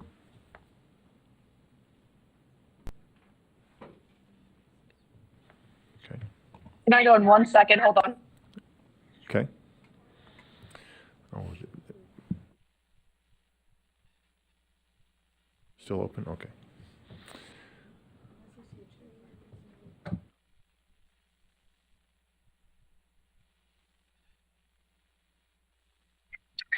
Am I still able to talk?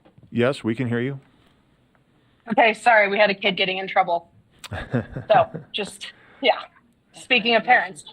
Yeah. I'm in support of that Member Davis's amendment. And I think I expressed this when we were in our standards meeting as well. I know that we have a goal Member to Reel. have our students follow. Yes. We are voting. I didn't know you had a hand up for comment. I had this the whole time. It's all right. And then I got distracted because a kid scratched another kid's butt. It's all right. I'm a yes on Member Davis's motion, obviously. Thank you. I hope things settle down for you. Thank you, Sarah.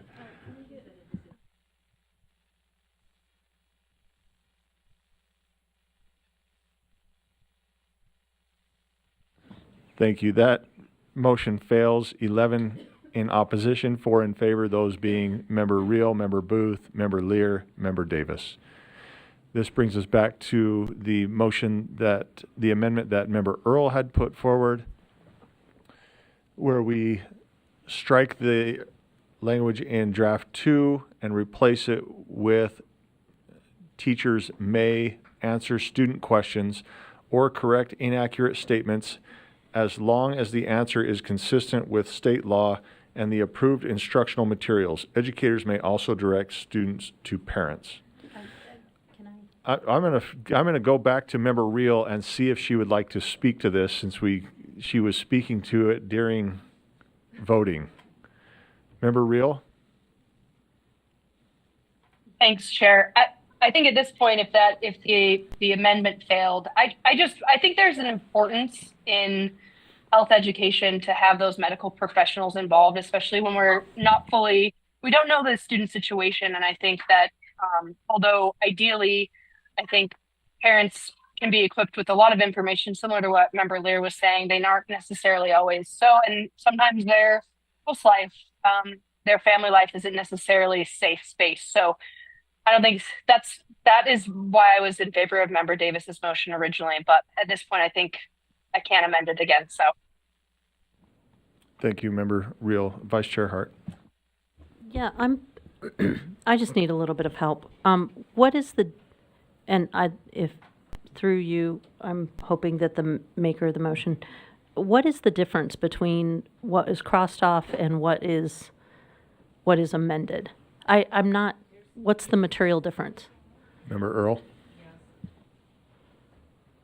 So there's two things. It's combining the inaccurate and misleading information and only saying inaccurate information. Okay. And then it's also, previously we didn't have anything about a student asking a question. So it's creating a framework around questions during the class that naturally occur related to the content. So it would be related to the approved instructional materials and also within state law. So the concern was originally, can students ask questions in class at all? Because there's the issue over there. This allows students to ask questions within the parameters that are stated there. Because the Answering, first one, it's not the asking, it's the answering. So it's the the first one, people were afraid that they couldn't even allow students to ask questions. That was the concern that would kind of bubbled up, is that can we respond to a question even asked in class? Okay. And it says yes, they can, as long as it's within those parameters. Okay. Thank you. Member Lear?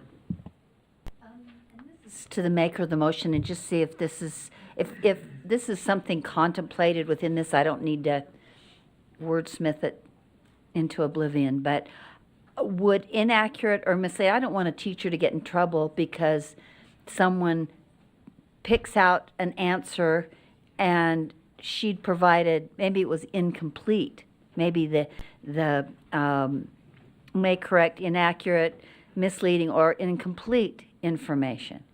So as long as we're talking about an educator giving a reasonable answer that people are not going to, and we can't speak to what people are going to say or do, but if the sense of this is if it's within the intent of this, are we comfortable so that we're not picking at the words or making teachers intimidated to say, well, okay, was what she said inaccurate? No. Is what she said misleading? Well, maybe not. Is it? But it's not the whole. It's not an accurate, complete statement. So then I can't say anything. So is the intent that they can answer something reasonably without fear of losing their jobs? Or are you really trying to be that prescriptive? Member Earl? Look, we put the questions back in so that if a student asked a question related to the content of the curriculum, they could respond to it. Now, they could do it multiple choice if they wanted. I mean, there's all kinds of ways they could do it. I'm not sure I understand if we're trying to say, oh, was that accurate enough? That's not the point. The point is that there's a lot of inaccurate information that gets spread out there, TikTok and other sources. The point is the ability to be able to address those if those come up in a way that, yeah. I mean, I don't. It's not meant to catch anyone. If we want to not even have that in there, then the law just says they can't do spontaneous questions, and we can leave it at that. I thought this would be more precise. It would give some clarity around it. So it's not a catch you. I think I mean, I guess anybody could interpret anything they wanted, but. Okay, I feel good about that. I just wanted to make sure that the intent was to let teachers correct information, whether it's incomplete or inaccurate or misleading. And if you're saying, I hear you saying yes to that, but I just, okay. I don't know the circumstance. No, none of us do. Yeah. I just don't want teachers to be paralyzed because they're analyzing whether is this inaccurate, is it misleading, is it a little bit off, and if the intent is to let them provide accurate information to students, then I'm for that. Thank you. Mm-hmm. So the motion before the board then is, again, I don't see a lot other lights. I think we're ready to vote. So let me restate the motion. The motion is to strike a Utah educator may correct inaccurate or misleading information in accordance with the approved instructional materials adopted by the LEA, or they may direct students to parents, and replace that with teachers may answer student questions or correct inaccurate statements as long as the answer is consistent with state law and the approved instructional materials. Educators may also direct students to parents. Let's vote.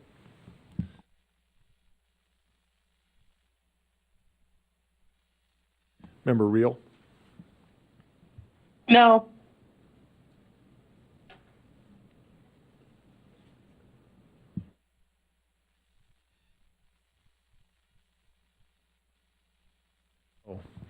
That passes, 13 in favor, 1 no vote, and 1 absent. That no vote coming from Member Reel and Member Kelly absent. That brings us back to the motion that was stated, and that is that the board approve the consent form document draft 2 as amended in R277-474 School Instruction and Sex Education. I have a light from Member Earl, then Member Bogus. Nope. Okay, Member Bogus.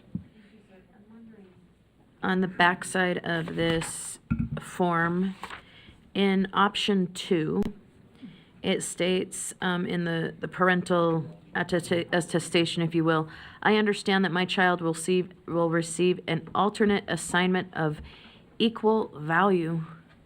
What does that mean?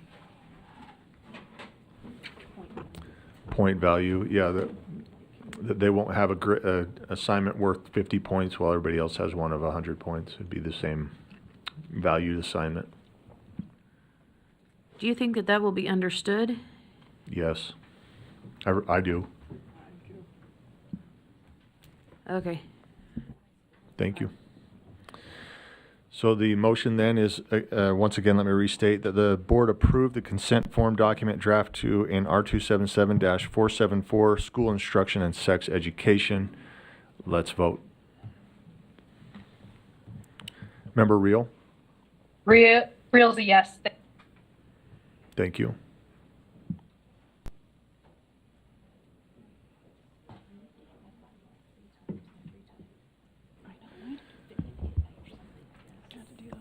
That passes unanimously. Back to Chair Earl. Yes, the next item is the companion piece with this, the rule that goes along with it. And so the motion for the board is that the board approve R277-474 draft 2 on second and final reading, and I have an amendment for that one as well. That's in order. Okay, and let me pull up my document again. Okay, so the amendment would be, I don't have the line, but Do you have the line by chance? Okay. Line 215? Yeah, sorry. Either way, is it 215 then? Is that right?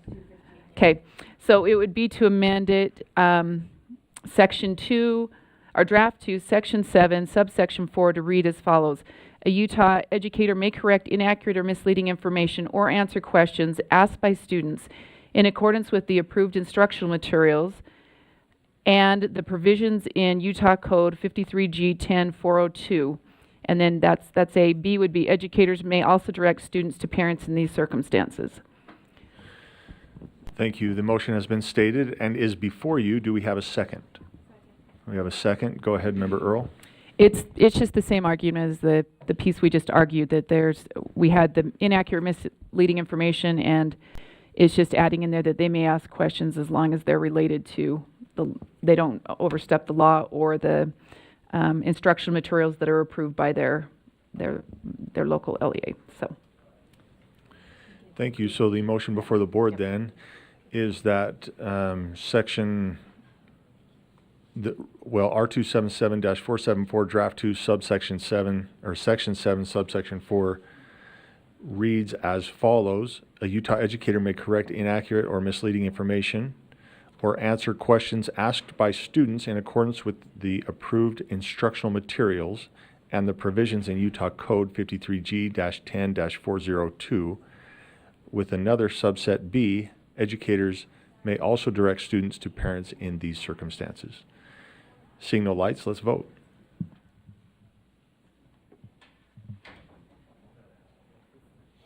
Member Reel is a yes. Thank you, Member Reel.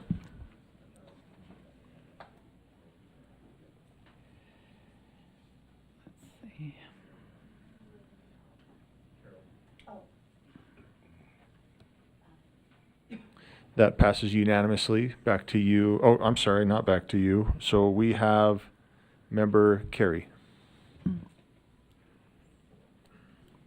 I have a motion, if that's in order. Staff's already got it on the board, and this would just be to amend lines 106 and I believe 107 to read, an LEA may not teach or adopt instructional materials that include contraceptive methods or devices as outlined in 53G 10-402 paren 2 or any other instructional materials contravening state law or board rule. It's basically a rewrite of what's there. Oh, let's get a second if we have one. We have a second. Back to you, Member Carey. Thank you. The way the language currently stands is that we're saying the superintendent may not require. If it's state law, it's not about the superintendent requiring or not requiring, it's the law, and we should expect compliance. Thank you. Thank you.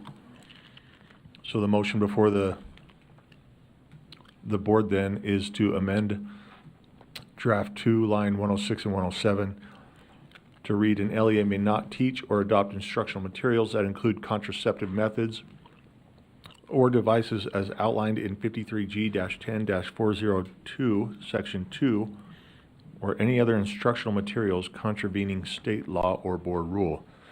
Seeing no lights, let's vote. Oh, hold on one sec. We don't have any lights, but we have some, sorry, I went too quick. While Elise is going over that, Vice Chair Wood has a question. I'm just trying to read the code. Does the code say that? Yeah. Let's just pause for a second. We have some people doing some homework. Yeah, can we get that back up? Thank you. Good call.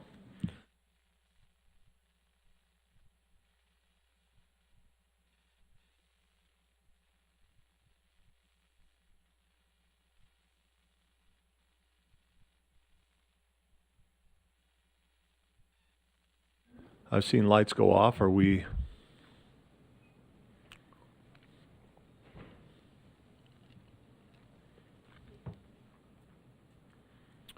Okay, so let me restate the motion. The motion is to amend R277-474 Draft 2, line 106 through 107 to read as follows. An LEA may not teach or adopt instructional materials that include contraceptive methods or devices as outlined in 53G-10-402, Section 2, or any other instructional materials contravening state law or board rule. Member Lear. And I'm not sure to whom to direct this. And I feel like this is deja vu all over again for the 100th time, but may not teach or adopt that include, I guess it's the include I'm challenged with. You can certainly, as I understand it, it's okay to have a book or a material or something that explains what a contraceptive method or device is, but it can't be promoted. Am I wrong about that? Is that right, Jody? I'm inappropriately directing that to a specialist. You have a question for staff. I see Elise's light is on, but Jody's shaking her head. How would you like to proceed here? Vice Chair Hart, you have a comment? Elise, do you have the law that it refers to? Can you show it? Maybe that would help. We get in trouble when we go off the law as a board. So the closer we can stay to the law, the better off our rules are. And that way our practitioners aren't stuck between no man's land of So rule let's use the and law. language in the law. Yeah. That's what I'm, so let's see what it's, and if the legislators have left it sort of vague, then I guess we'll make a good faith effort.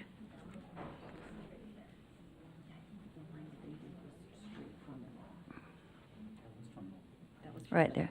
Mm-hmm. To include stresses.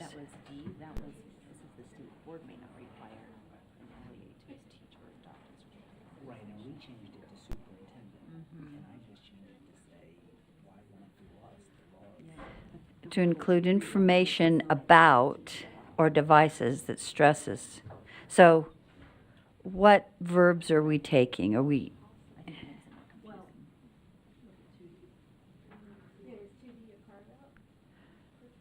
2D may not require an LEA to teach or adopt instructional materials that include, may not require an LEA. So, okay, but that doesn't say what I think it was saying previously.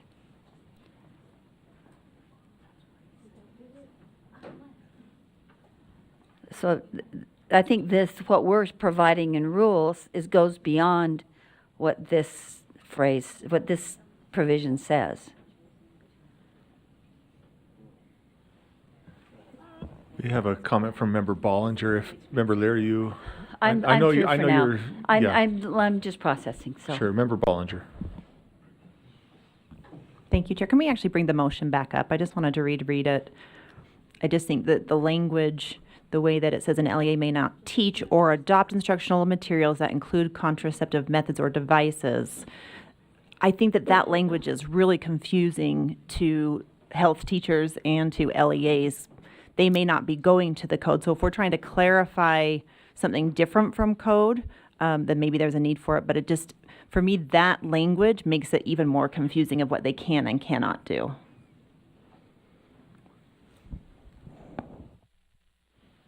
Thank you. Vice Chair Wood. So the current language is saying that we as a state cannot dictate what a district or an LEA chooses to teach in regards to contraceptive methods. The law allows there to be some explanation of, as dictated, the effectiveness, limitation, risks, and information. The current amendment does, I think, contradicts what we're trying to say through this, is that we as a state don't get to choose that. Member Carey. Yeah, the way I read D is that we just, meaning the state board, we cannot require the LEA to teach or adopt instructional materials that include information on contraceptive methods or devices. We certainly don't do that with the language of the motion. We're not requiring them to teach. We're doing the opposite. Now, then the question becomes, is that the purview of the board? But D is in opposite to the language that we have that's in the current motion. But if there's other language in the code that suggests we can't do what I've made in the motion, I'm open to consider that. But the language in the motion is not in contravention to subsection D as I understand it, because we're not requiring anyone to teach it. Okay, Member Lear? I believe that what we've got in our rule now goes beyond the requirement in the code. Member Carey? Yeah, and that's what I'm saying. If it's in the code and someone can point that out, I am happy to re-examine the motion or pull the motion, but I don't see how this goes above and beyond what's in code. But if somebody can show it to me, I'm happy to reconsider the motion. Otherwise, I think it's appropriate. That's right. And just Response, being Member Lear. argumentative, but my point is that in the code it says the state board may not require. The rules saying going one step further and saying now, and I can't the state I can't remember the exact language, but it's going a step beyond that to say, and the person may not teach, or and a teacher Prohibited. Again, it's prohibited, which is I think a step beyond what the law is saying. We have, well, I'm going to go to Member Carey to respond since I think that's directed. The law is saying. We have, well, I'm going to go to Member Carey to respond since I think that's directed at him. We also have Elise with the light on and Member Davis. Yeah, and I'm just saying that D does not apply to this language because D says the state board cannot require an LEA to teach about contraceptives. We are clearly not doing that with this language. But I'm also saying if anyone has language that shows that this is counter to state law, that we are going beyond what the statute permits, let me know and I'm happy to re-examine this language. Thank you. Member Davis, do you want to go first or Elise? I'll read it. Elise, go ahead, and then we'll hear from Vice Chair Hart. Thank you, Chair. I just want to, so in the code, it says that the state board shall make rules that, and then if you go down to 4, allows instruction to include information about contraceptive methods or devices. And so this does explicitly require the state board to include that in the instruction. So I think the issue here is, I don't think that there's anything that prohibits that in Carrie's language, but I think it would require LEAs to dig into the code to realize that nuance. And that may be like what Board Member Bollinger said, the issue there is that it would require an understanding of that nuance. I'm sorry, can you repeat that one more time? You're saying that in the code it does say that. Where are you reading from on the code? So B, so it's 2B, if you start there. In accordance with Title 63G, Chapter 3, that part, the state board shall make rules that an instruction shall, and then you go down to 4, the IV, except as provided in 2D, allow instruction to include information about contraceptive method or devices that stress effectiveness, limitations, risk, and information on state law. I'm gonna go to Member Brinton just for a quick comment, and then we've got Member Davis. I was just reading what Elise was saying in that number 4. We can't, this is allowing instruction if the LEA chooses it. So we need to be careful that we don't overstep. That is actually what the code says right there. Thank you. Member Davis.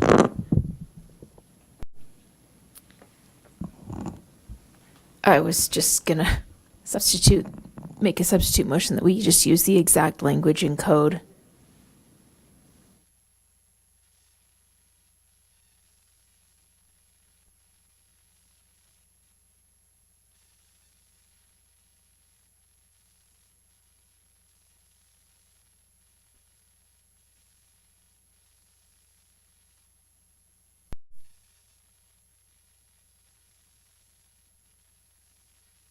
Member Carey?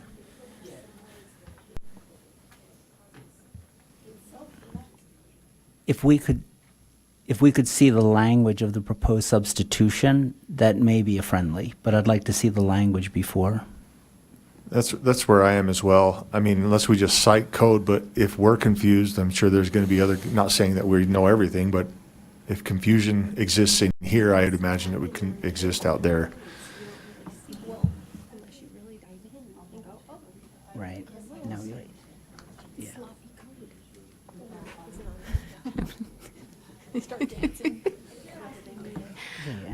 Chair, if I may, if I could direct you to line 78 of the rule, it already includes that language from the code about allowing for it. That is fairly close to the code, so.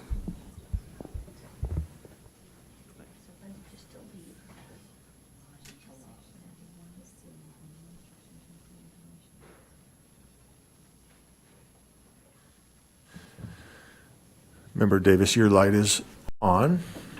And I think I'm not going to substitute. I'm just Okay. going to vote no. I feel like the amendment language makes it sound like it's prohibited to someone who doesn't go and research the code, but the code makes it so you have to allow it. And so I think it can be confusing for people who aren't going to do lots of homework to figure it out. Okay. Member Brenton.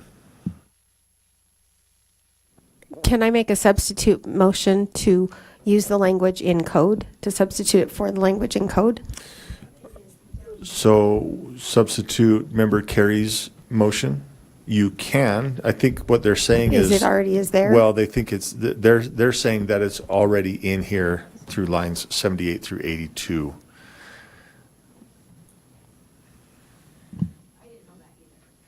Member Brenton, you want to think about that for a second, Yeah. process that? Member Carey? Yeah, and I think Deputy Newey said this, it is not a replication of what's in code, it's an adaptation of what's in code. And so if we're saying that we want clarity, let's just put what's in code. So I think the motion for substitution, it wasn't ruled out of order, but I could see the need for it because the language in lines 78 through 82 are not a reflection of what is in statute. Out of curiosity or clarification, was that wasn't replacing your motion? I'm trying to be respectful of where your motion is compared to where these lines are. So do we need to vote a motion down or up, and then do we need to because this substitute, I guess it just would replace yours. Yeah, you're right. So Member Brenton, if you're ready to make a substitute motion, we can. Let's go to Member Newey, or Deputy Superintendent Newey, while you process that. Go ahead, Elise.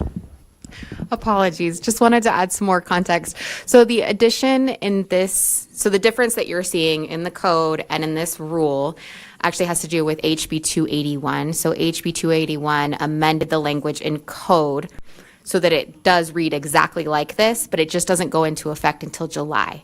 So staff was being proactive in using the soon-to-be effective code language word for word.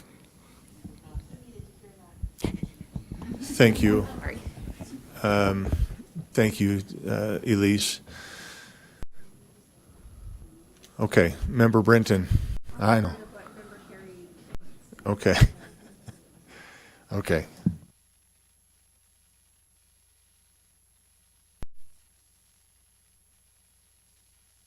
Member Earl. Understand where Board Member Carey's going with this, and I don't know if someone's working on something, but this is actually making it sound like that you're supposed to be doing this. I mean, almost like but it's actually optional, right? That we just can't, our restrictions is we can't tell someone to do this. But this, the way it's worded now, it makes it, yeah, it says allow, but it's just, it makes it sound like you could do it. So somehow it's got to be, it's the choice of the district. There's no shall. There's no shall. The shall would be you do it, and allow is it's optional. Keep going, Member Earl. Yeah. All the voices in my head are surrounding me sometimes. It's so hard. So let me ponder for a minute.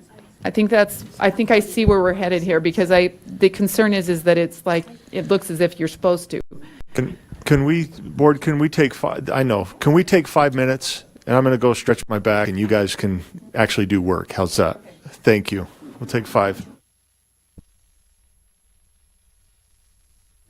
I teach a founder budget, so let's get off our back. Board members, let's see if we can get back to business here. As a reminder, we are on agenda item 7.4, R277-474, school instruction and sex education. We have a motion on the floor by Member Carey. It's to, I don't know if it's add or replace language. It's to amend. Let's just give it a second to get back up on the screen. Okay. The motion that's before the board is to amend line 106 to 107 to read as follows: an LEA may not teach or adopt instructional materials that include contraceptive methods or devices as outlined in 53G-10-402, Section 2, or any other instructional materials contravening state law or board rule. Now, I see that there is a potential substitute motion. I'm going to go back to Member Carey, who made this motion, and we just took 5 minutes to kind of get a grip on where we wanted to go with this. So, Member Carey, if you want to speak, that would be helpful. Thank you, Chair, and I want to thank the board. The language that is there does not reflect the intent. And so after speaking with staff and several board members, if it's appropriate, I'd like to substitute my own motion if there's bandwidth for that. There is, please. And the motion would have 2 parts. And the first part would be that the board amend line 78 to read 2A, subject to subsection 1C, and LEA.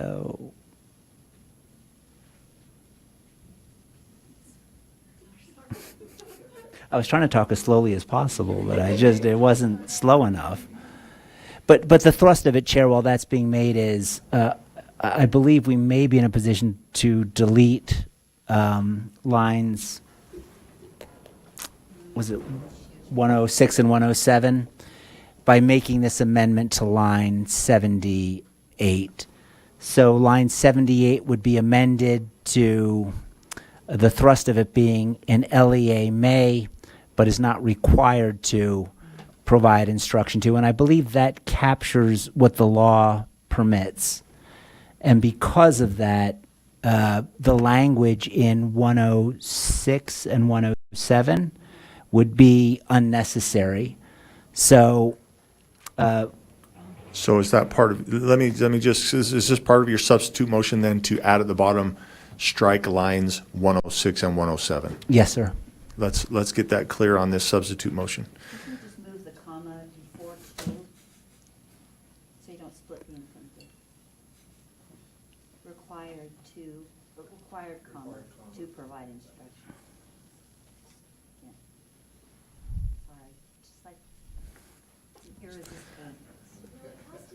Any other comments to your motion, Member Carey? No, I just want to thank the chair for taking the 5 minutes. It did allow us to resolve those issues, which would have taken much longer in this body. Thank you. Thank you, and thank you for utilizing the time wisely. We have a comment from Member Reel. It's not required. No, I think it's may to Thanks, Chair. I was going to speak when we were going to have the motion to pass this rule. And just if I can just for 1 second talk about, I talked a little bit about this in our committee meeting, but I worry deeply about our health education and the restrictions that we place on it, because although it's our goal for students to follow the success sequence, we talk a lot about that, I sometimes find it unrealistic to expect that our students will stay abstinent. And although I would like our parents and wish for them to be the primary educators on sex education, I think it's less realistic to expect parents to be equipped and willing to have those tough conversations. So for me, the way we make the success sequence work is by educating on family planning. And I'm not a fan of the latest legislation. I know there's nothing I can do about that now, but I wanted to take this opportunity to talk about how I hope that we can better equip our students and educate them on how to plan for families in a healthy and realistic way. Right now, I feel like although there's nothing that our staff or any of us can do to help improve our health education, I feel like right now we are sending students with lacrosse sticks to go play golf. And yeah, they can probably still play golf with lacrosse sticks, but it's going to be really difficult and the chances of success are low. So I just thank you for letting me take a moment. I just hope that we can work together in ways, and our legislators can find ways to be more comprehensive in our sex education and better equip our students for the future to actually be a success of the success sequence. Thanks. Thank you, Member Real. Let me just restate the motion. We have one more comment here, but there's a substitute motion on the floor, and it is two parts. One, that the board amend line 78 to read 2A, subject to subsection 1C, and LEA may, but is not required to, provide instruction to include information about contraceptive methods or devices, and ... And the second part, and strike lines 106 to 107. Member Earl. Thank you. I did just maybe some comments to add on to that. I think we're seeing a greater movement towards this. I think in the next couple of years, I think we'll even see more of that. Just that I think for years we've had a negative or anti-have children movement. And I think we're seeing the ramifications around the nation and around not just our nation and state, but in other areas. But this idea that even pro-family, the idea that there may be benefits to having family and being successful. And so I think over the next few years, you're going to see more and more people.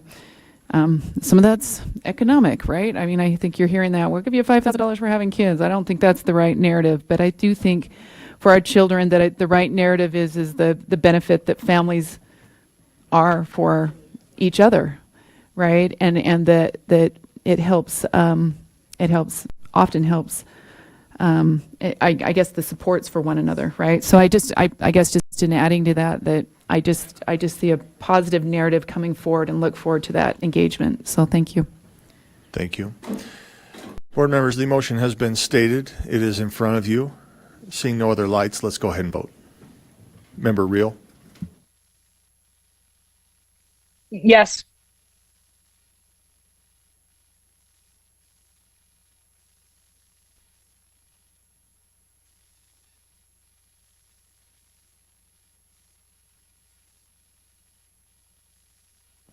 Thank you. That passes unanimously. Back to you, Chair Earl.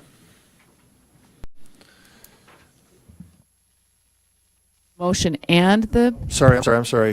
That's an amendment. That was an amendment. That's an amendment. I got so stoked about moving on. Well, don't do that. I know. I should know better. Let's see here. The motion before the board is that the board approve R277-474 School Instruction and Sex Education Draft 2 as amended on second and final reading. Seeing no lights, let's go ahead and vote.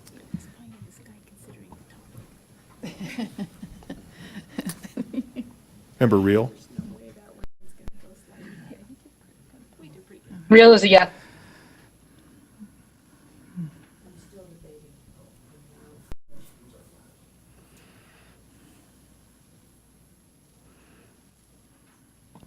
That passes unanimously.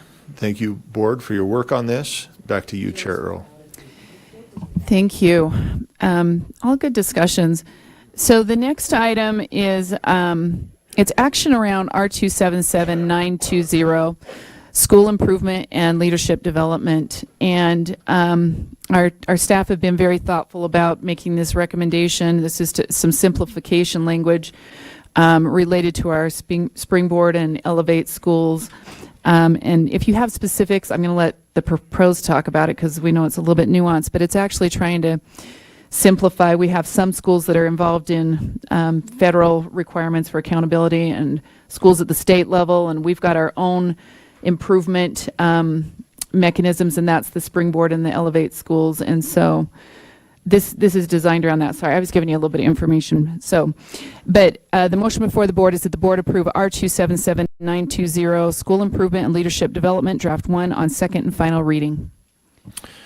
Thank you. The motion has been stated and it is before the body. Let me just restate it here. Sorry.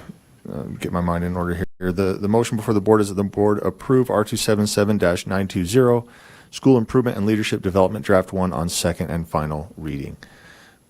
Chair Earl, your light is on. Did you want to speak? Okay. Seeing no hands or lights, let's go ahead and put this to a vote.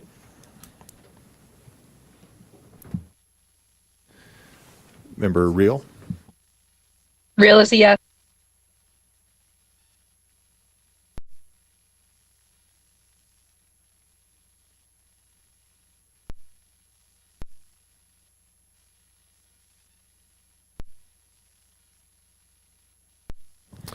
That passes 14 in favor, 1 in opposition, that no vote coming from Member Bogus.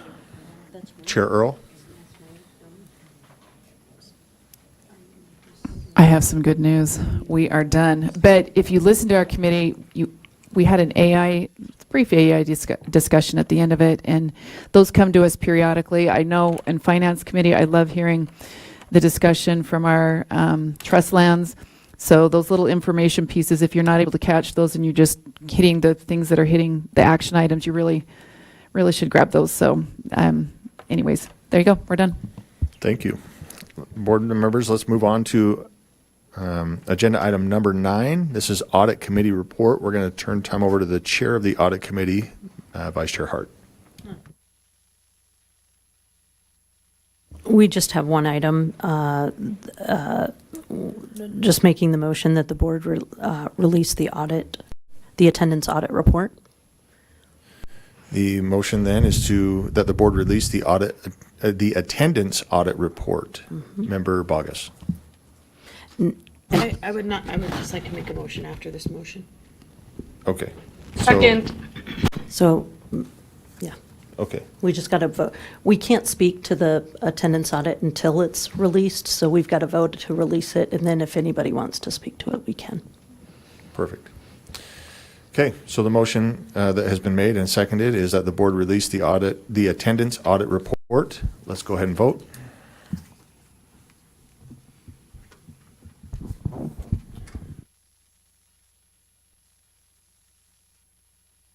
Member Reel? Reel is a yes. That passes unanimously. Member Bogus? Thank you, sir. I would move that the board direct staff to forward this audit to members of our legislature with a brief description and synthesis and encouragement to read it. Let's get that motion in front of us, make sure it's correct.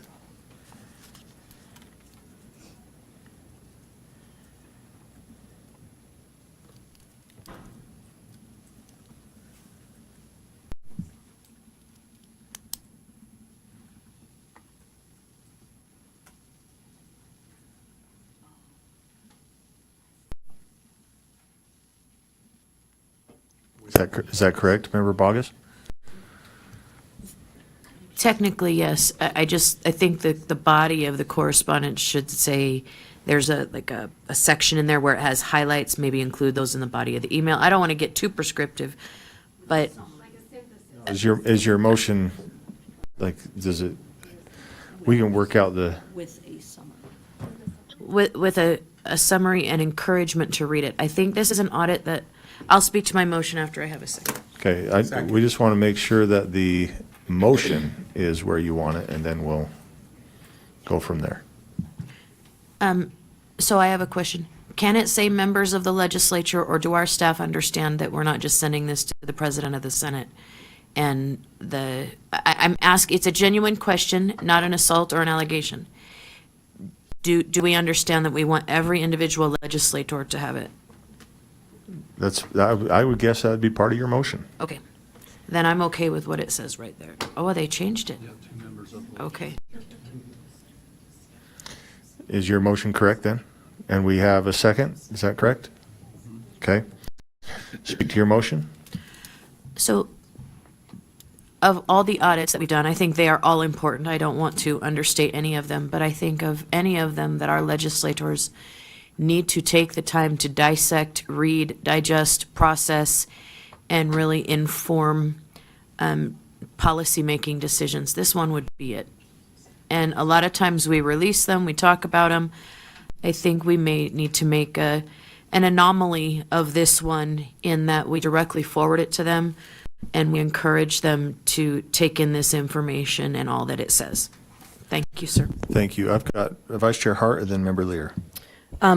Just for consideration, we generally send it to the chief of staff and provide that, or else, because if it doesn't come from their staff, it gets lost in their email. Is that that's with the request that they, because then it's in their system, rather than if we send it to their constituent one, it gets lost. Is that works? It's the same outcome, just goes through their chief of staff. As long as they're receiving that and they understand that we do this as higher level.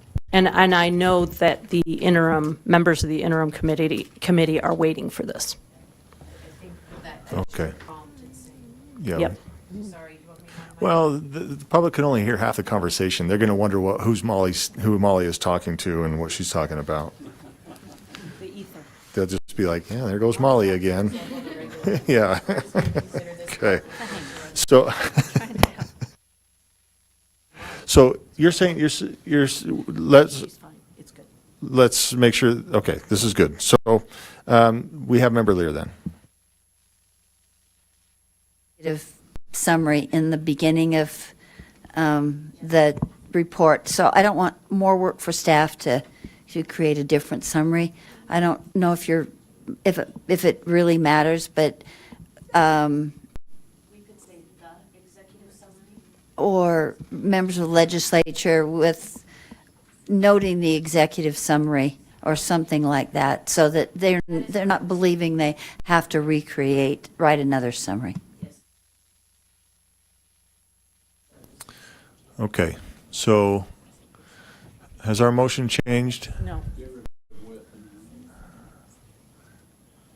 So the motion before the board then is that the board directs staff to forward the attendance internal audit report to members of the legislature, noting the executive summary and encouragement to read it. Seeing no lights, let's vote. We have one. Sorry, Chair. Okay, go ahead, Member I Real. apologize. Yep. Thank you, Chair. I agree wholeheartedly with Member Bogus on this. I think that how she explained the audit and its importance, she's spot on.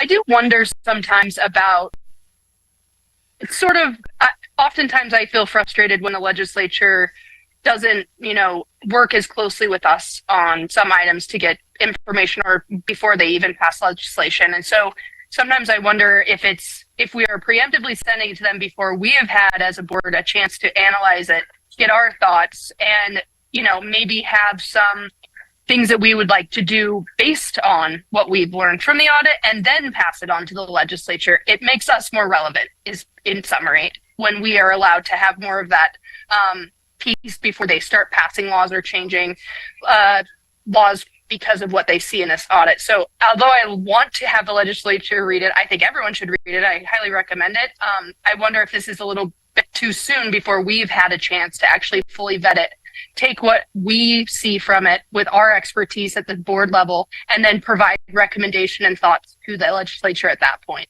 rather than here it is, do with it what you want without, it takes away any work that we could potentially do by handing it to them this early.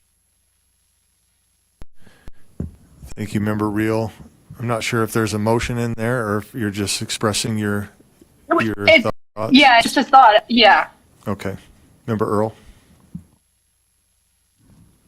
Yeah, I think I think that was a little bit of a compelling argument for us to, and not that I disagree with this going out or people having that, but I think if we're going to be in charge of ourselves, so to speak, and make those proactive actions, once we release it, it's public available, right? But I think we ought to have some direction first, and maybe that's just a slight delay, maybe a month or something before we send it, or a couple months, and then just make sure that they're, just say, hey, if you haven't paid attention to this, this is what we're working on. My point of that is that it's us being proactive in our work instead of maybe saying, hey, reaching out to them saying, you pay attention to this. Maybe there's something here you want to do. Does that make sense? And maybe that's not the intent. I'm not sure, but I'm just trying to think of moving forward what that would look like. So, as you just to add, Member Earl, I think direction was the best word there. Direction, giving them direction. I think that's a great way to say it. Appreciate it. Member Kelly. Perhaps then I would recommend a substitute motion that we add to the end of this, to read it and work with state school board members to enact legislation concerning the attendance audit. So I think that's an amendment. Okay.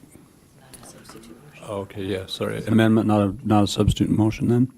That's an amendment. Okay, yeah. That's okay. So let's make sure, Member Kelly, that your motion is the way you want it to read.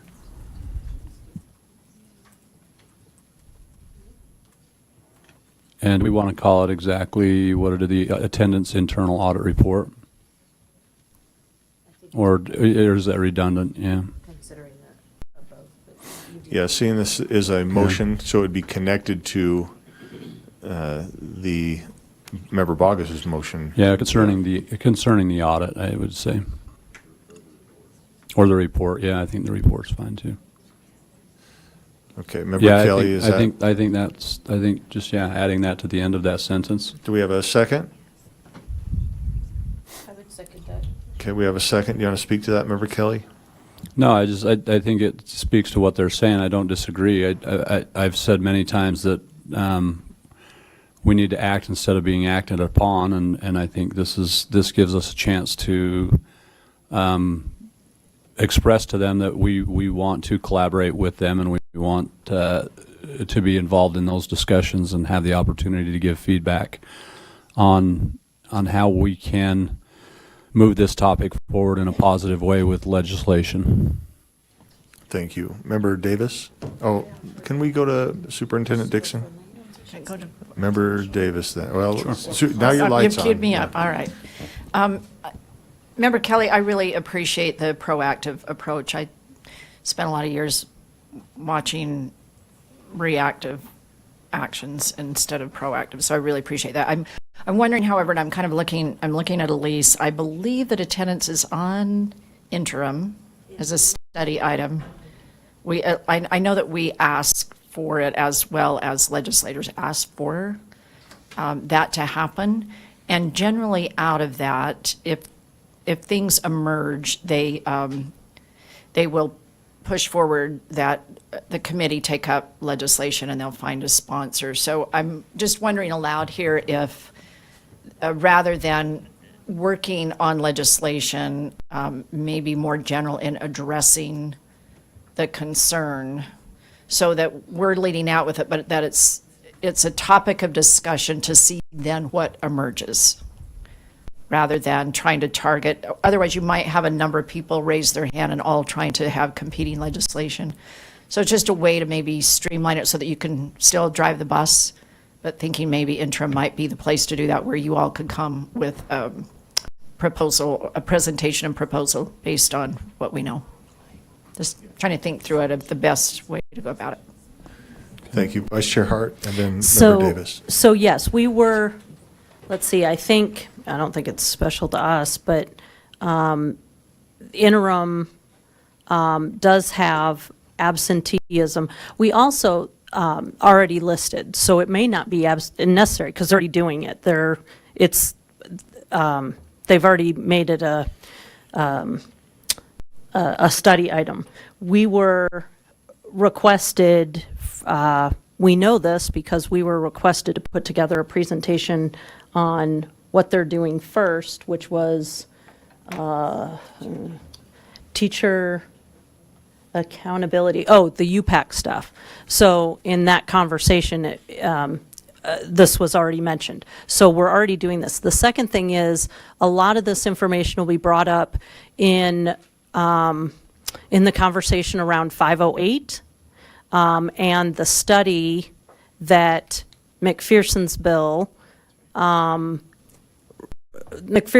already asked us to provide this information to them, and we have to have that back to them by September. So what I'm suggesting is ship's already left the station, so to speak, harbor. And so train's already left the station, ship leaves the harbor, yes. And we're already doing it. So this may be extraneous. Okay, Member Davis. I love actually all the suggestions that every board member has made, and I think more communication is better than less. I'm wondering if you accomplish or resolve some of these concerns by, sending it to legislators and letting them know that we are going to be presenting this information in PEA and in education interim, so that they know, so that we can work on. And we were just talking, she left. Because I don't know that we necessarily want to say that we want to work on legislation, because we are always saying, let's solve some problems here without having to ask for legislation. And Member Earl was going to make an amendment to that, to keep all of this, but maybe change that legislation word, but she has left. So that wasn't part of the plan. We can come back if she comes back. She said, I'm going to make an amendment. I said, I'll speak to it before you even make it. Okay. Member Bogus. Thank you, sir. So I believe more members of the board made my point for me that this ship has sailed and they need this audit report in their hands. And if it's amenable to the body, I would love to strike the word legislation and put possible solutions. And really encourage them to reach out to us to have these conversations in real time. And so we have an amendment to the amendment to replace legislation with possible solutions. And I'm sorry I spoke to that We before. have a second for that? Second. Okay, speak to that. I just think it encompasses the conversation, and it seems to be the consensus of the body. I consider that friendly too. Is there, there's lights on, but is there opposition to that from any board members?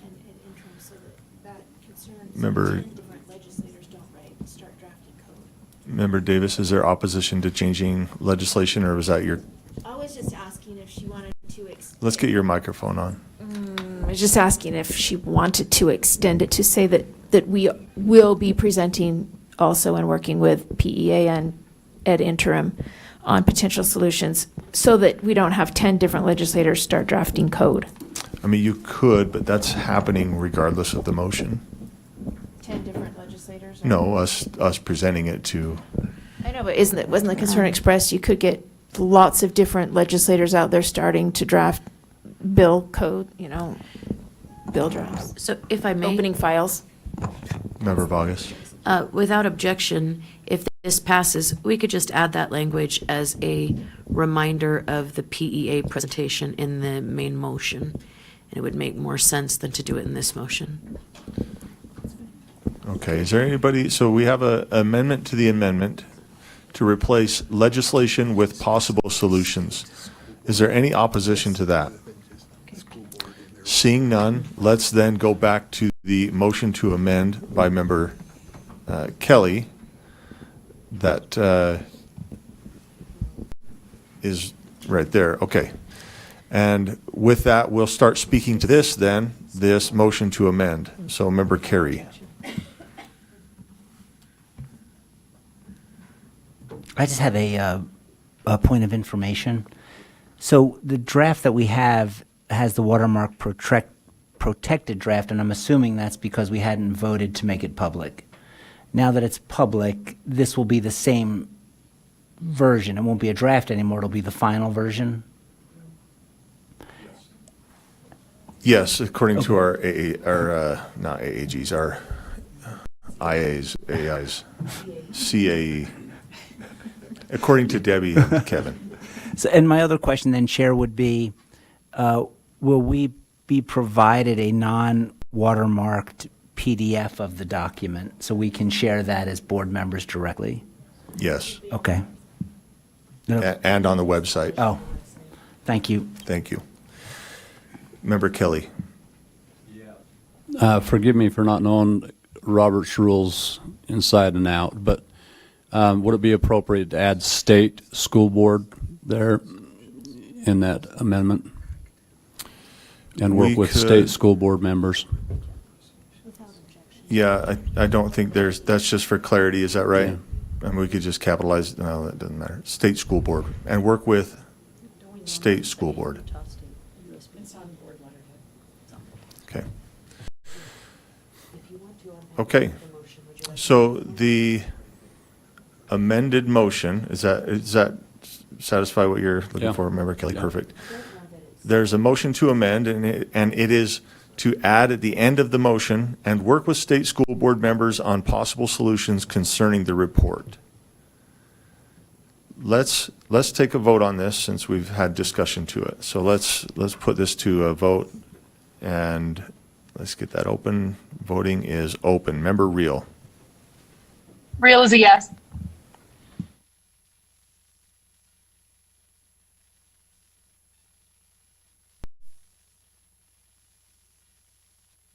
Jenny. Okay, so we have, that passes unanimously with member Earl absent.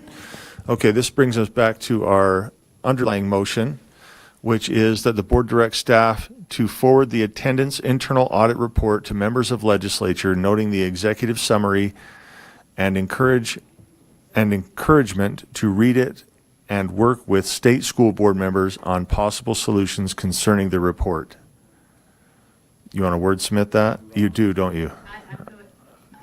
Member Bogus. I would love to wordsmith that because it drives me crazy, but I'm going to opt not to because I think we all know what we mean, and this is not in a rule.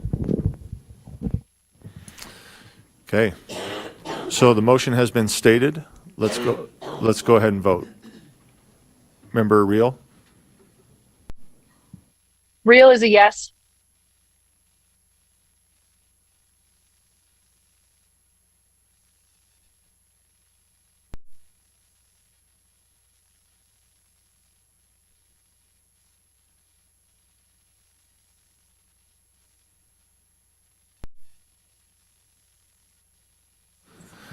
That passes unanimously. Thank you. Committee, board, we are moving on to agenda item 10. I'd like to ask some questions here as we are a little bit behind. It's 3 o'clock on our agenda. We're at 1:15. We have some heavy items coming, and we have a hard stop at 5:30. I don't know how long we have Utah leading through our U lead. That should take 15 minutes, so I want to continue with that on agenda item 10. The consent calendar is scheduled for 45 minutes. I don't know if that will take that long or longer, but I would like to get to executive session and make sure that we take the necessary time during executive session. So are we okay if after you lead, maybe we do you guys need a break as well? I know we just took 5 minutes, but it was to work. And so I don't know if you guys need to step away for a second and we can kind of figure out the agenda. You need break executive session. That's what I'm wondering. So let's continue on with agenda item number 10, and we'll look at the time and where we are. So this is Utah Leading Through Effective, Actionable, and Dynamic Education, and we've got Megan Everett, our Director of Teaching and Learning, who is going to present today.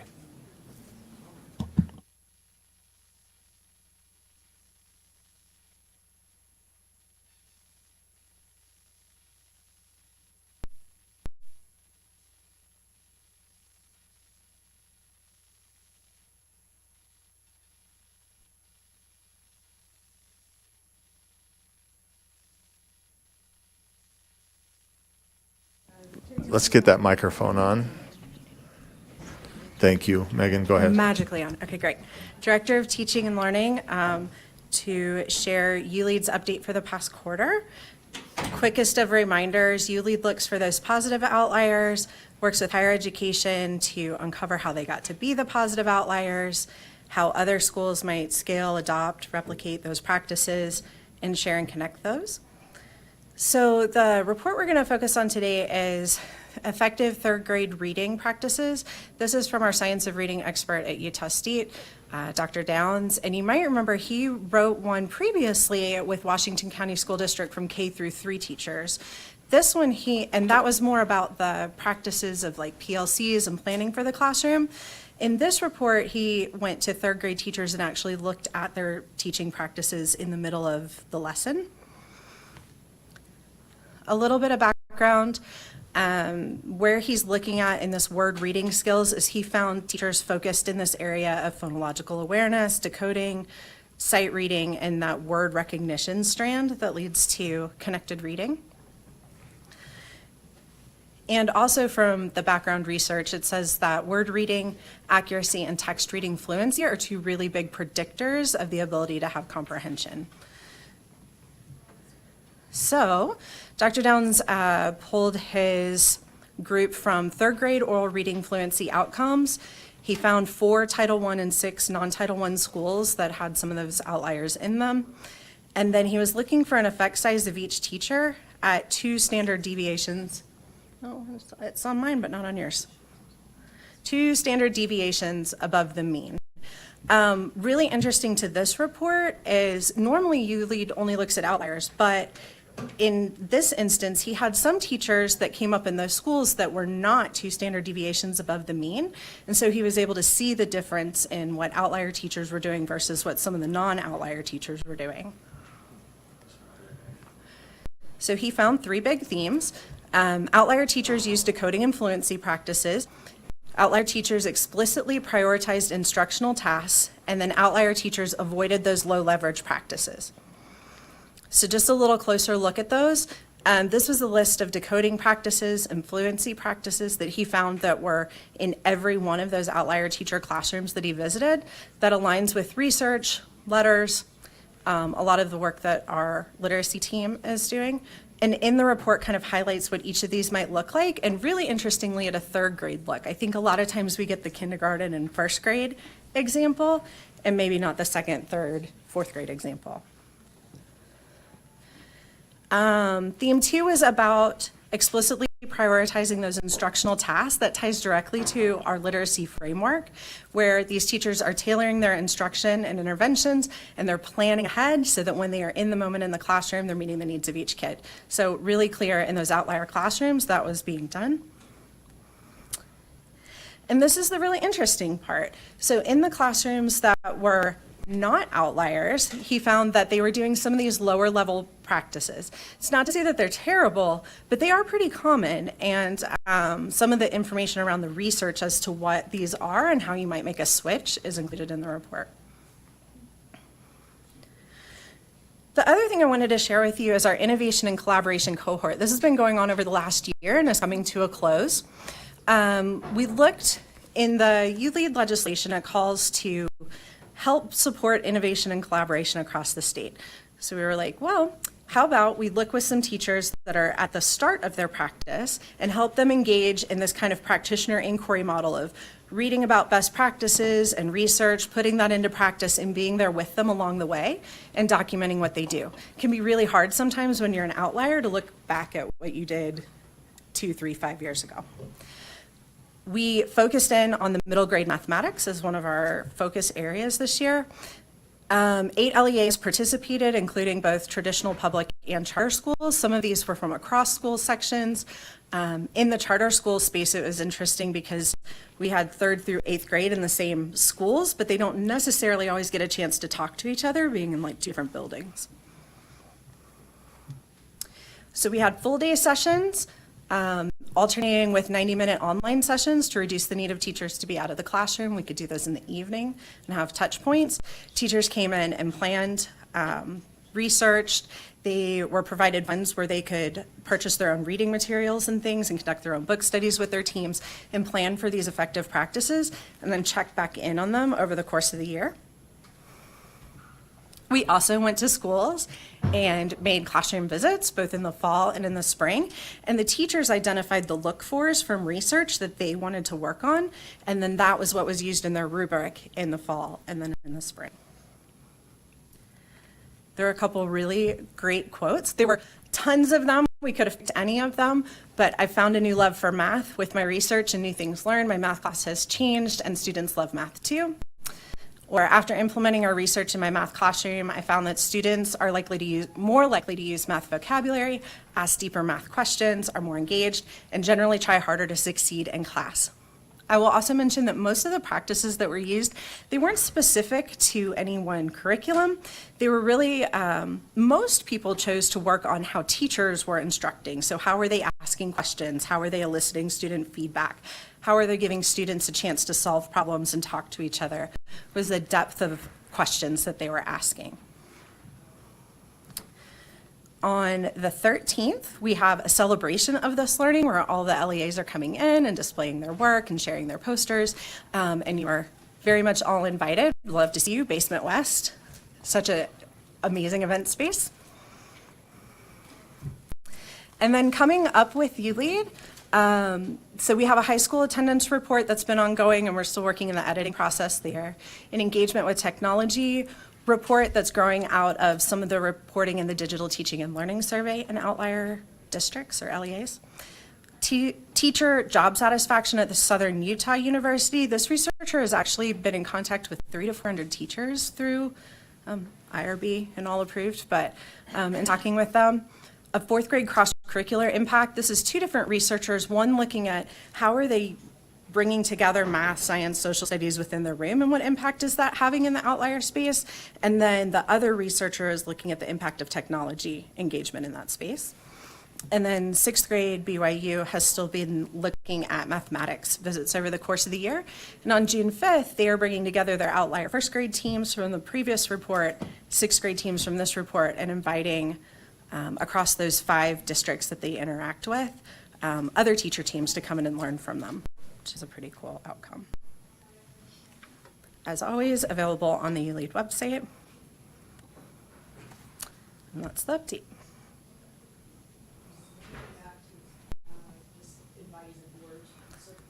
Absolutely. I do. On the 13th, which I believe is a Tuesday, just from 2 to 4 o'clock in the afternoon, we'll be in Basement West, and those 8 LEAs that have been working over the course of year on math are going to come in and share a celebration of their learning. They have posters that they've created kind of highlighting the research that they did, the outcomes that they saw, the changes from the fall to the spring. So they're really excited to share. Thank you. We have a question by Vice Chair Wood. Just a quick question on your collaboration cohort. So you've been looking at outliers. Were these high scoring already, or were these just across the board? You had them volunteer. How did you choose them to come back to see if, because now it looks like their practices are elevated. They are. So in this case, this was more an effort in the how do you promote innovation and collaboration around the state. And we didn't know that they might be outliers, but we did look for change. So change and growth is positive. The practice was, so in applying, we opened it up. We went to our math groups, our curriculum directors shared the opportunity, and they could choose to apply. We had room to accommodate all that wanted to apply, so that worked really well. And then in terms of the practices, so we knew that there would be positive outcomes from the practice because all the practices they were presented with to kind of choose from, think from, to innovate with are things that we know from research are great practice. So there was some worry from curriculum directors when we started. They were like, well, what if my teachers pick something off the wall? We're like, well, we're going to gently guide this towards research and good things. They did have a lot of choice and voice in the practice they looked at, though. Thank you. Member Lear? Thank you. I just noticed that there was one of your ongoing, I think means it's ongoing reports. Yes. Is that, and so that's back a few right there. That one of them's about high school attendance. And I'm curious if there's been any, or can be now any discussion with that project with now our audit. Is that something that would that be mutually help? I mean, our audit's finished, but would it be useful for this study to have that audit information? Is that okay to respond to? Oh, I'm sorry. Sorry. Yes, I think that question had been raised before, possibly in Leadership Council, where we discussed the audit. And they were really kind of looking at two different banks of information. So one was, as I understand it, the audit more about what the practices, what the reporting practices are, what's available, how accurate that reporting is and such, with this report being more about what are people doing that they're finding effective and that is having an impact. I do think they are related. But we didn't know that one could necessarily fit in the other, but maybe side by side they make a good. Well, or I'm thinking the audit, because I think the auditors did a good job of, I think they would pride themselves on not drawing conclusions, but there is some more qualitative information that might be interesting to the people working on that. So I'm just saying, instead of not using that huge amount of work, I hope that at least they'll be aware now that there's this audit with 100%. A lot of information. Yeah, definitely. Thank you, Member Lear. Superintendent Dixon? Thank you, Chair Hymas. I just want to take a moment, just personal privilege, to thank Megan for her great work in ULEAD. I've watched this from the inception, and she has really taken it from where it was and just lifted it and elevated it to a point where those who crafted the initial legislation feel like not only did it meet the confines of the legislation, but really exceeded that, and that we're on the right track. And Megan truly gets all of that credit for doing that. Just the great partnerships that she has built and authentic research that, to the point, should be informing our charters and our districts to scale up those best practices that we're finding with the outliers. With that, we're also grateful and lucky that Megan agreed to apply and take on the role of director for teaching and learning. And we feel like it's just such a good fit with all of her background and research, and she has the heart and knowledge and skill of a teacher, as a former teacher, and really understands what it's like to be in the classroom and to be able to apply the things that she has researched and been a part of. So we're really excited that she is willing to take on this new role, and she's just a fun, outstanding, bright human being. So we're really excited to elevate her to that role, and just wanted you to all be aware that she was moving into that new space. And then there's a process that's outlined in code with more than one committee. So there's a selection committee and then another committee, and the process for replacing her it's a little bit more arduous, but we're kicking that off and making sure that we're following that law. And you have Member Earl on one of those committees and Vice Chair Hart on another committee. I think Member Earl is on a selection committee, if I'm remembering. Anyway, there are two committees, and you're represented on both of those. So just wanted the board to be aware of the transition. Thank you, Megan. Thank you. Member Earl? I well, it's not about that. I was just going to say, I appreciate, this is one thing I spoke with Wasatch recently, and they're engaging with the sixth grade math component and some of the other pieces too. Actively engaged in finding where the successes are, wherever they are, right? And then finding what is it they're doing and, heightening that. I think this just adds to the professionalism around the state.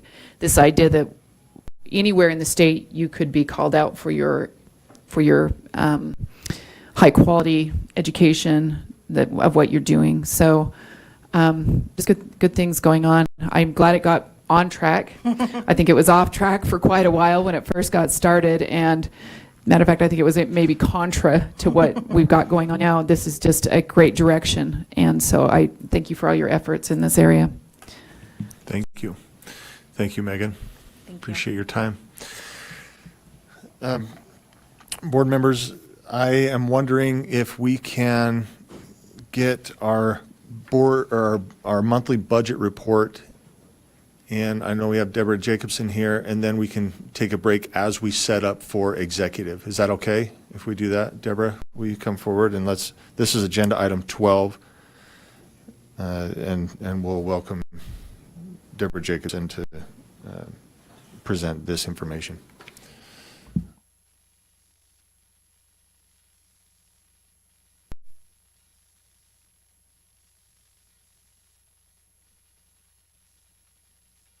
And it's your birthday. Happy birthday to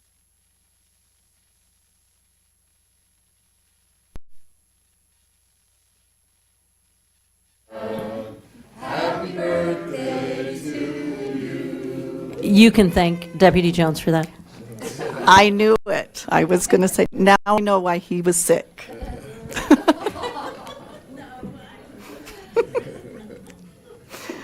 Thank you. Deborah Jacobson, Assistant Superintendent of Operations. I'm here to attest that USBE is financially solvent, and we're well equipped to cover any current and ongoing obligations. Just a couple of things just so you're aware of timelines. We are currently, today you adopted the budget, so we will be actively loading budgets for FY26 over the next couple of weeks, as well as we've already entered into closing activities for FY25 closeout. So with that, if there's no questions. There are no questions. Perfect, love it. If we can move on. Yes. Thanks. If we can move on to the discretionary report. And this is 12.2. Yes. Okay, so again, we always call your attention to the upper right-hand corner. Those are your current balances. Things are kind of winding down. There are a few of the projects on here that we'll be seeing probably in the June meeting that will actually be closing as we're starting to close out some of these projects. The other things, we'll close those out. We'll bring them back to you in the fall after we close. And we'll go through the process of deciding whether or not you want to continue those projects or you want to shift to other priorities. So if that completes that report, unless there's any questions. Thank you, Vice Chair Wood. Just a question on some of those what happens with these that are close out with the fiscal year. So we're working on the strategic plan facilitator. We've been going through the procurement process, trying to figure out interviewing different, but that will go through. We want to merge the old superintendent with new superintendent, so it will go through the fiscal year. So what happens with that funding? So it will move into our closeout package, and then we'll bring it back to you as something that did not get completed in FY25. And at that point, it will become the board's decision on whether or not to continue that activity or add funding or. Thank you, Deborah. That was efficient. Is that good? Yeah. Perfect. Thank you. And yes, happy birthday. Thanks. Okay, board members, moving on to agenda item 13, executive session. I am seeking a motion that the board go into executive session for the purpose of discussing the character, professional competence, and pending or reasonably imminent litigation. So moved. Let's take a voice vote to move into this. Let's begin with Member Bogus.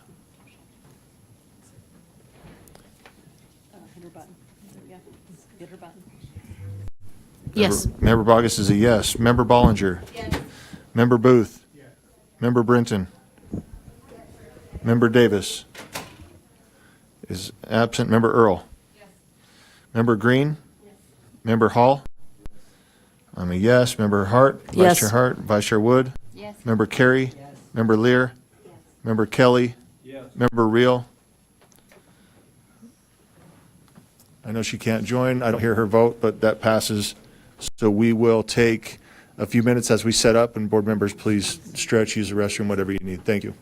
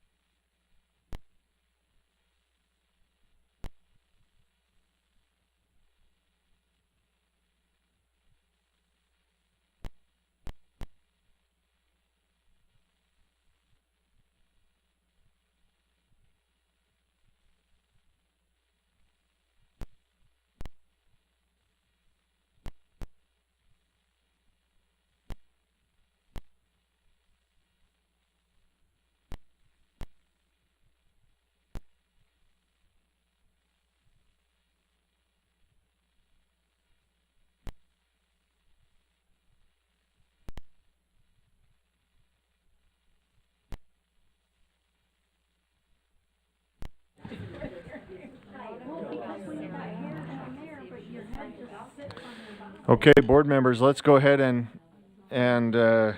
move forward here. I'm seeking a motion that the board come out of executive session. Seconded, so moved and seconded. We roll call vote? I ask every month. All right. Let's see here. Member Bogus. Yes, sir. Member Bollinger. Yes. Member Booth. Yes. Member Brinton. Yes. Member Davis is not here. Member Earl. Member Green. Here. Yes, coming out of executive. Yep. Member Hall. Thank you. Vice Chair Hart. Here, yes. She's Yes. Okay. Member Kelly? Yes. Member Carey? Yes. Member Lear? Yes. Do we have Member Reel? Not yet. Okay. Vice Chair Wood? Stepped away. Member Earl? Member Earl's here. Okay. So we are out of executive session. We're going to turn time over to Member Bogus. Thank you, sir. Regarding case number 2320 I apologize, I'm starting over. Regarding case number 23-2020, I move that the board approve the recommendation of UPPAC. The motion before the board is that in case number 23-2020, the board approves the recommendation of UPPAC. All in favor? Or let's vote. It's on the screen. It's open.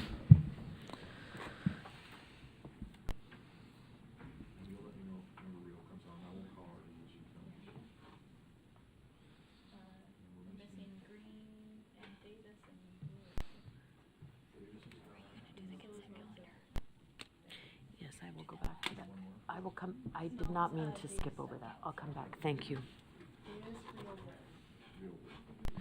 Okay, that passes 12 in favor with 3 absent. Go ahead, Member Bogus. Thank you, sir. I'd like to come back up. I move that the board approve the UPPAC consent calendar. The motion is that the board approve the UPPAC consent calendar. Let's vote.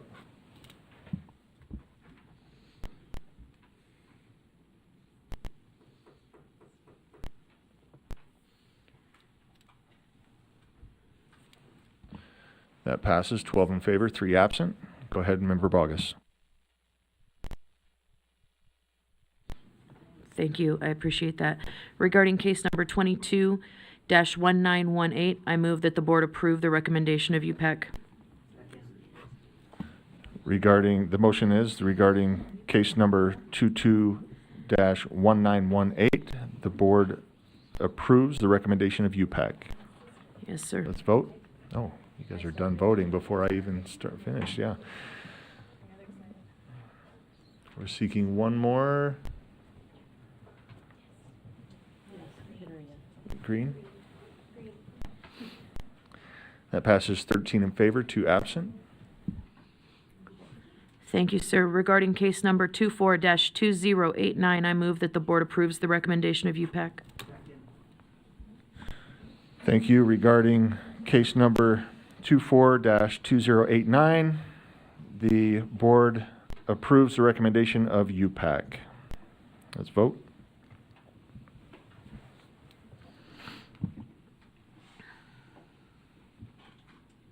That passes 14 in favor, 1 absent. Member Bogus. Thank you, sir. Regarding case number 24-2102, I move that the board approves the recommendation of UPPAC. Regarding case, the motion for the board is that regarding case number 24-2102, the board approves the recommendation of UPPAC. Let's vote.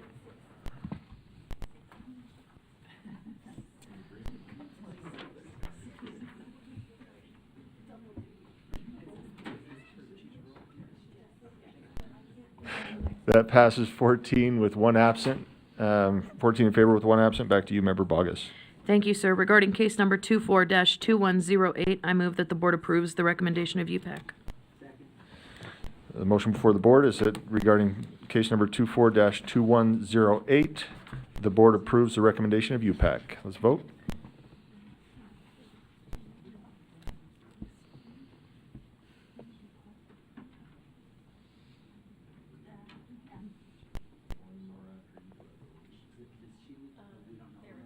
We have 13 in favor, 2 absent. Back to you, Member Bogus. Thank you, sir. Regarding case number 24-2109, I move that the board approves the recommendation of UPPAC. Thank you. The motion before the board is regarding case number 24-2109. The board approves the recommendation of UPPAC. Let's vote.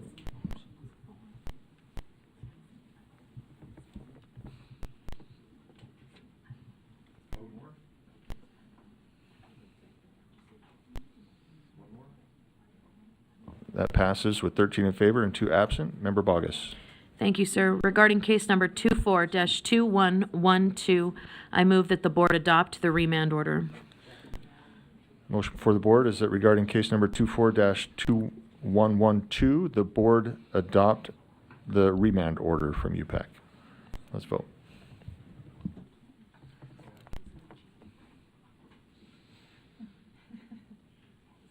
That passes 13 in favor, 2 absent.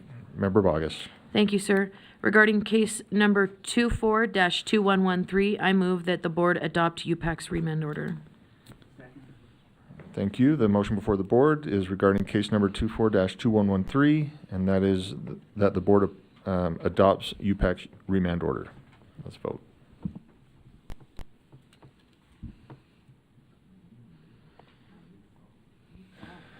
That passes 13 in favor, 2 absent. Member Bogus. Thank you, sir. Regarding case number 24-2129, I move that the board approves the UPAC recommendation. Motion before the board is regarding case number 24-2129, and that is that the board approves UPAC's recommendation.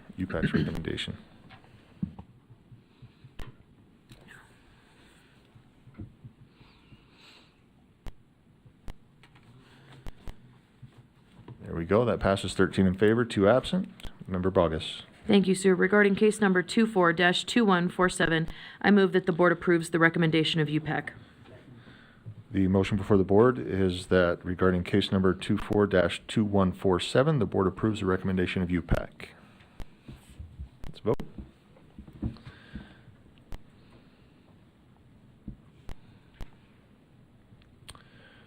That motion passes 11 in favor, 2 opposed, 2 absent. Those opposed being Member Davis and Member Kelly. Member Bogus. Thank you, sir. Regarding case number 24-2149, I move that the board approves the recommendation of UPAC. The motion before the board is that regarding case number 24-2149, the board approves the recommendation of UPAC. Let's vote.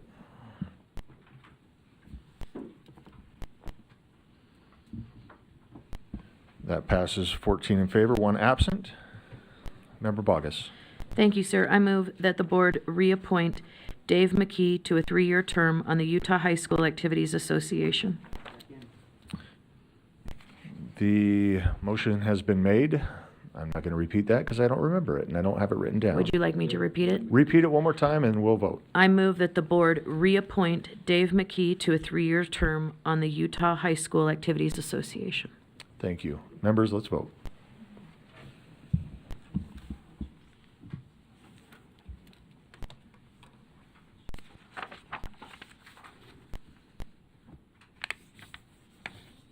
That passes 13 in favor, 1 in opposition, and 1 absent. The vote in opposition was from Member Bogus.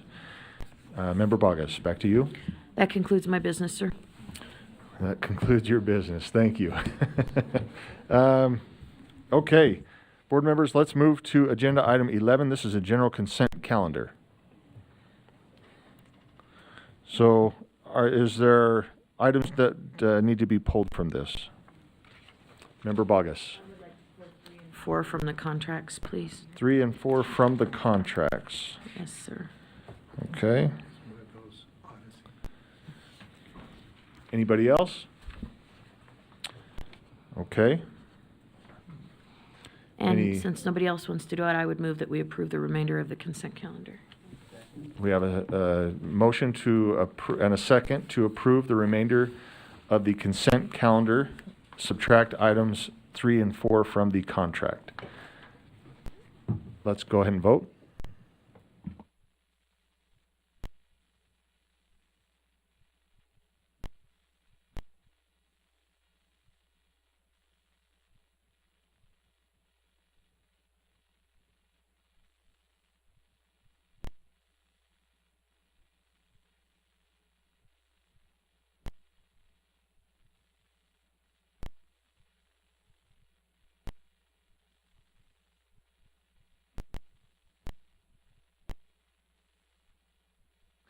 That passes 14 in favor, 1 absent. There are two items pulled from the consent calendar. Are there any motions? Vice Chair Hart. Hold on. I move that we approve the contract. 3 and 4, I don't know, yeah. Where's 3? The contract for the Utah Fits All program with, I'm looking for the contractor. Primary class doing business as Odyssey. Yeah, number 4. So the motion that has been made is to approve the contract with primary class DBA Odyssey. Do we have a second to that? We have a second. You want to speak to that, Member or Vice Chair Hart?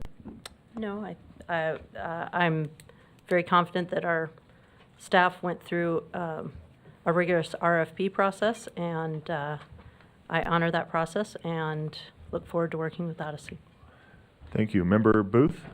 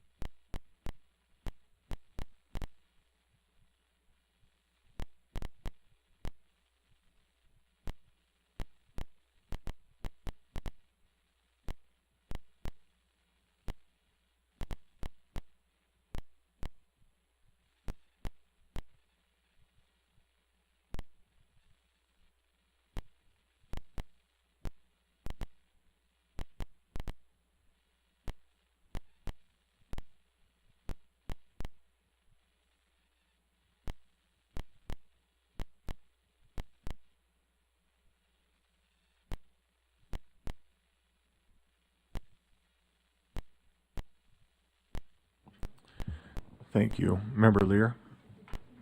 I just wanted to note that though I've talked this over with the AAGBL, and though I am a plaintiff in the lawsuit opposing this voucher program, I believe the program has been allowed to continue by the judge, and I don't feel I have any conflict in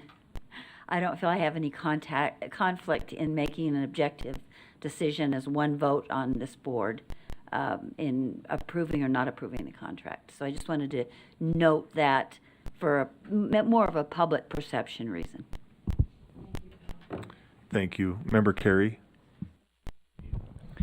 Yeah, I'm a proponent of education choice, and I think we have to find the right fit for the students, but I'll be opposing this motion.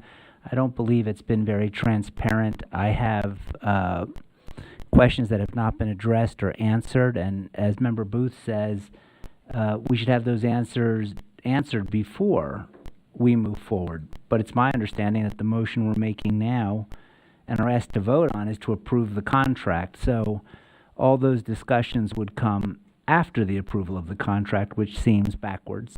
And because of that, I'll be voting against this motion. Thank you. Member Earl?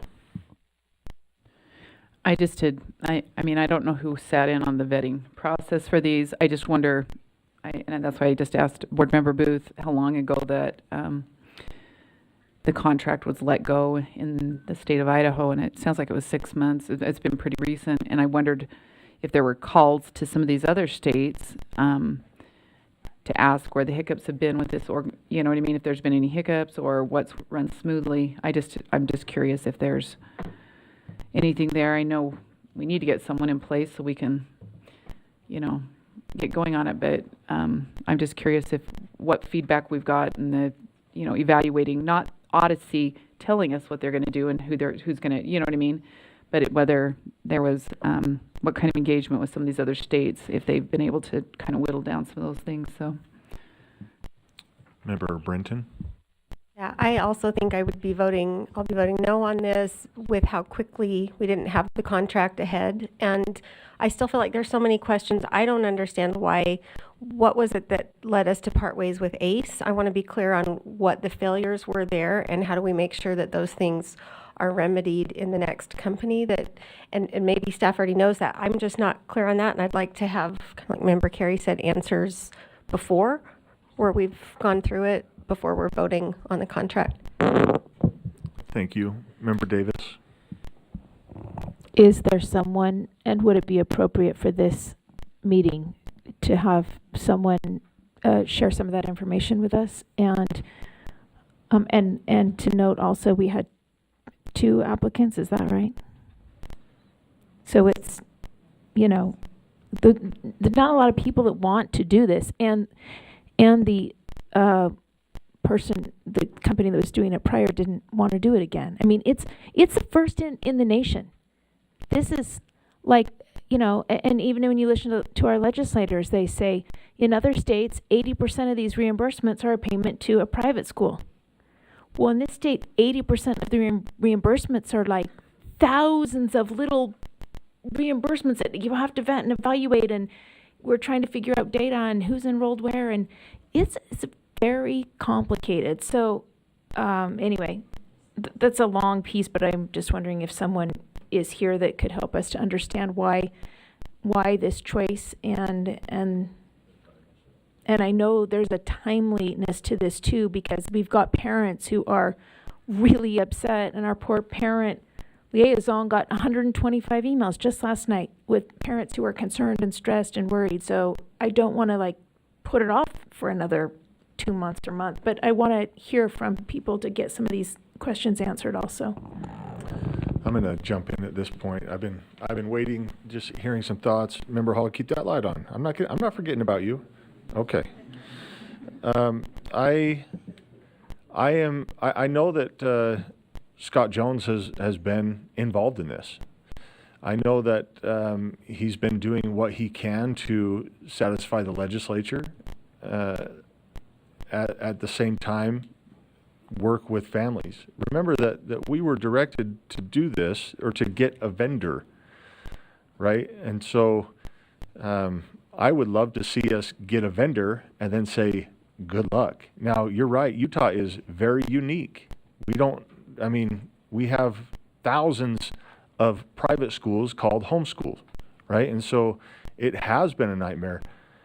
The previous vendor was not ready for it. And I'll tell you right now, I doubt that this new vendor will be, or the other one that applied. I think we're going to run into these same issues.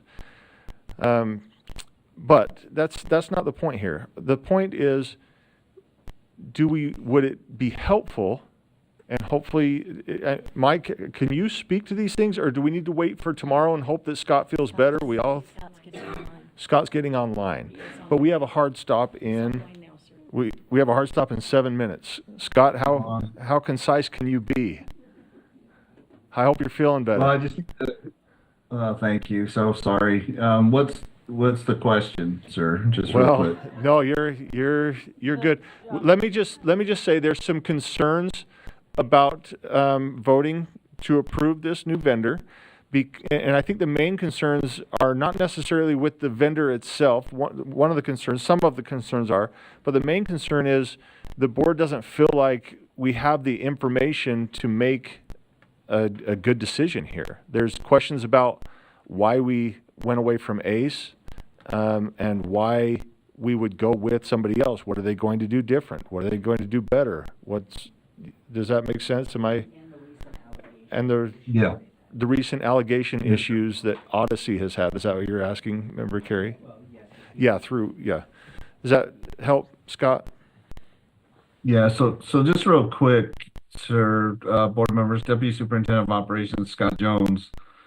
As it relates specifically to the reasons why we moved away from the previous vendor, and again, I just need to remind everyone and the public that the vendor had an opportunity to reapply. It was the complexity of the program and then the new law that came out of the session under HB 455 necessitated another look at I think I heard earlier before YouTube kind of went in and out that I think we all agree the complexity of this program is probably the most in the nation, if not, or or right up there. As it relates specifically to the, so I want to emphasize that it was open. It was an open solicitation. We just needed to make sure to reset. So the decision of why the other vendor or why the previous vendor didn't apply is on them. It's that was their decision. So as it relates specifically to allegations, we've looked at those allegations. I'm not aware of a recent allegation. I might not have heard board member Carey. I'm aware of the situation in Idaho. We received both sides on that. I visited, I have both sides in writing if the board feels like both sides of that particular situation in Idaho, if the board feels like it would benefit you to see the response to those allegations of what did or did not occur in Idaho, I can certainly share those with you. But by all indications, this next vendor is set to take the program over. We have a plan for the transition. I don't know, we're required by law to be the contracting entity. We didn't have a lot of bids on this particular program or, this latest process for it. So does that help answer the question, Chair Hymas, or questions? I think it's valuable information. I don't know if it answers any questions. I do have a light from Member Bogus, so we'll go there. If you'll hang out with us for another minute, Scott. Sure. Would Member Hall like to go first? I don't want to jump the line. Yeah, let me see. Michael, did you have anything to add to what Scott shared? Okay. Member Hall then. Just so that we understand the gravity of the situation, what happens if we don't vote on this today? I know that there's a deadline. Just maybe, Scott, you can help us out with that. Help us to know what will happen if we don't vote on this today. Scott, Chair please. Hymas? Yeah, please.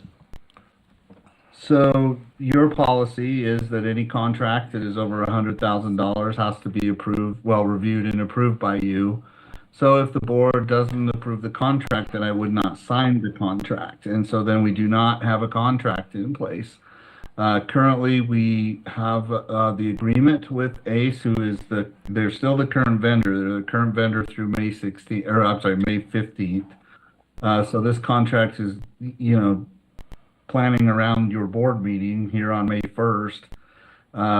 If you don't approve the contract today, then I simply don't sign it, and then we move towards May 15th, where the contract with ACE expires.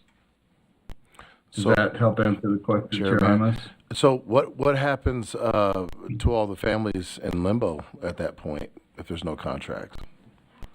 Right, so that would be that would be a pause in the operation. I think that the families, the vendor has done a really good job of gathering, data and information to hand off to the next vendor. So we would just make sure that as we move towards the last day of the current contract with the current vendor, we would make sure to take that data and await further action on the part of the board. Does that help answer the question, Chair Hymas? Yes, it does. Yes, it does. Thank you. Member Bogus? Thank you, sir. I would move to postpone this agenda item until a subsequent meeting to be determined by the chairs. If that's tomorrow, great. If that is at a special meeting, that's fine with me, but I would just move that we postpone this agenda item to a subsequent board meeting.